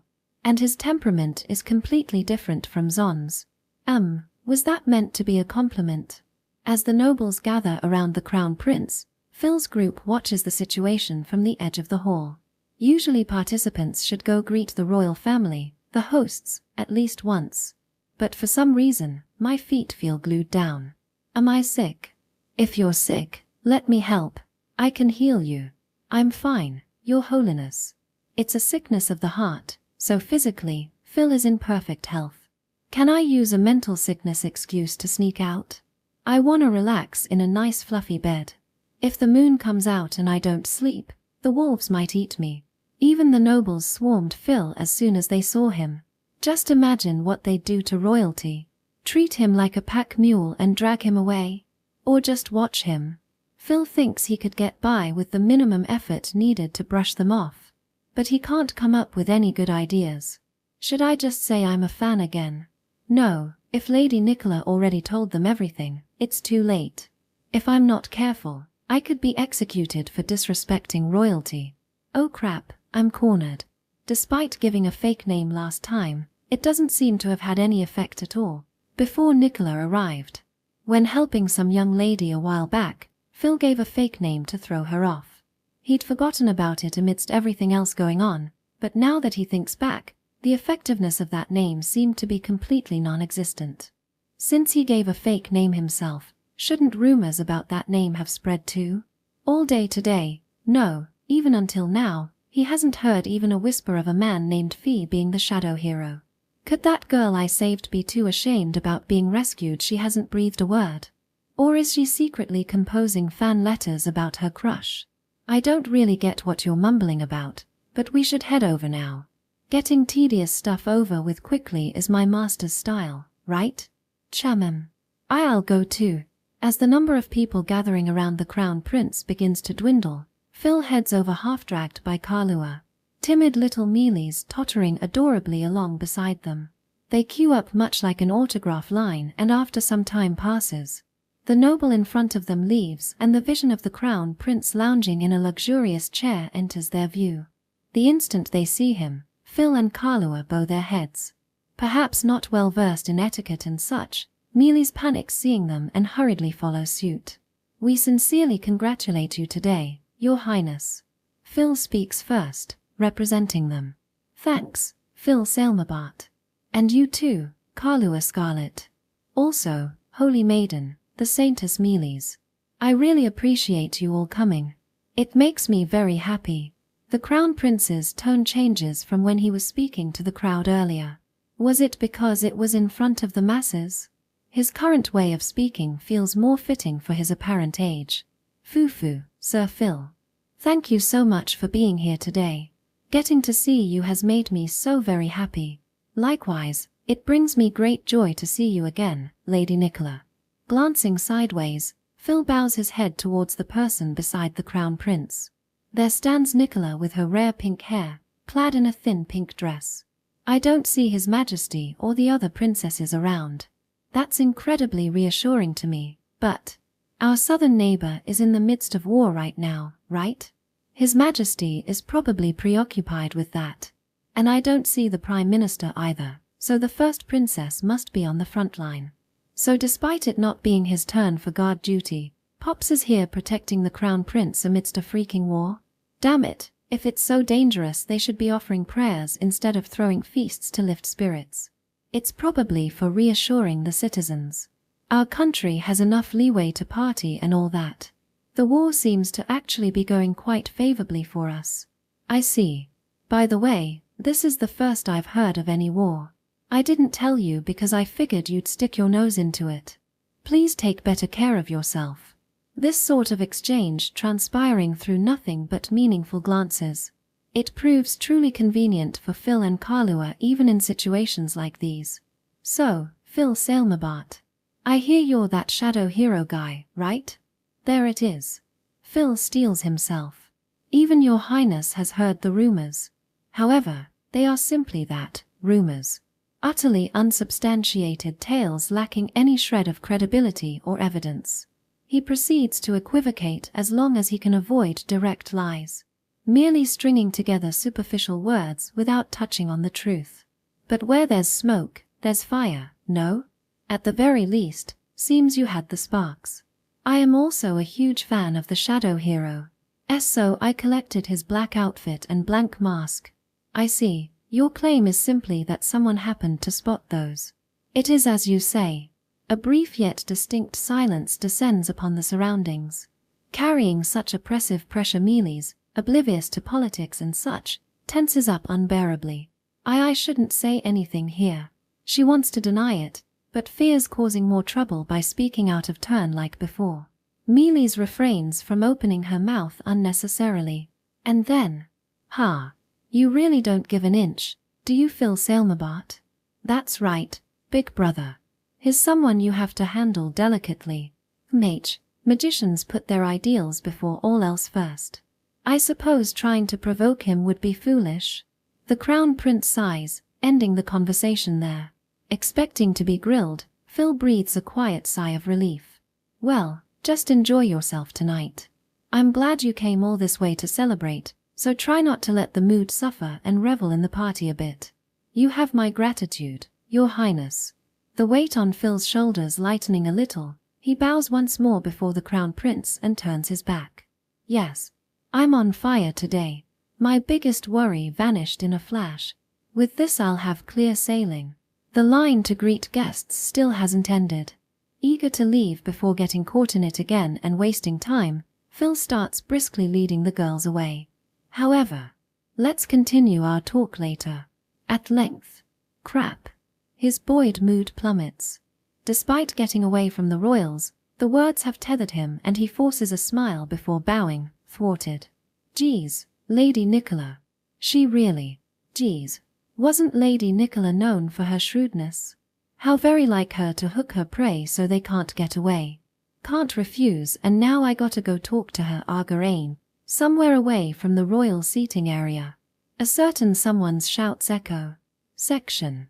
A small night breeze blows through the rurally adjacent royal capital situated in the worst location ever.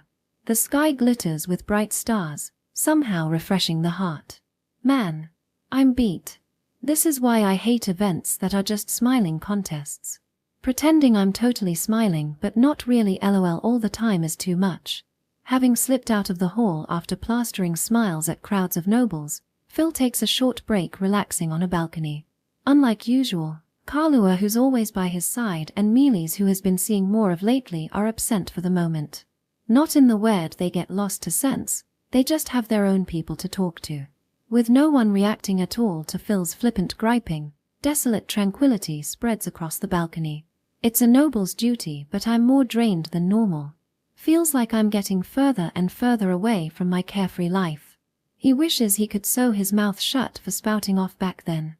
Phil broods over such gloomy thoughts. Just then, the balcony doors open and... Found you. You were here. Phil's sullen face returns as he twists his weary body around towards the voice. There stands a lovely silver-haired girl clad in a crimson dress, her beauty so sculpted she resembles an angel. The rosary dangling from her neck catches the eye, her sweet smile amplifying the bright aura about her. And he recognizes that face.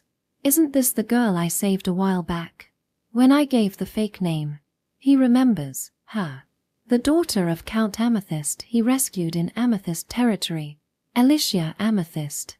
And that's why Phil's first words to her are, "You've got to be kidding me. Why am I being yelled at straight away?" Of course Alicia would be shocked to get angrily yelled at out of nowhere. But not Phil. Why didn't you deny the rumors even after I gave a fake name? Saying no, the shadow hero is some guy named Fee would have made everything so confusing. Forgetting propriety, charm, everything, Phil just screams exactly what he feels. The sheer unreasonable frustration simmering inside demanded nothing less. Taking it in, understanding something from Phil's outrageous reaction, Alicia gives a small nod. Oh, I get it now. Phil wanted me to do that. I was wondering why you'd give a fake name. Gotcha. Surprisingly, Alicia bows her head in apology. Not expecting her to apologize at all, Phil is taken aback and abruptly regains composure. No, I'm the one who should apologize. That was completely unreasonable of me. No, I'm at fault here. I did something awful in return for you saving me. They look at each other apologetically. However, the awkward air soon dissipates with the questions raised. But how'd you know my name? And more importantly, how did you know the shadow hero gave a fake name? I may look this, but I have a great memory. Specifically, I can remember voices I've heard once. Like, well enough to recognize them. Whoa, nice. Super useful in high society when remembering names and stuff, right? How much do those sell for? Not for sale. I've got the hidden gem kept tucked away in the deepest vault. What a shame. Right. He realizes something. Why mention such an ability now? What it signified in terms of the flow of conversation. See, could it be? You saw through me by my voice. Yap. Oh man, I chose the wrong person to try fooling. Phil has attended his share of high society gatherings too. Same goes for Alicia. Which means even if Phil doesn't remember, they've likely seen each other's faces a number of times before. With the same status, same peerage. Given those conditions, they'd definitely gather in the same places even if they live far apart, like for coming-of-age ceremonies or such. So it's not surprising that Alicia would know. She has a good memory. She would remember Phil's voice and name even if she had heard his voice once from a distance. In other words, the instant he gave that fake name back then, she saw through the shadow hero's true identity by Phil's voice. Completely inevitable perhaps, but a miscalculation on Phil's part. And no, this still falls under good news. It means that method could still prove effective.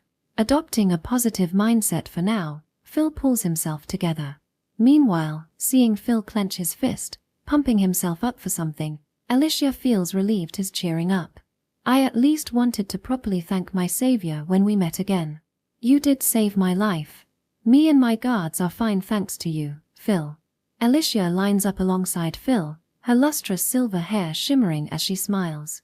Bathed under the starry sky, she looks fantastically ethereal, so beautiful it pulls the eye.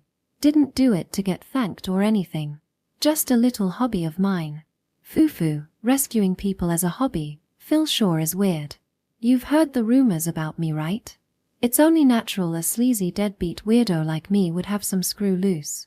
So, young lady, standing by trash like me any longer might pollute those eyes of yours. Is that so? At least in my eyes you look. Alicia peers into Phil's face with limpid amethyst eyes. Like a cool hero. What might it do to a man getting told that by a girl who could pass as an angel? Any man would likely blush, extreme embarrassment hitting all at once. Even Phil, used to being around such beauties as Kalua and Mealy's, is no exception. Getting told such frank affection with no pretense flusters him inevitably. Show mercy, please. Foo-foo, nope. Alicia's laughter rings across the balcony. The heat rising to Phil's face slightly stains his haggard complexion, making him look unexpectedly presentable. But I keep saying I'm not a hero or anything. Phil's kindness stems from wishing for happiness. Seeing people saved by that kindness be happy, even if it takes him further from his personal freedom, still makes him feel gladdened. Oh, that rosary. To keep from exposing his pleasure, he suddenly voices puzzlement about something he noticed. This. My whole family are believers. The rosary symbolizing their faith. He hears how most believers can't bear to part with it at any time, as Alicia lightly grasps hers to show him. The church, religion. Pardon my saying this to a believer, but does everyone need to cling to some imaginary person in the sky just to survive? It's not like some huge present is gonna descend from up there, right? Foo-foo, you definitely shouldn't say things like that to the church people, okay? I'm not that devout myself, but for the genuinely faithful, it could be blasphemous. Especially the archbishops. Yeah, I don't mind, but still. Duly noted. I'll get some needle and thread ready to sew my mouth shut. He really should be more careful with what he says. Recalling the holy maiden who was just beside him earlier, Phil makes a nonchalant quip. Well, I get where you're coming from. Religion is mostly an extension of escapism for most people. Die-hard realists wouldn't comprehend it. Alicia is quite blunt herself. For a believer, she seems to be missing her obligatory communion wafers. To live an honest life is also a believer's duty. Lies are proof of impurity. Can't argue with that. Believers are still human after all. While belonging to a particular faith, not every single one is devout. In their daily life, when in need, each finds their own time and reason for revering the goddess. For believers who aren't part of the church, those aspects tend to be more diluted. Anyway, enough of what can and can't be understood. What's going on with the factional disputes? With no pope, that should be all anyone talks about, right? Like who to vote for and stuff getting shoved down our throats. It's crazy. Since we're nobles, we don't exactly fall neatly into the whole believer framework, but there's immense pressure like vote now flying all over. Got nagged about it constantly today too. Some fierce campaigning there. Everyone's desperately scrambling to shore up backing. It's like the church is trying to win by number of sponsors now. While you're right, it's mainly the orthodoxy faction that's being so conspicuous. They're the ones making the biggest fuss, and you're spot on about them competing by member count. Orthodoxy faction. The unfamiliar term makes Phil tilt his head slightly. Seeing that, Alicia begins explaining. The current church factions are split between orthodoxy and conservatism. And those names basically just come from the faction leaders. The archbishops. Policies. Oh. The conservative faction essentially wants to maintain the status quo. Let's keep venerating the goddess as we each see fit, respecting people's personal beliefs while spreading the teachings that's them. I see. They seem quite peaceful. The orthodoxy faction fundamentals are the same. Whether to convert and spread the teachings is a personal choice, and that's fine. But there's one point they differ radically on. They absolutely cannot tolerate evil.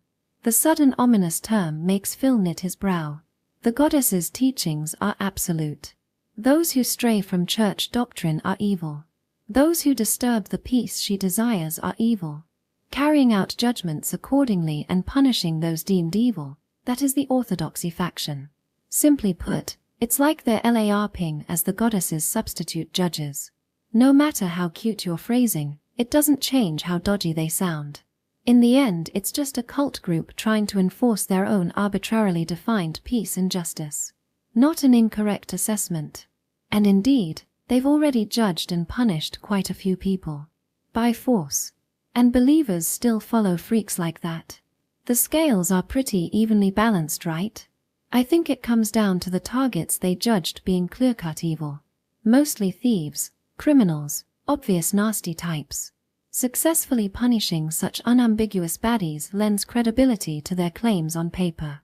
So believers keep increasing from thinking we are justice. In that sense, hasn't Phil done the same? Can't argue when she puts it like that. In the end, Phil too was called a hero for distinguishing between who to save and not. Somewhere in his heart, he might have recognized those people as evil in this heroic game of make-believe. Of course, that was never the sole reason, but faced with an outright no it wasn't, he can't deny it. So in short, the conservatives are let's all get along nicely, while beneath the orthodoxy faction's outward face of peace lies strict discrimination against villainy and evil. That it? With that picture, it's easy to guess which side's desperately chasing funds. Probably accurate speculation, right? Most of the church guys here today are orthodoxy. I still dunno which horse I'll ride, but Dad says he's sick of them and gonna back the conservatives. This kind of high-pressure sales crap is so annoying. Overdoing the sales pitch destroys customer confidence. You'd think they'd realize something that basic about the wavering human heart. They likely don't even think of it as sales pitches since they see themselves as justice. Doubt they could become salespeople even if they left the church. While exchanging such quips, the necessary intel enters Phil's mind. Being at least partially involved with the factional disputes, obtaining whatever information he could get his hands on was desirable after all. He'd felt too hesitant to directly ask Mealy's given she's at the heart of things, so meeting someone easy to chat with now feels like a godsend. Time flowed by unnoticed in the relaxed atmosphere, and soon the event of the dance begins. Well then, shall we bring an end to whispering with cute ladies? My partner might start circulating a missing person report soon. Foo-foo, popular people have it rough, But I got to express my thanks properly, so I'm satisfied. Yeah, No need for further thanks. I'm plenty grateful for today, Alicia. I should be thanking you. And also, being by Mealy's Aramilia seems to make you eager for talks like this, doesn't it? Oh, just to confirm, Mealy's is conservative faction, right? I can tell from watching her. Gentle, kind, pure. No sign whatsoever of fanatically upholding some warped sense of justice, only wishing to help others. Spending time with a girl named Mealy's, such things become intuitively obvious. Thus, might as well throw my lot in with conservative too, I guess. Oh goody. I was thinking of backing them too. Then it's settled, we're comrades despite my not being a believer. Here's to a lasting relationship. The shadow hero sure knows how to string girls along, completely oblivious to the blade aimed at his back. Except the wielder and the stab spot have already been determined, my two eyes. With that quip, Phil leaves the balcony with Alicia. The live band's tune has shifted at some point, an upbeat rhythm audible from the doors. Just as they're about to re-enter the hall, Alicia tacks on one last bit. By the way, Holy Maiden Kira Lamil is Orthodox faction. Ha! Who's that? That's strange. Alicia tilted her head slightly. Schmet Philkuin once before. Section. Wandering the hall alone in a dress as deep as the night sky, Mealy's feels very small as she totters around on little feet. Even just walking from one end to the other of this grand castle hall takes time with her tiny strides. And being so petite, Mealy's can't even stand on tiptoes to see very far across the room foliage. She inevitably must trudge through the crowded hall like a forest at a snail's pace. Taking all that into account, Mealy's was troubled. Where could Sir Phil be? As Holy Maiden Mealy's, she had temporarily left Phil's side to speak with church officials. Figuring that business concluded, time to go searching. But her desired company is nowhere to be found. She thought he might be with Kalua, but the Kalua she happened across midway was chatting happily with Lady Nicola. Unsure if she should interrupt royalty, too nervous to even ask anything, Mealy's simply left. Was that a mistake? She now regrets not asking for his whereabouts first. With so many people that she doubts his resting on one of the balconies, Mealy's searches for her non-existent lost belongings in this human thicket. I wanted to talk about some things too. Just as she thinks that, she feels a tap on her little shoulder. Yoo-hoo, Millis. Turning around, she sees a girl with long platinum blonde hair hanging loose. Compared to Mealy's own lacking curves, the womanly lines clearly silhouetted beneath the girl's emerald dress draw Mealy's gaze before she quickly looks back up at the familiar face. Lady Kira, you were here too. Kira Lamil, one of the 4 holy maidens belonging to the church, same as Mealy's. Long time. Keeping well? Yes. I'm doing good. Seeing her admired big sister figure puts a smile on Mealy's face, like when she was younger. As if compelled to cling on to her, Mealy's fidgets expectantly. Seeing that, Kira smiles wryly, oh geez, and opens her arms wide as if bracing for inevitable impact. And with the perfect positioning achieved, Mealy's body acts on impulse and goes in for the hug. Ahihi. Geez. Mealy's is as clingy as ever. There are as many holy maidens in the world as there are people sharing that name, no more than 4. So while there are privileges, they also bear the special standing of positions higher than normal. Equal yet somehow placed above others. Wanting to make close friends is often hampered by that resultant distance in the end. And conversely, having company in the same circumstances puts them on equal footing. Sharing various troubles and blessings as the chosen ones, it makes building deeper bonds easier. Thus to Mealy's, Kira as a fellow holy maiden was one of the people she felt closest to in the church, secretly looking up to her as an older sister figure even. But I didn't expect you to be at a party too, Lady Kira. I haven't seen you around lately so. It's not travels but faction business, right? Yeah, would have been easier if it was ceremonial greetings. Unfortunately it's sponsorship scouting. So it's Sir Phil after all? Normally one would think participating in the Crown Prince's party is about establishing connections with the nation's leadership. But with the shadow hero's true identity as an influential figure recently exposed, her mind automatically jumps there instead. Well, that would be the case normally, but why see? He probably wouldn't nod yes even if I plainly revealed my name and standing to appeal to the shadow hero, so I'll pass? What? Sir Phil would turn Lady Kira down? Not that weird, is it? Since the orthodoxy faction already attacked you and all.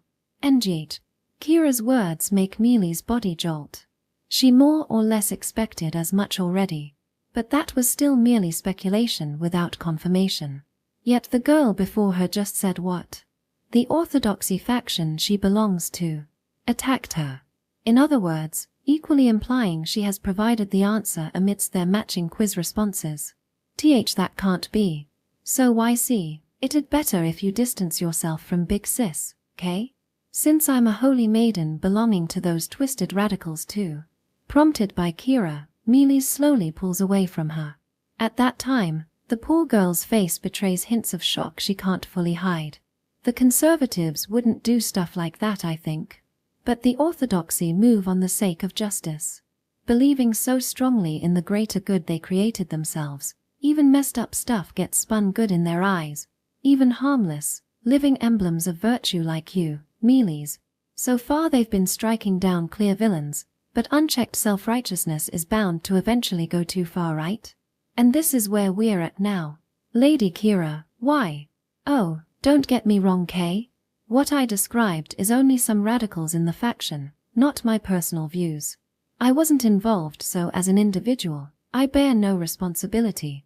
If it was my own will, Mealy's would be dead already. Can her words even be believed? While part of her wants to trust Kira, her survival instinct screams caution in the face of such blatant death threats. Even if she did believe those words, betrayal would be all that awaited. That emotion swells up in Mealy's for daring to trust. But since I'm part of those wackos myself, you better keep your guard up around me too, K. Mealy's. At least until the disputes settle. And your duties from the holiness too. Bye-bye. Waving lightly, Kira turns her back on Mealy's. Perhaps thinking those of opposing factions shouldn't get along, Kira makes to casually part ways. Wait. Why, did you join the orthodoxy faction, Lady Kira? If you're aware they're distorted, why? Clinging to the girl trying to leave, Mealy's asks. And, ahaha, Mealy's really is too sweet. She turns with a delighted laugh aimed at Mealy's. But her eyes seem fiercely savage. Appearing murky and blackened.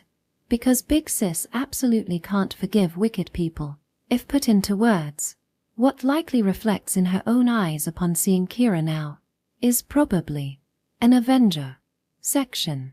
The climactic dance begins, the remainder of the night nearing its end. Gowns twirl along with the resounding music. Gasps of or emanate from the spectators and several male gazes emerge, appraising like hunters. Likely a product of tangled webs of political marriages and colorfully turbid love affairs. Whether suitor or pursued, hope you all find clingy life partners. Phil loiters at the edge of the hall watching the dance scenes with a sigh from his vantage point. Would that sigh stop after dancing with me? Kalua stands beside him, wineglass in hand, side-eyeing his sighing. Can't help it. I was stuck entertaining Lady Nicola's kittens. I'm drained of bait and mental fortitude here. I'd still like you to refrain before a lady. As I thought, Phil could use some lessons on maiden sensibilities and handling proper ladies. Let me know if good teaching materials and instructors turn up. Not that such convenient tutelage exists in this world. Maybe a skilled lecturer at best.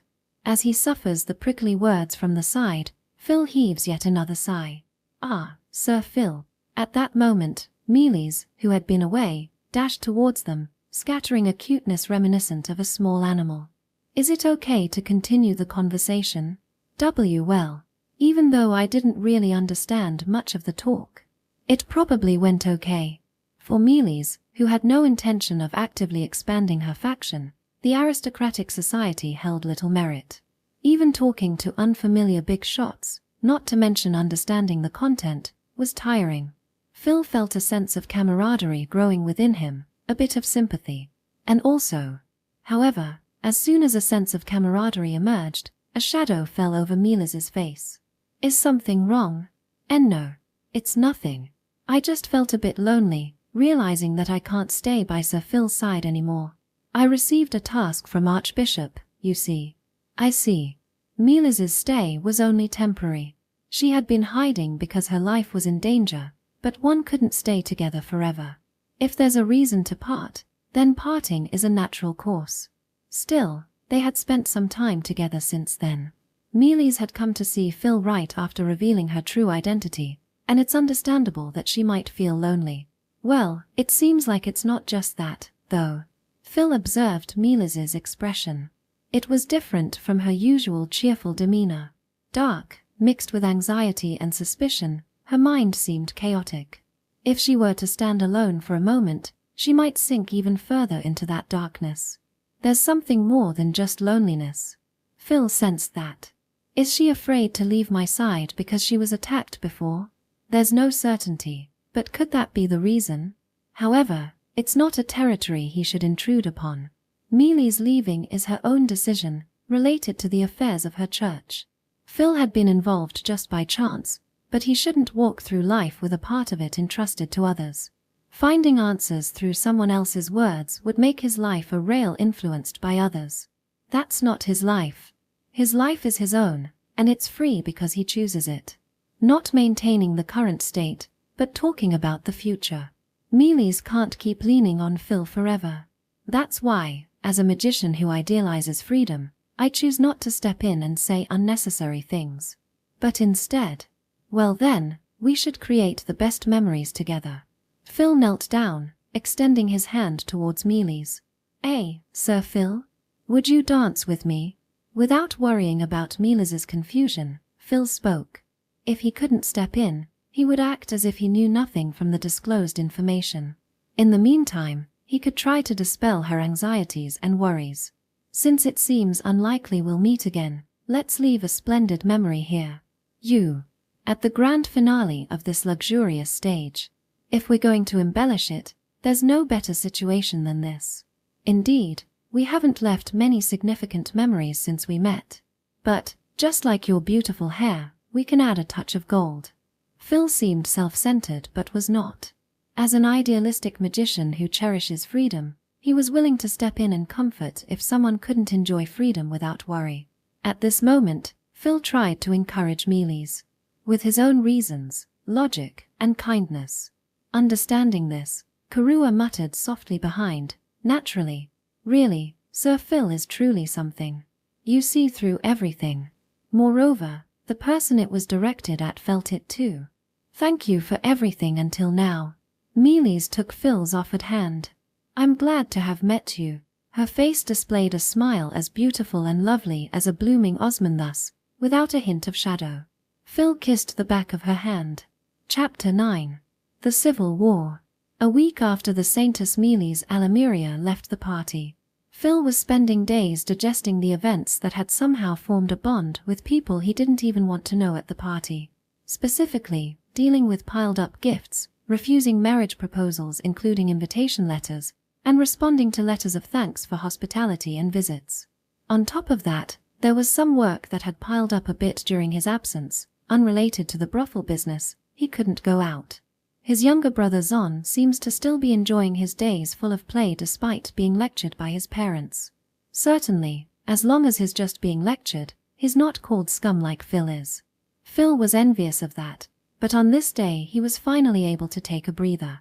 Pushing the reduced pile of documents to the corner of the table, he silently reads a small piece of paper.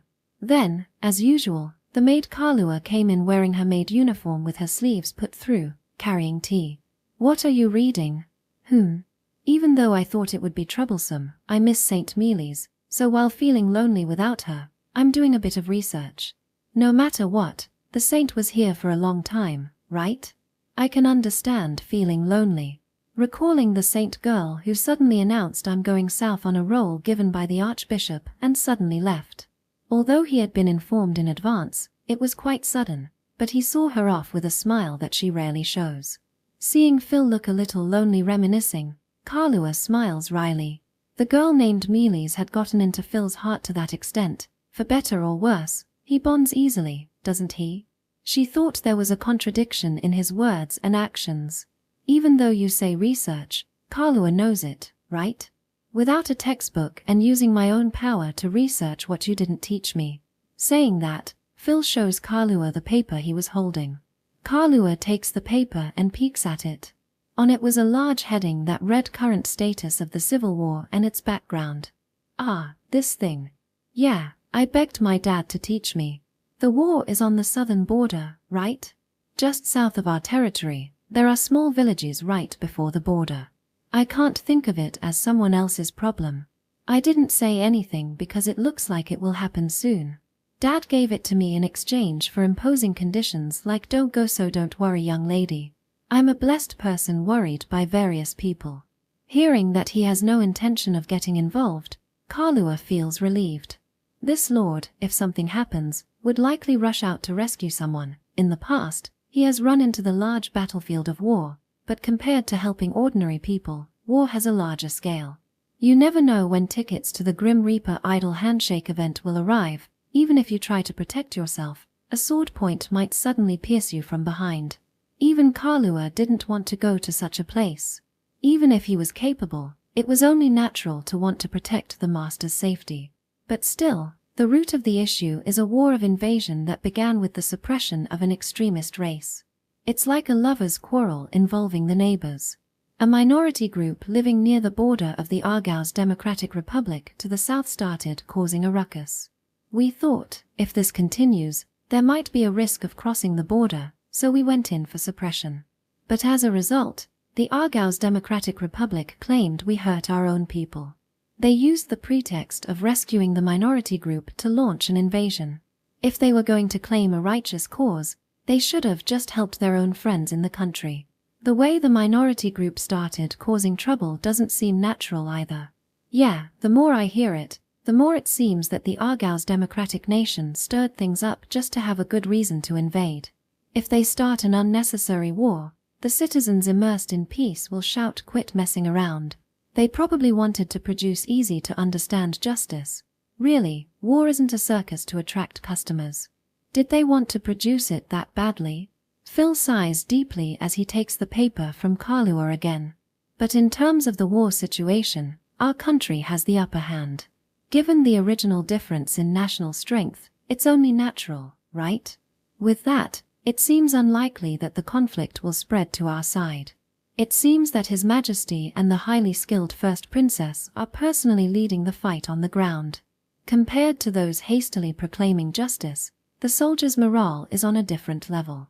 It doesn't seem like the situation will be reversed now, unless everyone starts praying for some absurd cosmic intervention. Having finished reading, Phil leaned back against the chair. Judging from the war situation, it doesn't seem necessary for him to act as a magician or a noble. However, it's always good to be prepared. If both Kalua and Roy are emphasizing this, and if preparing is the current course of action, then Phil will just have his estate's knights on standby. Thinking of making preparations, Phil reluctantly got up from his seat.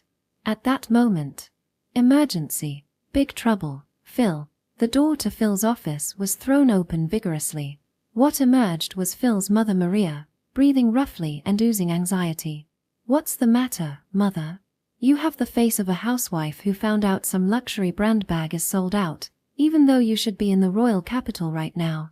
Roy went to the Civil War. Ha! Phil was dumbfounded by Maria's words. But that only lasted a moment. First of all, he tries to calm down his mother, who he doesn't understand why she came all the way from the royal capital to the mansion. Well, it's not that weird, is it? Dad is a knight. He has a duty to protect the country. It's a natural course of events for him to participate when a war starts. Originally, that's what a knight is. Even if he joins a town or becomes a retainer to some nobility, if you trace back the lineage, it connects directly to maintaining national security. Roy belongs to the kingdom's knights, and has even been granted a position. So it's not surprising. It's not surprising, but it's weird, isn't it? Isn't Phil's father on guard duty? Is it normal to be called out when we have the advantage and not when things are going badly with the war? With the natural doubt Kalua raised, Phil ponders. In fact, Kalua is right. Roy was in the royal capital to guard the royals who remained there. In the current situation where they have the advantage in the war, it is not normally possible for him to abandon his duties and be called out. If the war situation had changed, the recruitment should have come from here first, being the closest territory. That's right.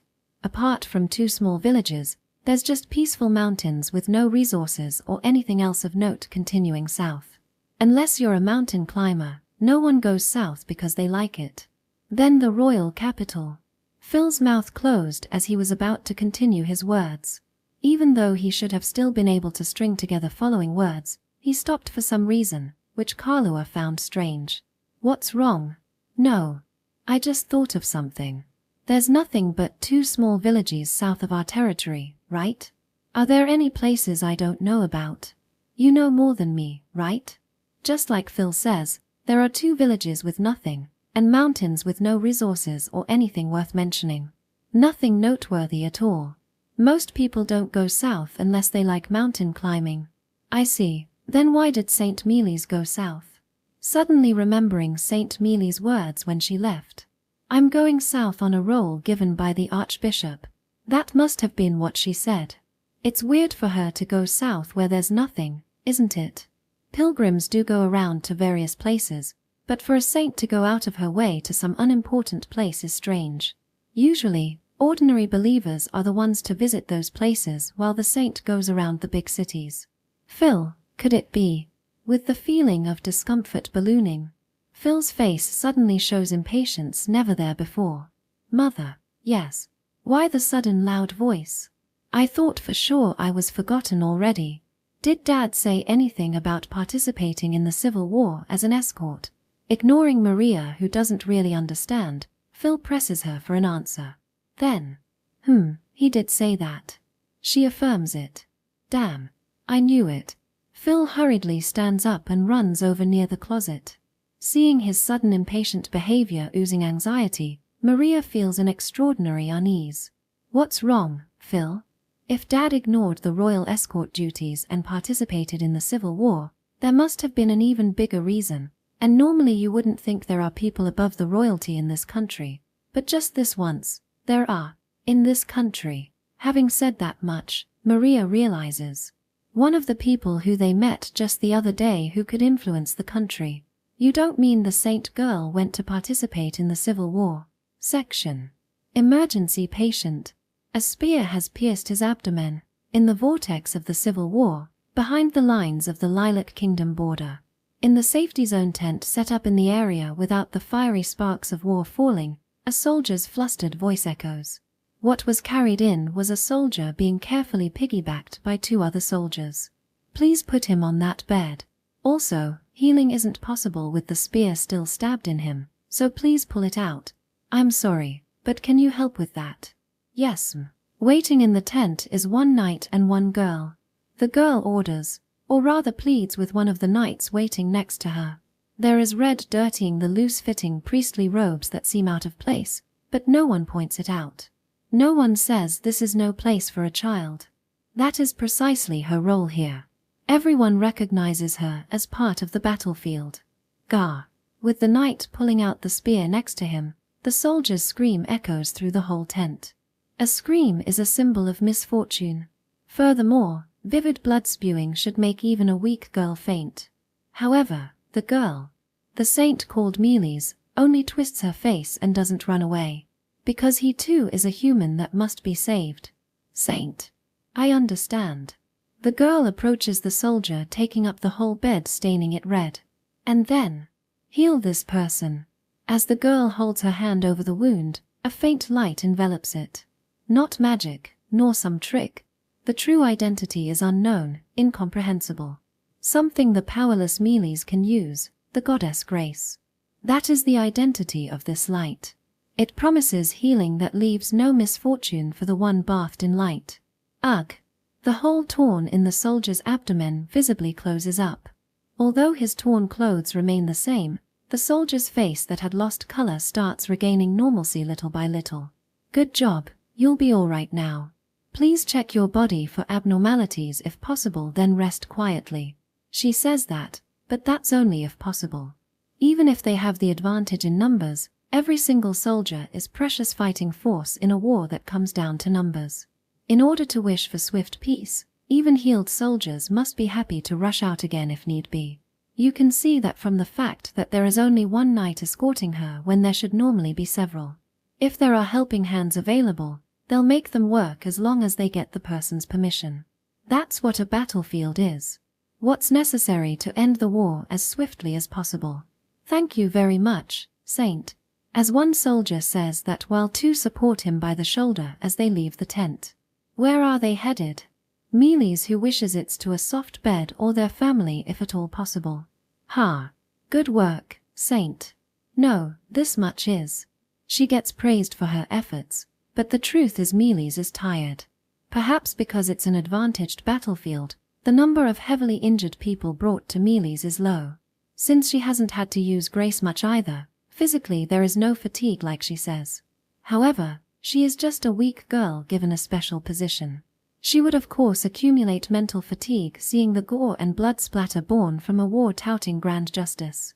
Even so, Mealy's denies it, so as to not cause anxiety for the escort knight who came with her. On top of having been brought to this battlefield place, she doesn't want to cause any more unnecessary anxiety by pushing extra work unrelated to escort duties on them. And yet, I wonder if it was good not to contact Sir Phil about participating in the Civil War. It'll be fine. I absolutely can't cause unnecessary worry for Sir Phil. However, in the past my life has been saved once, then I was protected once more, and provided a place to live. I've been allowed too much kindness. I can't keep relying on him without providing something in return. Despite being blessed as a saint and living a life lacking nothing, Mealy's hasn't been able to repay the young noble Phil Salamfart at all. Simply blessed. She hasn't been giving anything. In that case, can she brazenly cause him worry? No, the answer is no. I do have worries too. She has worries. After all, this is a battlefield. She understands what the knight is getting at too. There's no way a weak girl could overcome the terror of possibly dying at any given moment that even a man would struggle with. Let alone since she has neither self-defense skills nor weapons. Sir Phil might end up saying I'm worried and coming along with me. That would trouble me. After all, the role Archbishop Grace at the head of the arbitration faction gave me this time regards church problems. Then Sir Phil would end up caught up in the factional disputes. Sir Phil doesn't seem like he wants to stick his neck into factional disputes. That feeling comes across vividly. That's why I can't get Sir Phil involved anymore. And with that, Mealy's smiles at the escort knight. This is a safety zone. Even if the battle situation worsens, I heard we can retreat immediately. I was told the request from Great Archbishop was rear support for the advantageously positioned Lilac Kingdom's side. While my true feelings are that I want to save as many people as I can, it would cause you all to worry, so I will be prudent with my life. This is bluffing. A literal safety zone isn't supposed to exist on a battlefield in the first place. It's merely that someone is protecting them, merely that they are placed in the location furthest from the battlefield. If this war pushes through, even this place would turn into a battlefield. But I must not let anxiety set in. It would make the knights anxious too. It'll be all right. I've been given courage and strength. What comes to mind is the end of the party. Phil's kindness that seemed to see through my heart, on that night when I was led by the hand to dance under the brilliant chandelier. I will not forget it. Because that has now become the courage for me to stand in this place. But Sir Phil probably didn't see through to my true concerns. Thank you, St. Mealy's. For us knights as well, the saint's safety takes top priority. If I think about it, St. Kira is here too. This is clearly a battlefield with reduced numbers of injured. We will definitely not lose as things stand. Yes, so please don't worry. Mealy's clenches her fist and steels herself once more. I'll be fine. Section. No, that's not it. What's wrong, Phil? It's not like the saint would get caught up in the war, right? She'd obviously be placed in the rear. Think about it. Has there ever been a precedent of a saint participating in war? There hasn't, right? Saints aren't rear support. They're essentially just believers. A saint would never go onto the battlefield no matter what. What are you trying to say? It might be safe. She might be in a place she can escape from. She can heal wounds, so she's convenient to have around. But on the battlefield, anyone could die, and no one would bat an eye. Even if it wasn't the enemy country's goons, and she was killed by another faction instead, it would end with nothing could be done. In other words, in the mansion, Phil yells in agitation, oozing impatience. She might be assassinated, taking advantage of the war. The battlefield is too risky for her, won't even let escort knights stick together. Section. As it turned out, Phil Selmabart's prediction hit the mark. Not that an assassin suddenly appeared from behind, that poison was slipped into her food, or that she was sniped from a distance. Simply, out of the blue, the notification of the makeshift tent being blown away came with a fierce gust of wind. What the? Mealis was shocked by the impact on her skin and the suddenly revealed scenery. She was likely unharmed because the knights guarding her had instinctively shielded her from the debris. However, Mealis didn't express her gratitude for this act. It wasn't a matter of having a presumptuous attitude, thinking it was natural for guards to protect her. Rather, her surprise was so overwhelming that she forgot to say thank you. What could it be? Has the battlefield expanded this far? No, if that were the case, soldiers or someone should have come to inform us. And, above all, the safety of the Holy Maiden is the top priority for the Lilac Kingdom too. If that's the case, then why? At that moment, a distinct sound echoed. A sharp click-clack of shoes, coming from somewhere. With the wide-open view and no obstructions, any sound made in that space would inevitably reveal the source immediately. Understanding only made it worse, bringing unwanted information. Without any obstructions, there was no way an elusive assassin would show their face with a sneaky approach.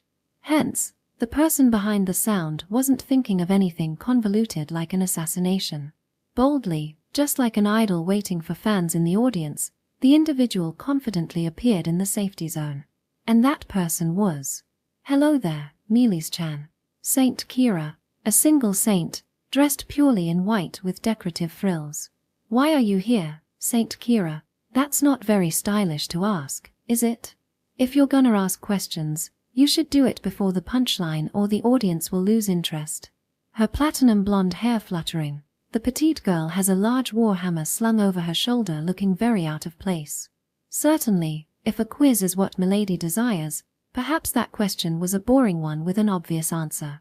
The tent destroyed from the side, the warhammer the girl held is clearly the culprit. Since Kira is the one holding the warhammer that destroyed the tent, Kira must be the one who destroyed it. And then, with such a flashy entrance.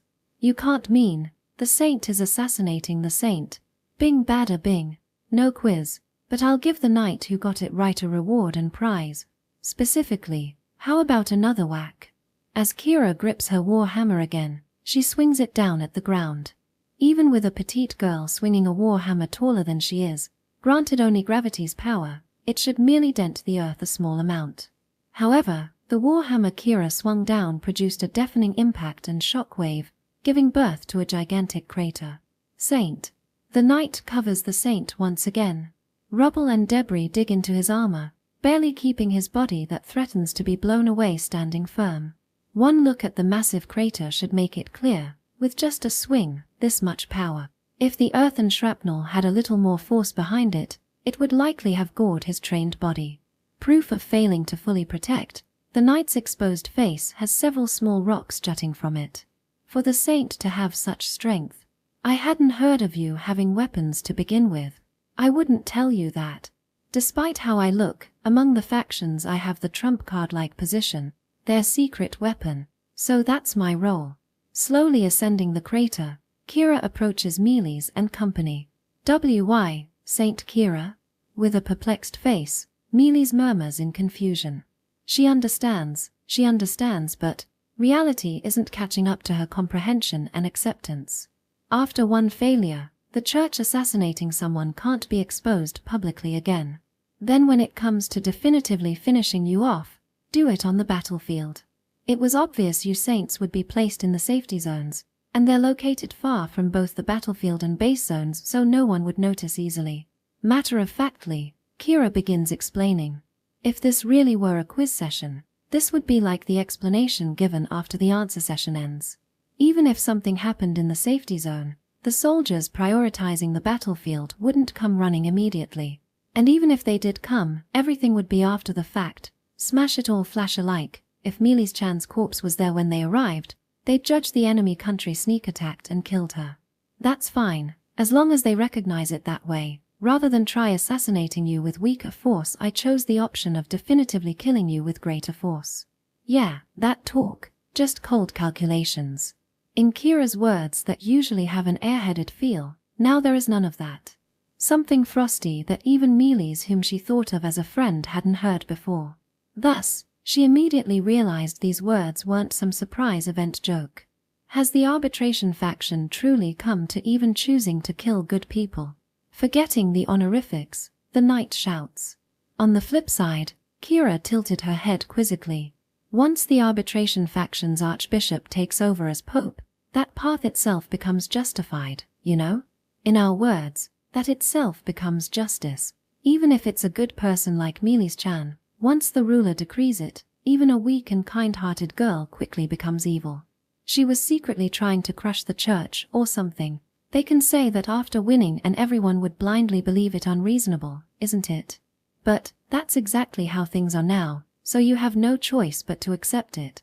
Now, Kira takes a step forward, because she believes it's a sentence of justice determined in her heart. Saint of the arbitration faction.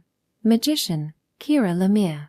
In the name of executing justice, criminal Mealy's Alamiria's death sentence. With those words, Kira sprints across the ground. The war hammer aimed at Mealy's draws near, but the knight won't permit that. He immediately wedges his body diagonally in, drawing his sword. However, too easy. If you wanna stop me, you gotta build at least a fortress or it'll end up a human bullet show. Goo. Swept sideways by the war hammer strike, the knight's body is battered aside like a ping-pong ball. No screams echo, his body stretched taut to protect his master immediately fulfills its purpose. Therefore, there is no one left to protect Mealy's. The only one before her is the death god raising the flag of justice. Dumbfounded, her body freezes in the face of the looming threat. The only thing moving is her mouth, set in motion by her brain resolutely facing reality she can't recognize and her trembling body. I loved you so much, Saint Kira. Yeah, I love Mealy's Chan lots too. Kira holding the war hammer approaches Mealy's. Both saints, I thought of you like an older sister, yet. You think this is evil? That I'm just a murderer? That a saint giving salvation killing people is wrong?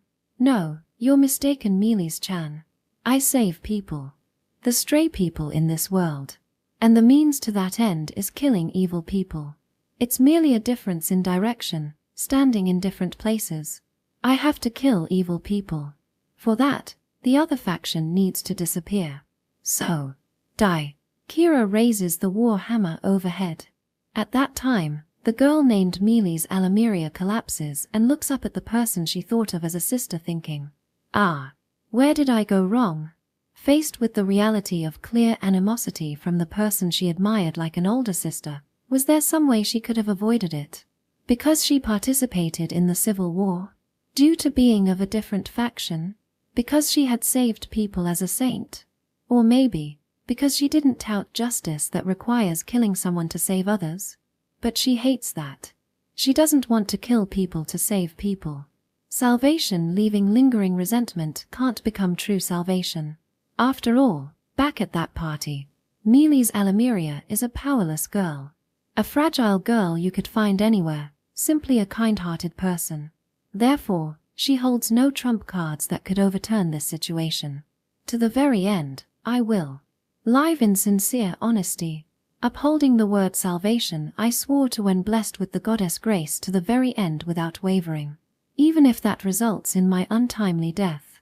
Confronted by encroaching death, Mealy's reaffirms her unwavering heart once more. Thus, Mealy's looks up at Kira, eyes still fiercely burning with conviction. And then in that moment, ha! Zap! Zazaza!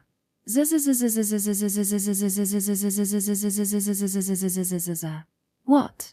The ground turned black and One arm was extending out.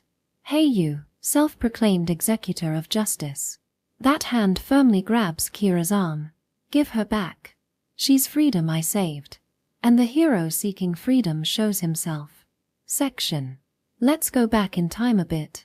Wait, Phil. In the Silmerbart mansion, Kalua grabs her master's arm just as he's about to leave the room. Let go, Kalua. I was too slow to realize. I don't know what's happening now. St. Mealy's might end up ingredients to the arbitration faction's night snack. None of the master's usual frivolity. Dead serious, frustration oozing from his expression, the arm she grasped feels tense. Even so, the maid does not release her master's arm. After all, the place the master is about to rush off to now isn't some detested brothel or anything, but a deadly game show that could confront him with death anytime. Phil. Maria, Phil's mother, feels oppressed by the air. Indeed, this is the first time. Seeing her son Phil Silmerbart trying to go save someone. Unlike his usual carefree and unconstrained self, this different sight.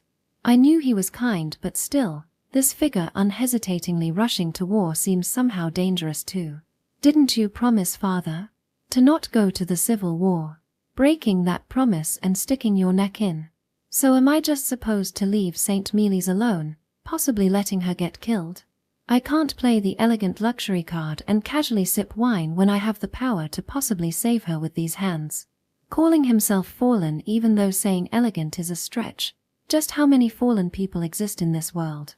Everyone fears death to some degree, pointing sacrifice only towards themselves, excluding other people. That's not self-centered at all, merely common sense. This isn't some charity event like handing out snacks. Racing to save others, even gambling with one's own life, is an extreme sham. Usually, normal people wouldn't do such sham heroics. Just staying wherever, not elegant per se, but naturally harboring unease while drinking some wine or something. However, Phil Silmerbart does not do that. I know you're kind, but war. Even if you, as a magician, have the power to influence battlefields, who knows what might happen? I always made it home safe before. Whether you made it home or not doesn't change that you might die. That's your so-called possibility talk itself. What if you die? Have you thought about how those around you would feel if you died? Kalua briefly glances at Maria. Not just this time.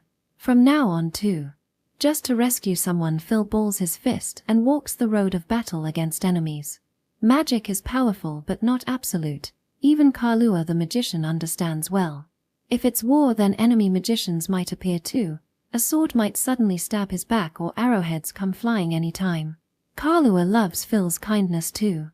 It's no exaggeration to say she was rescued and came to harbor affection because it's Phil.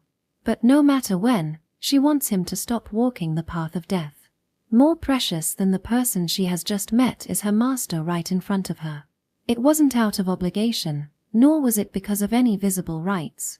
In the end, it was just part of a hypocritical activity. Still, Phil.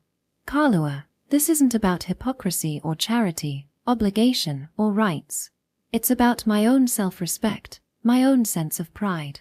He shakes off Kalua's grasping arm. As long as people are alive, they are definitely taking someone else's freedom. In an extreme case, even breathing is the same. If you breathe in air, the reduced amount means that someone else cannot breathe as much. If you freely eat the food in your hands, someone else cannot eat as much. The more freely you live, the more people trample on the freedom of others. I have lived like that. Phil looks earnestly into her crimson pupils. A kind of clinging remains on the graceful face. But Phil continues. I help by wishing them happiness, but that is one-sided on my part. The person I'm attacking also has freedom, and if I hadn't laid a hand on him, he might have been able to live freely. Stepping over that and being myself, it's not about good or evil. Once you've trampled on it, you have to let the people you've saved live freely and happily to the end, or it won't be worth it for the people you've trampled on to get there. That's why it's necessary for the people you've saved to live happily ever after. That is why Phil keeps holding out his hand. So as not to deviate from his own principles in pursuit of his ideal of unfettered freedom. That's my self-respect, idealizing freedom. At the risk of my life. Is bending my ideals really worth more than that? If I bent them, it wouldn't be the freedom I'm talking about. It's the same as being bound by life itself. As he finishes, Phil turns his back on Kalua. And then, finally, Phil says, he'd probably have done the same thing even if he didn't have freedom. A magician through and through. An eccentric who stretched out a hand beyond human knowledge just to pursue his ideals. Things he cannot yield are simply impossible to yield completely. Kalua understood that as well. Since she too is a magician, she can understand what he is trying to say and his sense of self-respect. In that case, she should make concessions, in exchange. Then I'm going too, she says. Hey, that's. Just as you have your self-respect, I have my own ideals. If you insist on pursuing yours, then I'll insist on pursuing mine as well. Kalua's ideal is accompaniment, to be close. Its carved name is the power to accompany the desired person whenever and wherever. If Phil seeks his ideal, then so will she. Specifically, even if it is an attraction called the battlefield with mortal danger, if Phil rides it, she wants to ride with him. Understanding that, Phil hesitated. He wondered if it was really all right for him to get Kalua involved with his ideals. However, he knew firsthand the stubbornness of magicians who live upholding their ideals, just as he himself did. Therefore, Phil heaves a big sigh. See, just don't die, all right Kalua. I won't die unless you die first. In other words, don't you dare die, all right? So you better to properly stay alive. Yeah, got it. We'd be tormented even in hell together by your angry father if we committed double suicide here or something. Phil stomps on the floor. Then, a familiar black swamp spreads out into one mass. Lady Mealy's bounded by me when we were at the party, because for my magic's bindings to take effect, the conditions are that they have no hostility towards me and a mark is placed on the back of their hand. Hey Phil. I just heard something I can't let slide. Don't tell me, during that dance invitation you. It sounds nasty when you phrase it like that. Am I a cute little puppy? Indeed it was a marking that could be called a marking, but being called out for it made it seem unpleasant in an obscene direction. Are you coming with me, Kalua? I'll politely decline. I really don't like the feeling of being bound in your space, Phil. Of course, I'll be going separately. With my magic, it's plenty enough for me to easily reach the national border. As expected, a frightening spell indeed. Phil shows a wry smile, then starts sinking into the swamp. Phil. Maria, who had been silently watching their exchange until now, approaches Phil as he is about to head to the battlefield. You've changed, haven't you? I knew you were kind to Mother, but I didn't expect you to say things like that. Well, I became a magician. Pursuing ideals leads to growth even as a child. Is it because that boy passed away in the end? Maria's eyes waver with unease. Kalua, who had been about to leave, stops in her tracks upon overhearing a conversation she is ignorant about. However, Phil smiles slightly. That's got nothing to do with it. I won't walk the true hero's path.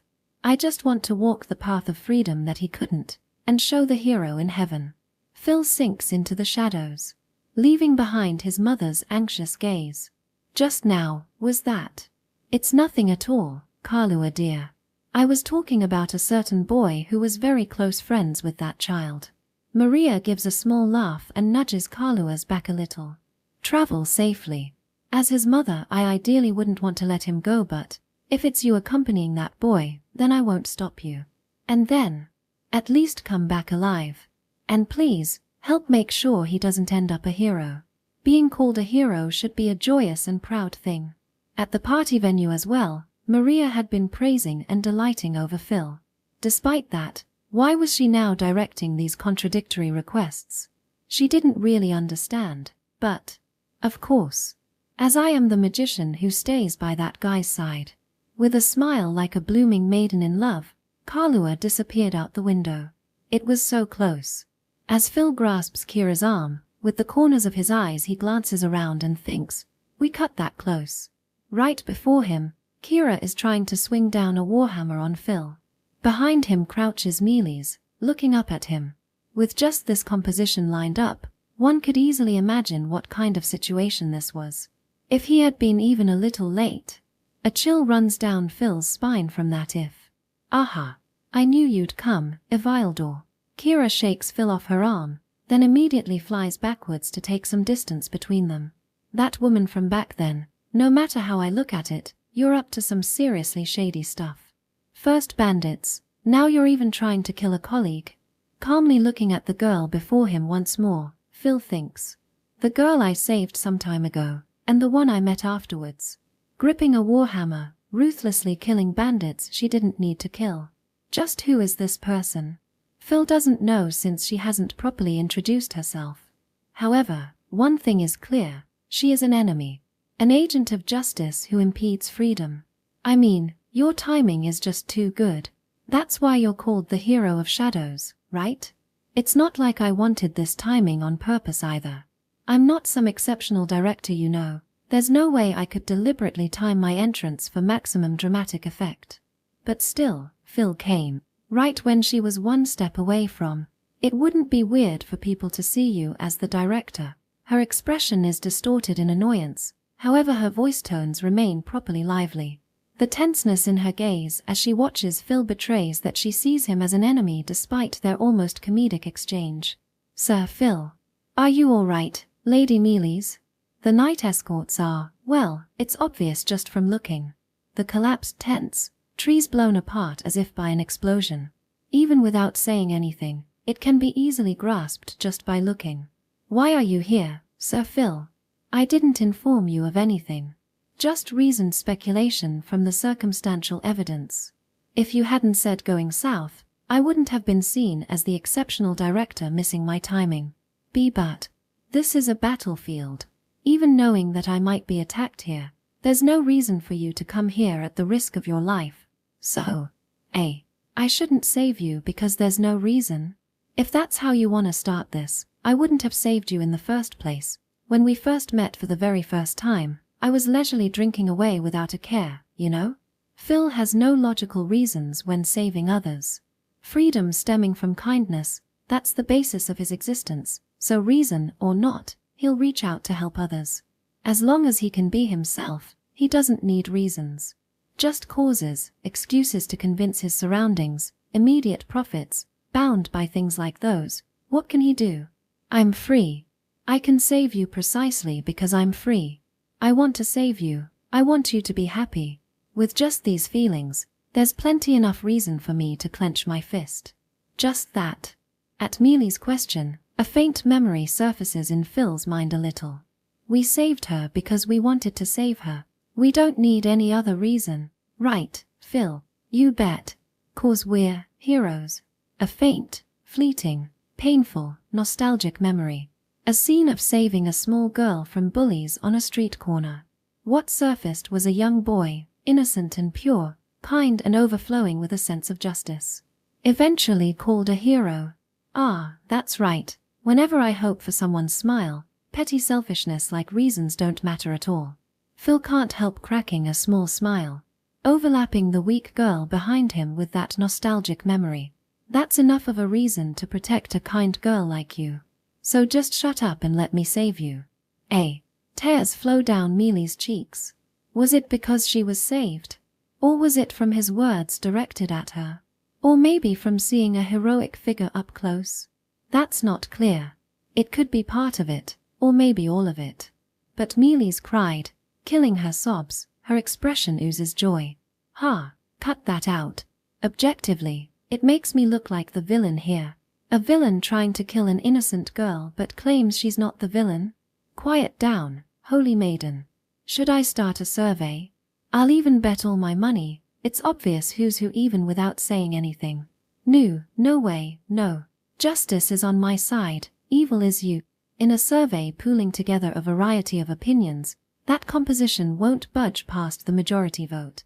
Justice isn't always necessarily on the side of democracy. Kira readies her warhammer, as if saying her duty doesn't change even with the hero's appearance. Do you know how people can be happy? Philosophy? Unfortunately, I have no intention of becoming a philosopher. It's not philosophy, no need to be a philosopher, just simple arithmetic even a child can understand. If there is one misfortunate person making others unhappy, make it 0. Natural disasters and outbreaks rarely ever happen just like that. Even so, the reason why people remain unhappy in this world is because evil people exist. Natural disasters can't be helped. Outbreaks aren't anyone's fault either. Things that can't be helped rarely occur so simply. However, the reason why people remain unhappy is because evil people exist, frequently causing misfortune from human desire. Just like how bandits exist, slave traders still exist even now, feudal lords who impose unreasonable taxes exist. That kind of misfortune is created by people called the evil. There are so many troubled by Avilders. As long as people like them keep existing, no one can live a happy life. So then, what should we do? Worship goddesses? Resolve it through discussion? No, that's wrong. If you kill the evil, then everyone can be happy. If you kill them, the factors causing misfortune disappear. It's common knowledge that discussion often fails to solve problems. If discussion fails, then just completely remove the factors that lead to misfortune from the roots. Just weeding away the surface isn't enough. Rather than that pointless effort, use herbicide to eradicate things from the roots. That is Kira's rationale. So I kill evil. No, I have to kill it. For that reason, the arbitration faction mustn't disappear. This is justice. Justice to save the people of the world. Anyone who obstructs that makes them evil too. I can't laugh harder. In the end, what you people are doing is no different from the evil. As if protecting mealies, Phil takes a step forward. Forcing your own ideals onto others. How's that any different from evil thought processes like I want something so I'll take it? I could even lend you a mirror if you want. You can gaze upon your pretty, evil face. Kira's expression clouds over. Not from ridicule, likely from being equated with the evil. Perhaps wanting to deny it from the depths of her heart. Her previously aloof tone changes as she grows more desperate. That's wrong. We do this to save people. Did that include Lady Mealy's among the people you save? G8. Kira's words stop short for a moment. Perhaps from having difficult words to refute thrown at her, she seems to falter. Furthermore, from her clenched lips and shaking head, she seems like a stubborn child with unfulfilled selfishness. She should be at the top of the list of people who need saving. Lady Mealy's goes around various places, giving her labor and kindness. For someone like that to not be saved, to not find happiness is strange, isn't it? She should become happy first and foremost, right? At least. I stand in front of this girl feeling I should protect her. Shut up. Even if that may be so, she's a necessary sacrifice to save even more people. The moment you say that, you fail at providing relief. What you're trying to do is the deed of a spoiled child throwing a tantrum. You're older than me, right? Don't go thinking like a damn cheap kid. Veins bulge on Kira's forehead from Phil's words. She cannot be persuaded or convinced to understand. If it was possible, kindly Mealy's would have already done so. The hatred concealed behind her serene pupils fully surfaces for all to see, impossible to overlook. Don't confuse me, Avildor. I absolutely must eradicate evil. I have to. If so, then let's thoroughly go all the way. I'll give a spoiled child who can't discern things a good spanking. You wedge justice and evil. The sentiment to protect the majority crosses with the freedom to save an individual. Section. Precisely 10 minutes. After separating from Phil heading south, Kalua arrived at the Lilac Kingdom's national border. Now that I've reached the border, spread out in front of her were soldiers wielding swords, engaged in fierce combat. The clashing of metal and war cries echoed everywhere, portraying a scene where soldiers were boldly fighting head-on. There was no supply base or commanding officers in the rear. It was undoubtedly the heart of the battlefield, evident to anyone who looked. Kalua had reached a slightly distant location, a hill where she could overlook the surroundings. Well, it's not like I can join them immediately, and it might have been better to follow Phil. No, but I really dislike that confined feeling. It's just so unsettling to feel restrained. Now, what should she do? Kalua stopped and pondered. If we think normally, it would be to join Phil and provide assistance. Whether or not we make it in time, I can still support Phil. With Kalua's magic, she could quickly join them. She could move at an unimaginable speed, searching the battlefield thoroughly with minimal losses. Rather than everyone searching for the enemy soldiers on foot, Kalua's range of action was much larger. On the other hand, Phil would probably make it in time. It's like he has the qualities of a hero, right? He can come to the rescue in crucial moments. It's truly strange.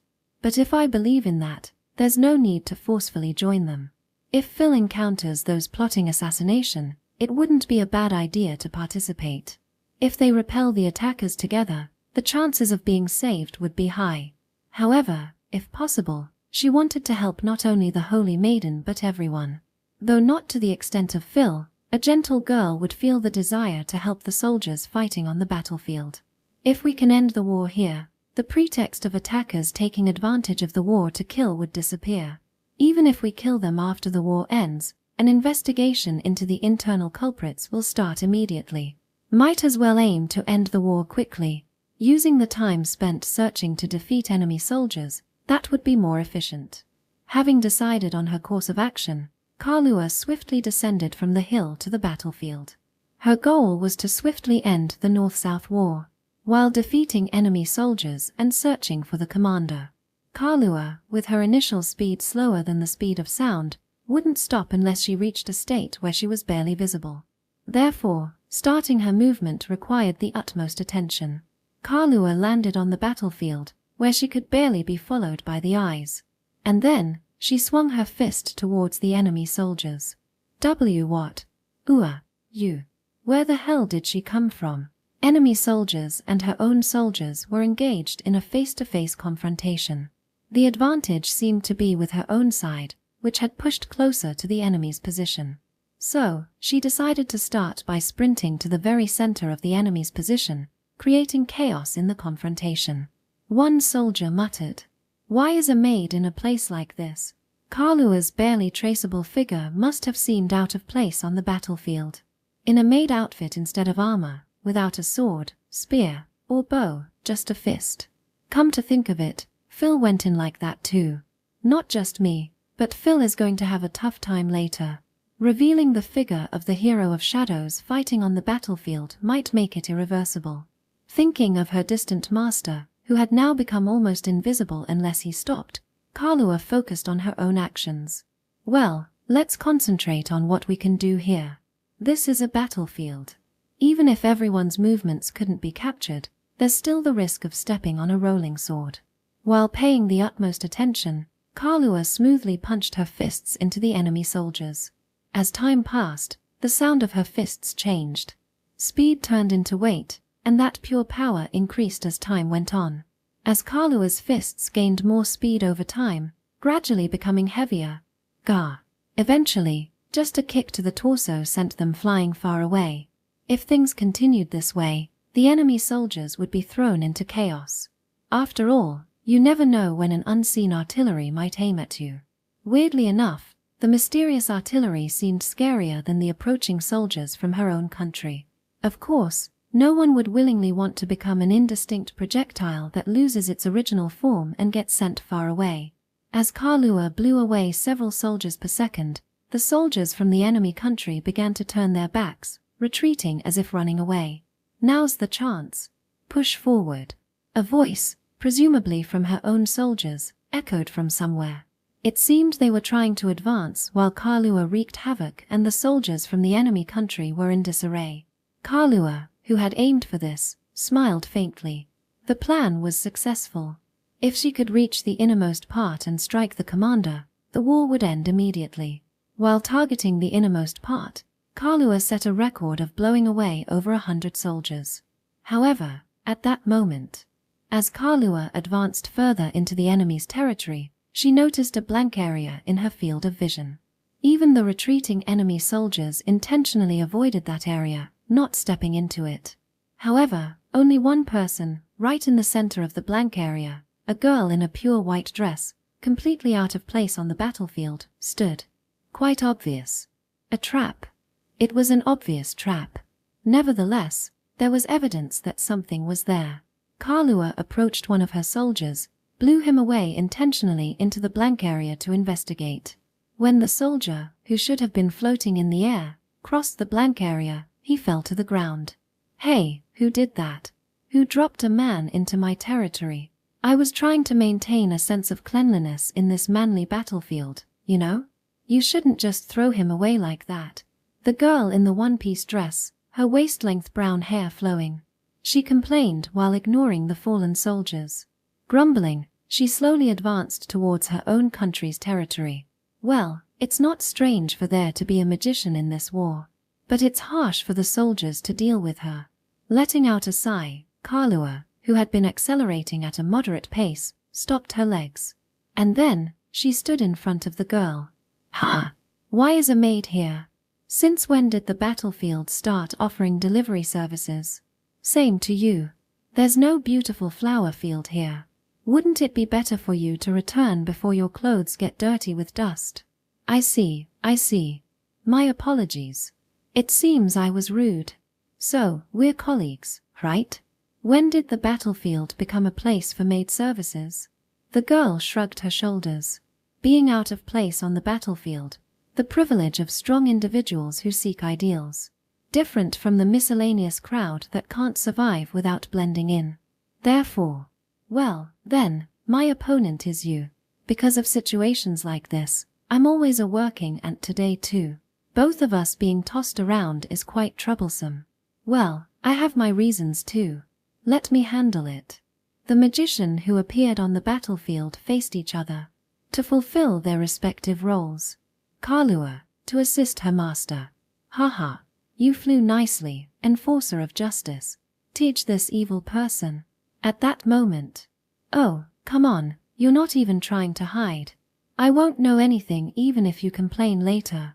A girl holding a large hammer appeared on the battlefield, seemingly blown away, and following her, a young man with black arms growing on his back. Epilogue. The civil war came to a close with the victory of the Lilac Kingdom. While the success was attributed to the actions of their own soldiers, the unexpected participation of Kalua as a wild card played a significant role. Kalua was said to be summoned to the royal castle to receive rewards.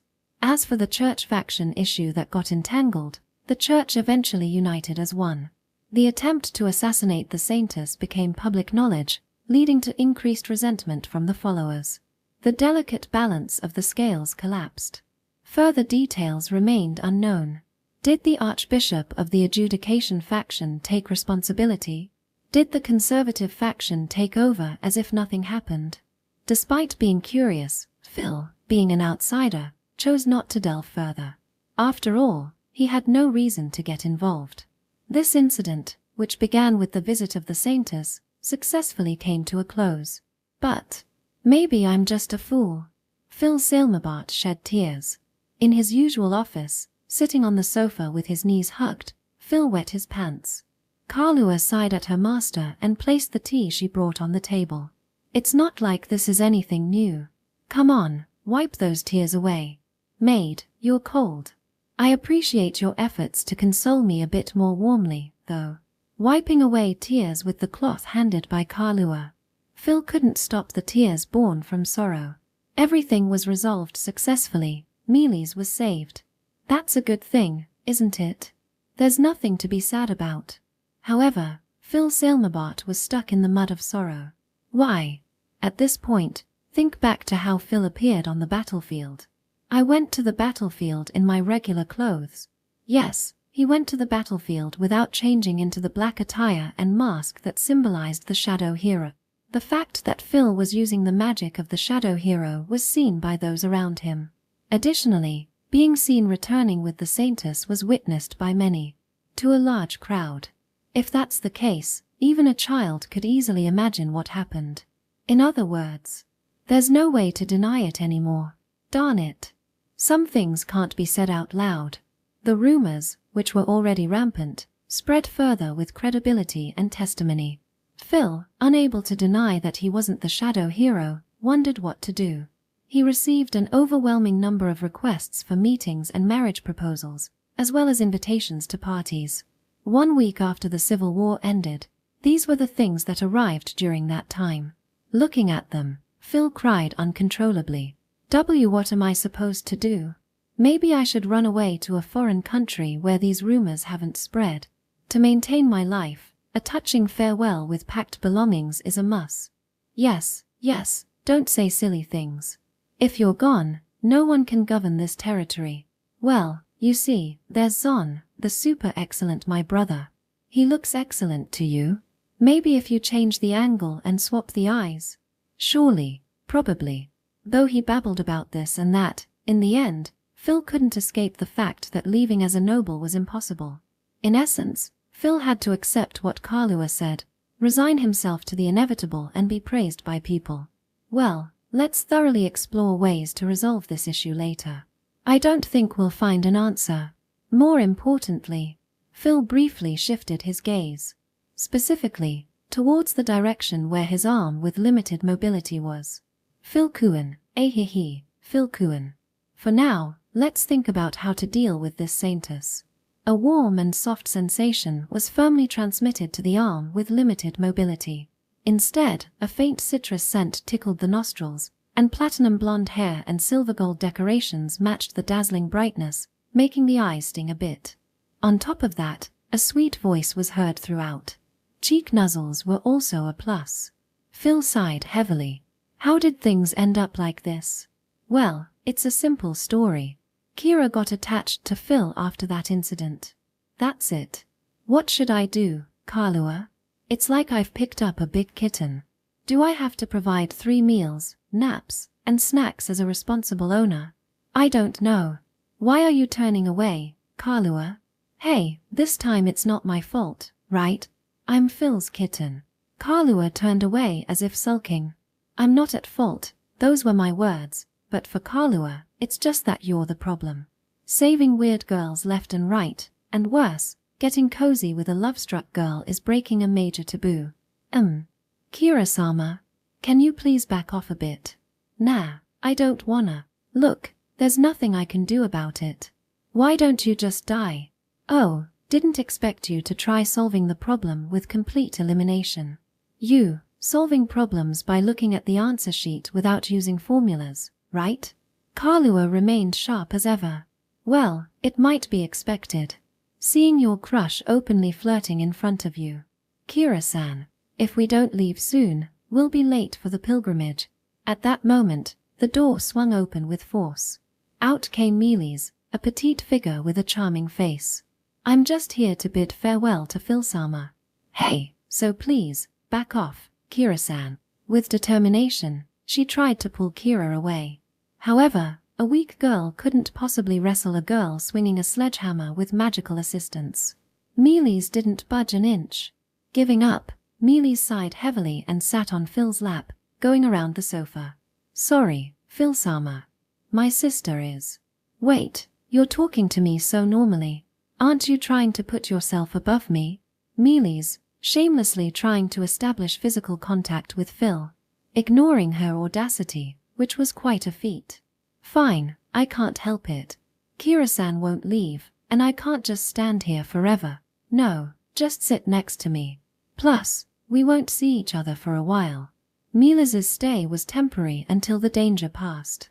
Once the factional disputes were over, there was no reason for her to be in Phil's mansion. Hence, Mealy's had to go back to her role as a saint. Although she wanted to stay for personal reasons, she had to make up for the detours she took.